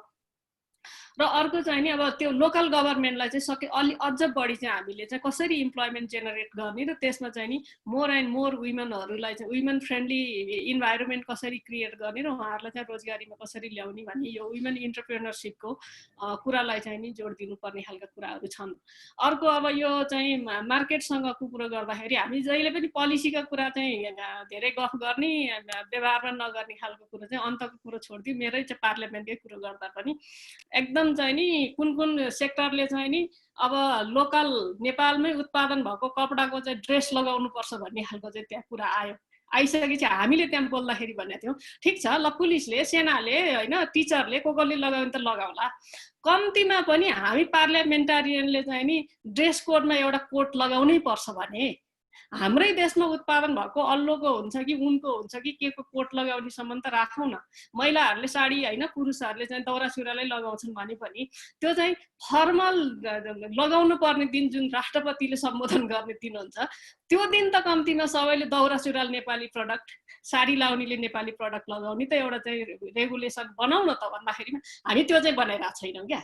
अनि त्यसपछि पोलिसी मात्रै ल्याउने खालको जुन छ त्यसले गर्दाखेरि यो लोकल प्रोडक्सनलाई होइन प्रमोसन गर्ने हो भनेदेखि पोलिसी मेकिङमा त्यो टुप्पामा बस्ने मान्छे छ नि ऊबाट सुरु गर्नुपर्छ भन्ने कुरालाई चाहिँ मिडियाको माध्यमबाट पनि र अलिकति सिभिल सोसाइटीबाट पनि लैजाने खालको कुरा गर्नुपर्छ। र अर्को चाहिँ नि जबसम्म हामीले नागरिकहरूलाई ड्युटीफुल बनाउन सक्दैनौँ तबसम्म यो कानुन नीति जति बनाए पनि हुने रहन्छ। किन भन्दा म त के भन्छु भन्दा त्यो संसद भवनभित्र बसुन्जेलसम्म चाहिँ हामी पार्लियामेन्टारियन हौँ, तर संसद भवनबाट निस्किसकेपछि त्यहाँभित्र बनाएको कानुन र नीति कार्यान्वयन गर्नको लागि त तपाईँको र मेरो बराबर दायित्व हो।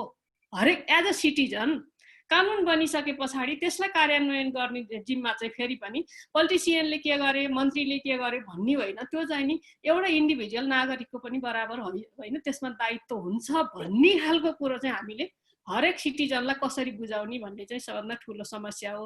अब यसको लागि त टाइम लाग्छ। अब यो वर्कर्स रजिस्ट्रेसन लगायतका कुराहरू र लोकल लेभलबाट काम गर्ने कुरो त हामीले विदिन अ इयर सुरु गर्न सक्छौँ। त्यो चाहिँ नि सुरु गर्नुपर्छ भन्ने हामीले अहिले छलफल पनि गरिरहेछौँ।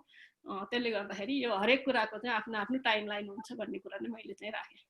हजुर, मलाई हजुरको यो थर्ड लास्ट पोइन्ट एकदमै चित्त बुझ्यो। आफ्नै पार्लिमेन्टबाट आफै पनि स्टार्ट गरौँ न भन्ने चिज होइन। अनि जुन हजुरले भर्खरै वर्कर रेजिस्ट्रेसन र लोकल गभर्मेन्टको यो वुमेन फ्रेन्डली इन्भाइरोमेन्टको कुरा गर्नुभयो, एकदमै लाइक मनमै खायो टाइपको एन्सर एकदमै मन पर्यो होइन। अनि यही कुरा अब यही सन्दर्भमा डाक्टर रश्मि हजुरलाई के भन्नु छ, यो हाम्रो जति पनि पेन्डेमिकबाट एफेक्टेड हुनुहुन्छ वुमेनहरू उहाँहरू कसरी चाहिँ कति टाइम लाग्ला उहाँहरूलाई यो पेन्डेमिकबाट अघि बढ्न र यो इम्प्लिमेन्टेसन कस्तो खालको पोलिसी इम्प्लिमेन्टेसन जरुरत छ हजुरको विचारमा?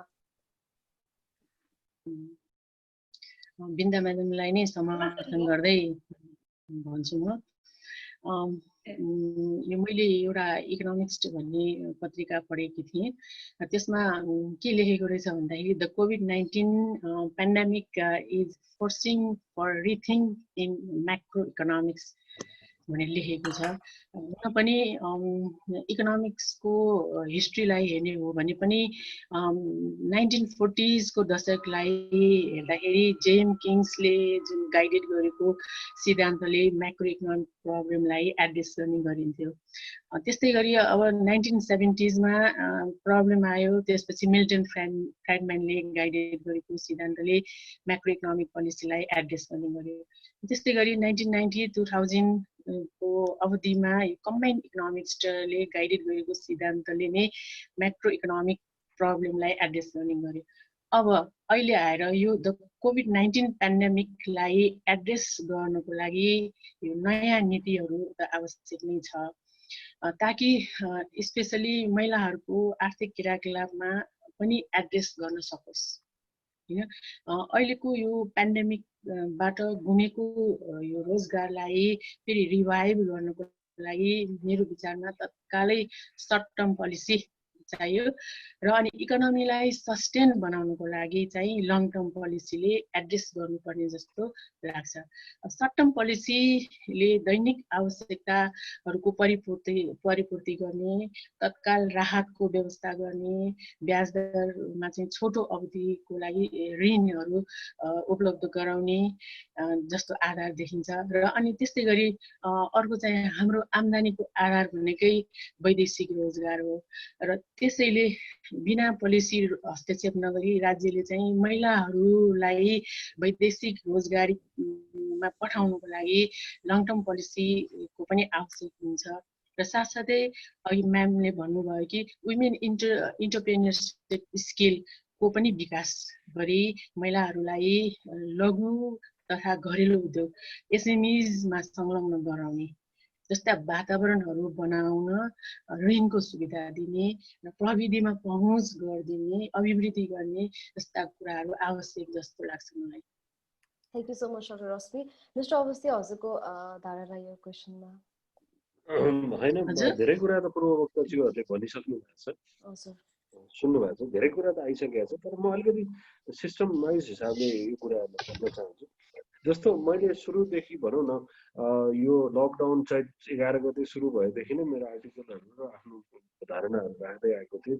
सबभन्दा पहिला त विदेशबाट फर्केका अथवा स्वदेशमै पनि हुनुभएकाहरूको के अरे जो हुनुहुन्छ उहाँको चाहिँ स्थानीय तहले एउटा लगत राखोस्, उहाँहरूको सिप के छ र उहाँहरूसँग पुँजी छ कि छैन भन्ने एउटा सबभन्दा पहिला त्यो राख्नु पर्यो। त्यो सँगसँगै एउटा राहतको कार्यक्रम हो। राहतको कार्यक्रमलाई चाहिँ प्रधानमन्त्री रोजगार कार्यक्रमसँग जोड्नुपर्छ भन्ने मेरो बुझाइ चाहिँ अघि मान्यज्यूले पनि भन्नुभयो, यतिकै राहत दिँदाखेरि त्यो इफेक्टिभ देखिएन। त्यसले गर्दाखेरि त्यसले सकारात्मक नतिजा नदिएको कारणले राहत जो पनि लिन आउने भयो होइन। आइफोन बोकेर राहत लिन आयो भने फोटोहरू पनि आइरहेको थियो। यस्तो खालको समस्याहरू देखिएको कारणले यसलाई चाहिँ प्रधानमन्त्री रोजगार कार्यक्रम जुन नाम भएको थियो पछिल्लो समयमा, त्यो चाहिँ कार्यक्रम पनि राम्रो हुने, यसले रिजल्ट पनि दिन सक्ने अवसर थियो। त्यो अवसर करिब करिब गुम्दै गइसकेको छ। पहिलो चरणमा राहतको लागि कामसँग जोड्ने, दोस्रो चरणमा उहाँहरूको सिप र क्षमता जुन हामीले लगत लिएका छौँ त्यसमा चाहिँ त्यो आधारमा उहाँहरूलाई सिप दिने र उहाँहरूको पुँजीको व्यवस्था गर्ने, जुन चाहिँ सहुलियतपूर्ण कर्जाहरू चाहिँ करिब करिब आइसकेका छ। इफेक्टिभ रेट 4-5% ऋण पाउने अवस्था चाहिँ अब छ। त्यही ब्याङ्कहरूले कडाइका साथ कार्यान्वयन गरेको नगरेको हेर्नु पर्यो मिड टर्ममा। र लङ टर्ममा भनेको चाहिँ समग्रमा के अरे औद्योगिकरण र इकोनोमी चाहिँ धेरै जबहरू क्रिएट नभइकन चाहिँ यो यसको समाधान निस्किँदैन। त्यही भएर निजी क्षेत्रलाई नै हामीले फस्टाउने अवसर दिनुपर्छ। निजी क्षेत्रले नै रोजगारी सृजना गर्छ र त्यसले गर्दा जुन अनौपचारिक क्षेत्रमा काम गरिरहनु भएको महिला दिदीबहिनीहरू चाहिँ औपचारिक क्षेत्रमा काम गर्न सक्ने वातावरण बन्न सक्छ। र वैदेशिक रोजगारको हकमा चाहिँ के छ भने वैदेशिक रोजगारलाई हामीले गाली गरिराख्नुपर्ने पनि आवश्यकता छैन, त्यसैलाई मात्रै हामीले ठुलो बनाइराख्नुपर्ने पनि आवश्यकता छैन। वैदेशिक रोजगार पनि एउटा आम्दानीको स्रोत हो, त्यसमा सुरक्षित र बिमा लगायतका विषयहरूको चाहिँ हामीले काम गर्नुपर्छ भने चाहिँ यही हो। मैले अहिले पेन्डेमिकको हिसाबमा र एउटा पेन्डेमिकको अवस्थामा यो एसडिजीसँग अरू कुराहरूसँग मैले लेख्दाखेरि पनि एउटा कुरा लेखेँ कि यो युएनको एउटा रिजनल साउथ एसिया पेसिफिक उसले रिपोर्ट निकाल्ने अनुसार चाहिँ यो हिंसाका घटनाहरू चाहिँ एकदमै धेरै बढेका छन् यो बेलामा। यो अवस्थालाई पनि न्यूनीकरण गर्नको लागि मेरो विचारमा संसदीय समितिहरूले चाहिँ यसमा काम गरिरहेको हुन्छ, स्थानीय तह र अन्यले पनि यसमा काम गरिदिनु पर्यो भन्ने चाहिँ हो। यति भयो भने चाहिँ हामी अझै 6-8 महिना 1 वर्षसम्म चाहिँ हाम्रो इकोनोमी रिभाइभ हुने जस्तो देखिँदैन। त्यो बेलासम्मको लागि चाहिँ यो 3 तहमा हामीले वर्गीकरण गरेर काम गर्यो भने चाहिँ अलिकति हामीले राहत हुन सक्छ। Thank you so much. माननीय बिन्दाजीले हात उठाइराख्नु भएको छ, हजुरलाई केही? मैले एउटा कुरा मात्रै यहाँ थप्न खोजेको, अब किन भन्दा यही फोरमबाट पनि अलि बाहिर जान सक्छ भनेर कतिपय कुरा चाहिँ अहिले गोकर्ण सरले त्यो डेटाबेसको कुरा गरिसकेपछि मलाई फेरि याद आयो कि अब कतिपय चाहिँ अहिले कस्तो भएछ भन्दाखेरि हाम्रो चाहिँ कामको जुन मर्यादा छ नि, काम मर्यादित नभएको हिसाबले मुलुकमा त्यही काम उपलब्ध हुँदाखेरि नगर्ने तर बाहिर गएर त्यस्तै काम गर्ने खालको त हाम्रो त कल्चरै बनेको छ। तर अहिले चाहिँ नि धेरै चाहिँ मान्छेहरू मुलुकमा फर्किसके पछाडि हाम्रो मात्र मुलुकमा फर्केनन्, हाम्रो देशमा बाहिरबाट आउने पनि आफ्नो मुलुक फर्के फेरि। अनि आज बिहान मात्र मैले तुलसीपुरको मेयर साहबसँग कुरा गरेको थिएँ। अनि त्यहाँ तपाईँहरूको चाहिँ के छ त, त्यहाँ लेबरहरूको होइन प्रब्लम अनि यो राहतको भन्ने खालको कुरो गर्दा चाहिँ त्यहाँको सिमेन्ट कारखानामा चाहिँ अहिले 300-350 चाहिँ नि मान्छे खोजिरहेका छन्, तर इम्प्लोइमेन्ट के अरे श्रमिक पाइरहेको छैन। त्यसपछि अब नगरपालिका बाहिरबाट मान्छे ल्याउनलाई अहिले अनुमति नदिने होइन, बोर्डर सिल गर्नुपर्छ भन्नेमा छ। तर उहाँहरू चाहिँ नि के भने लोकल चाहिँ नि हामीलाई मजबुत ल्याइदेऊ, होइन भनेदेखि चाहिँ नि हामी चाहिँ इन्डियाबाट लिएर आउँछौँ, हामीलाई होइन बोर्डर ओपन गरिदेऊ भन्ने खालको एउटा कुरा छ। अर्को कुरो फेरि चाहिँ नि सुदूरपश्चिमबाट दिनको 1000-1500 साथीहरू होइन श्रमिकहरू फेरि पनि बाहिर गइरहेको खालको जुन खालको स्थिति छ, त्यसले गर्दा मुलुकभित्रै चाहिँ इन्डिया जान सक्ने चाहिँ नि हाम्रा त्यहाँका श्रमिकहरू त तुलसीपुर आएर नि त काम गर्न सक्छन् नि, तर त्यहाँ काम छ भन्ने कुरो थाहा छैन। त्यसले गर्दा यो मुलुकभरि कहाँ कस्तो खालको चाहिँ लेबरहरू आवश्यक छ अथवा त्यो श्रमिकहरू आवश्यक छ, कहाँ कस्तो खालको इम्प्लोइमेन्ट चाहिँ नि होइन त्यहाँ चाहिँ एभाइलेबल छ भन्ने खालको कुरो चाहिँ एउटा नेसनल लेभलमै त्यो चाहिँ नि एउटा सिस्टम डेभलप गर्नुपर्छ भन्ने पनि हामी छलफल गरिरहेका छौँ। अब त्यो गर्ने त तपाईँहरूले हो नि भन्न पनि सक्नुहुन्छ, फेरि हामी पनि हाम्रो ठाउँबाट त गर्छौँ, तर तपाईँहरूको ठाउँबाट पनि यो चाहिँ यस्तो रहेछ है भन्ने खालको यो फोरमबाट नि गयो भनेदेखि फाइदै गर्छ भनेर मात्र मैले यति धेरै इम्प्लोइमेन्ट नभइरहेको बेलामा त्यहाँ 300 जनाको डिमान्ड हुँदाखेरि त जति पनि यो फोरमबाट सुन्नुहुन्छ सबैले सक्नुहुन्छ भने त्यहाँ गएर वर्क गरिदिनुहोस्, आफ्नै कन्ट्रीको प्रोडक्सन क्यापेसिटी बढ्ने हो होइन। So thank you so much doctor Rashmi, mister Gokarna Awasthi अनि माननीय बिन्दाज्यू। 1 घन्टाको सेसन थियो खास गरी, बट 1.5 घन्टा भइसकेपछि यस्तो रमाइलो भइरहेको थियो हजुरको कुरा सुन्न कि हामीले समय गएको चालै पाइएन अनि सबैजनाले मन पनि पराइराख्नु भएको थियो। Thank you so much for accepting our invitation. हजुरको यु ग्रेस्ड आवर इभेन्ट भनौँ क्लोजिङ सेसनमा, अनि यस्तो इन्साइटफुल कुराहरू आयो यो वर्कर रेजिस्ट्रेसनदेखि लिएर जुन हामीलाई थाहा पनि थिएन होला सायद वर्कर रेजिस्ट्रेसन पनि गर्ने कुरा हुँदैछ भनेर, अनि यो लोकल गभर्मेन्टमा वुमेन फ्रेन्डली इन्भाइरोमेन्ट कसरी बनाउने जस्ता कुराहरू, यो सबै राहतको कुराहरू त गोकर्णजीले भने जस्तो यो राहतलाई पिएम फन्डसँग इन्क्लुड गरेर हामीले गर्न सक्यौँ भने अझै बेटर हुन्छ होला। सो यस्ता इन्साइटफुल डिस्कसन देखेर it was very wonderful to have this insightful discussion tonight. So thank you so much all our dear panelist. हस् ल, एकदम तपाईँहरूलाई धेरै धेरै धन्यवाद। अब बाँकी तपाईँहरूको जेनेरेसनले हो हामीसँग भएका अनुभव हामीले तपाईँहरूलाई सेयर गर्ने हो, त्यसले गर्दा हामी एकदम तपाईँहरूको जेनेरेसन प्रति चाहिँ फुल्ली चाहिँ अब आशावादी छौँ भन्ने चाहिँ मैले फेरि पनि राख्न चाहेँ। धन्यवाद, थ्याङ्क यू सो मच। अबको closing, so we are at the end of our event, अनि त्यसको आज चाहिँ अब for the closing session, so we will have for the closing note, I am going to call Ms. Ashrita Acharya, the chairperson of WINEG 2020, and would like her to say her small intro keynote for the ending thing. Thank you. Dhanyavad Manaswiji. Am I audible? Yes, you are. All right. Namaskar. I am the chairperson for Women in Nepali Economic Growth 2020, and it is my biggest honor to have hosted you all to the Society of Nepali Women in Economics' first ever program. My name is Ashruta Acharya, and I'm originally from Kathmandu, Nepal. I'm also a master's level student of economics in the United States right now. Again, Society of Nepali Women in Economics is an organization that aims to empower and nurture current and emerging women economists. The purpose of this conference, the seminar, was to bring industry leaders that could shed light on women's involvement in economic growth, the opportunities and challenges that are being faced, and also to examine comprehensive strategies that can support women to be an active agent in Nepal's economy. So I dearly hope that you did get some of it out of our sessions. At this point, I want to plug in here that our organization is looking to expand its membership within our committees. We are looking for Nepali women who are involved in the field of economics in research, analysis, and also curriculum planning.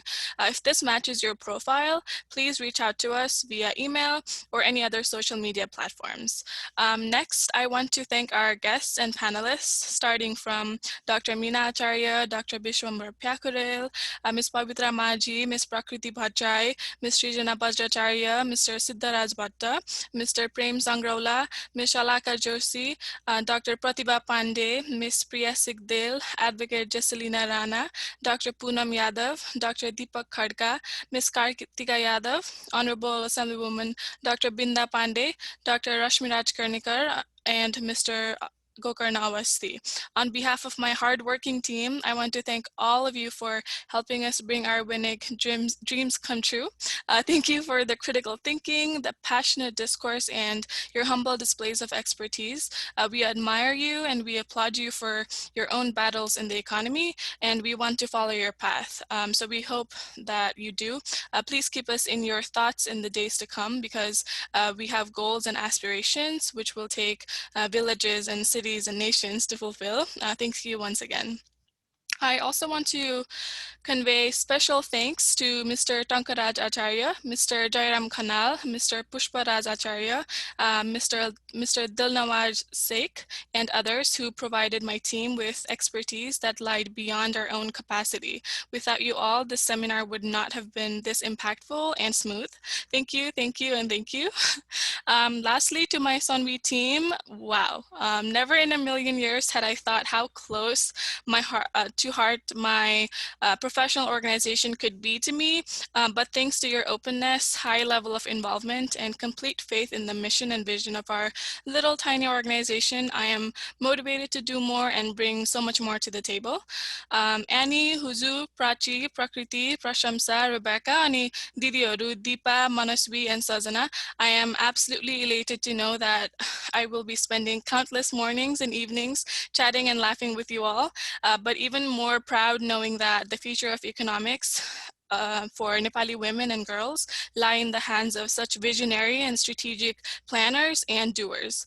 To our participants and viewers, I wish to express my deep gratitude for simply being here, for tuning in and keeping us in check with your emails, with your messages, and other forms of engagement. A big thank you for validating our work so profoundly. So with this, I want to take leave from my team and I. Good day, good evening, and namaskar.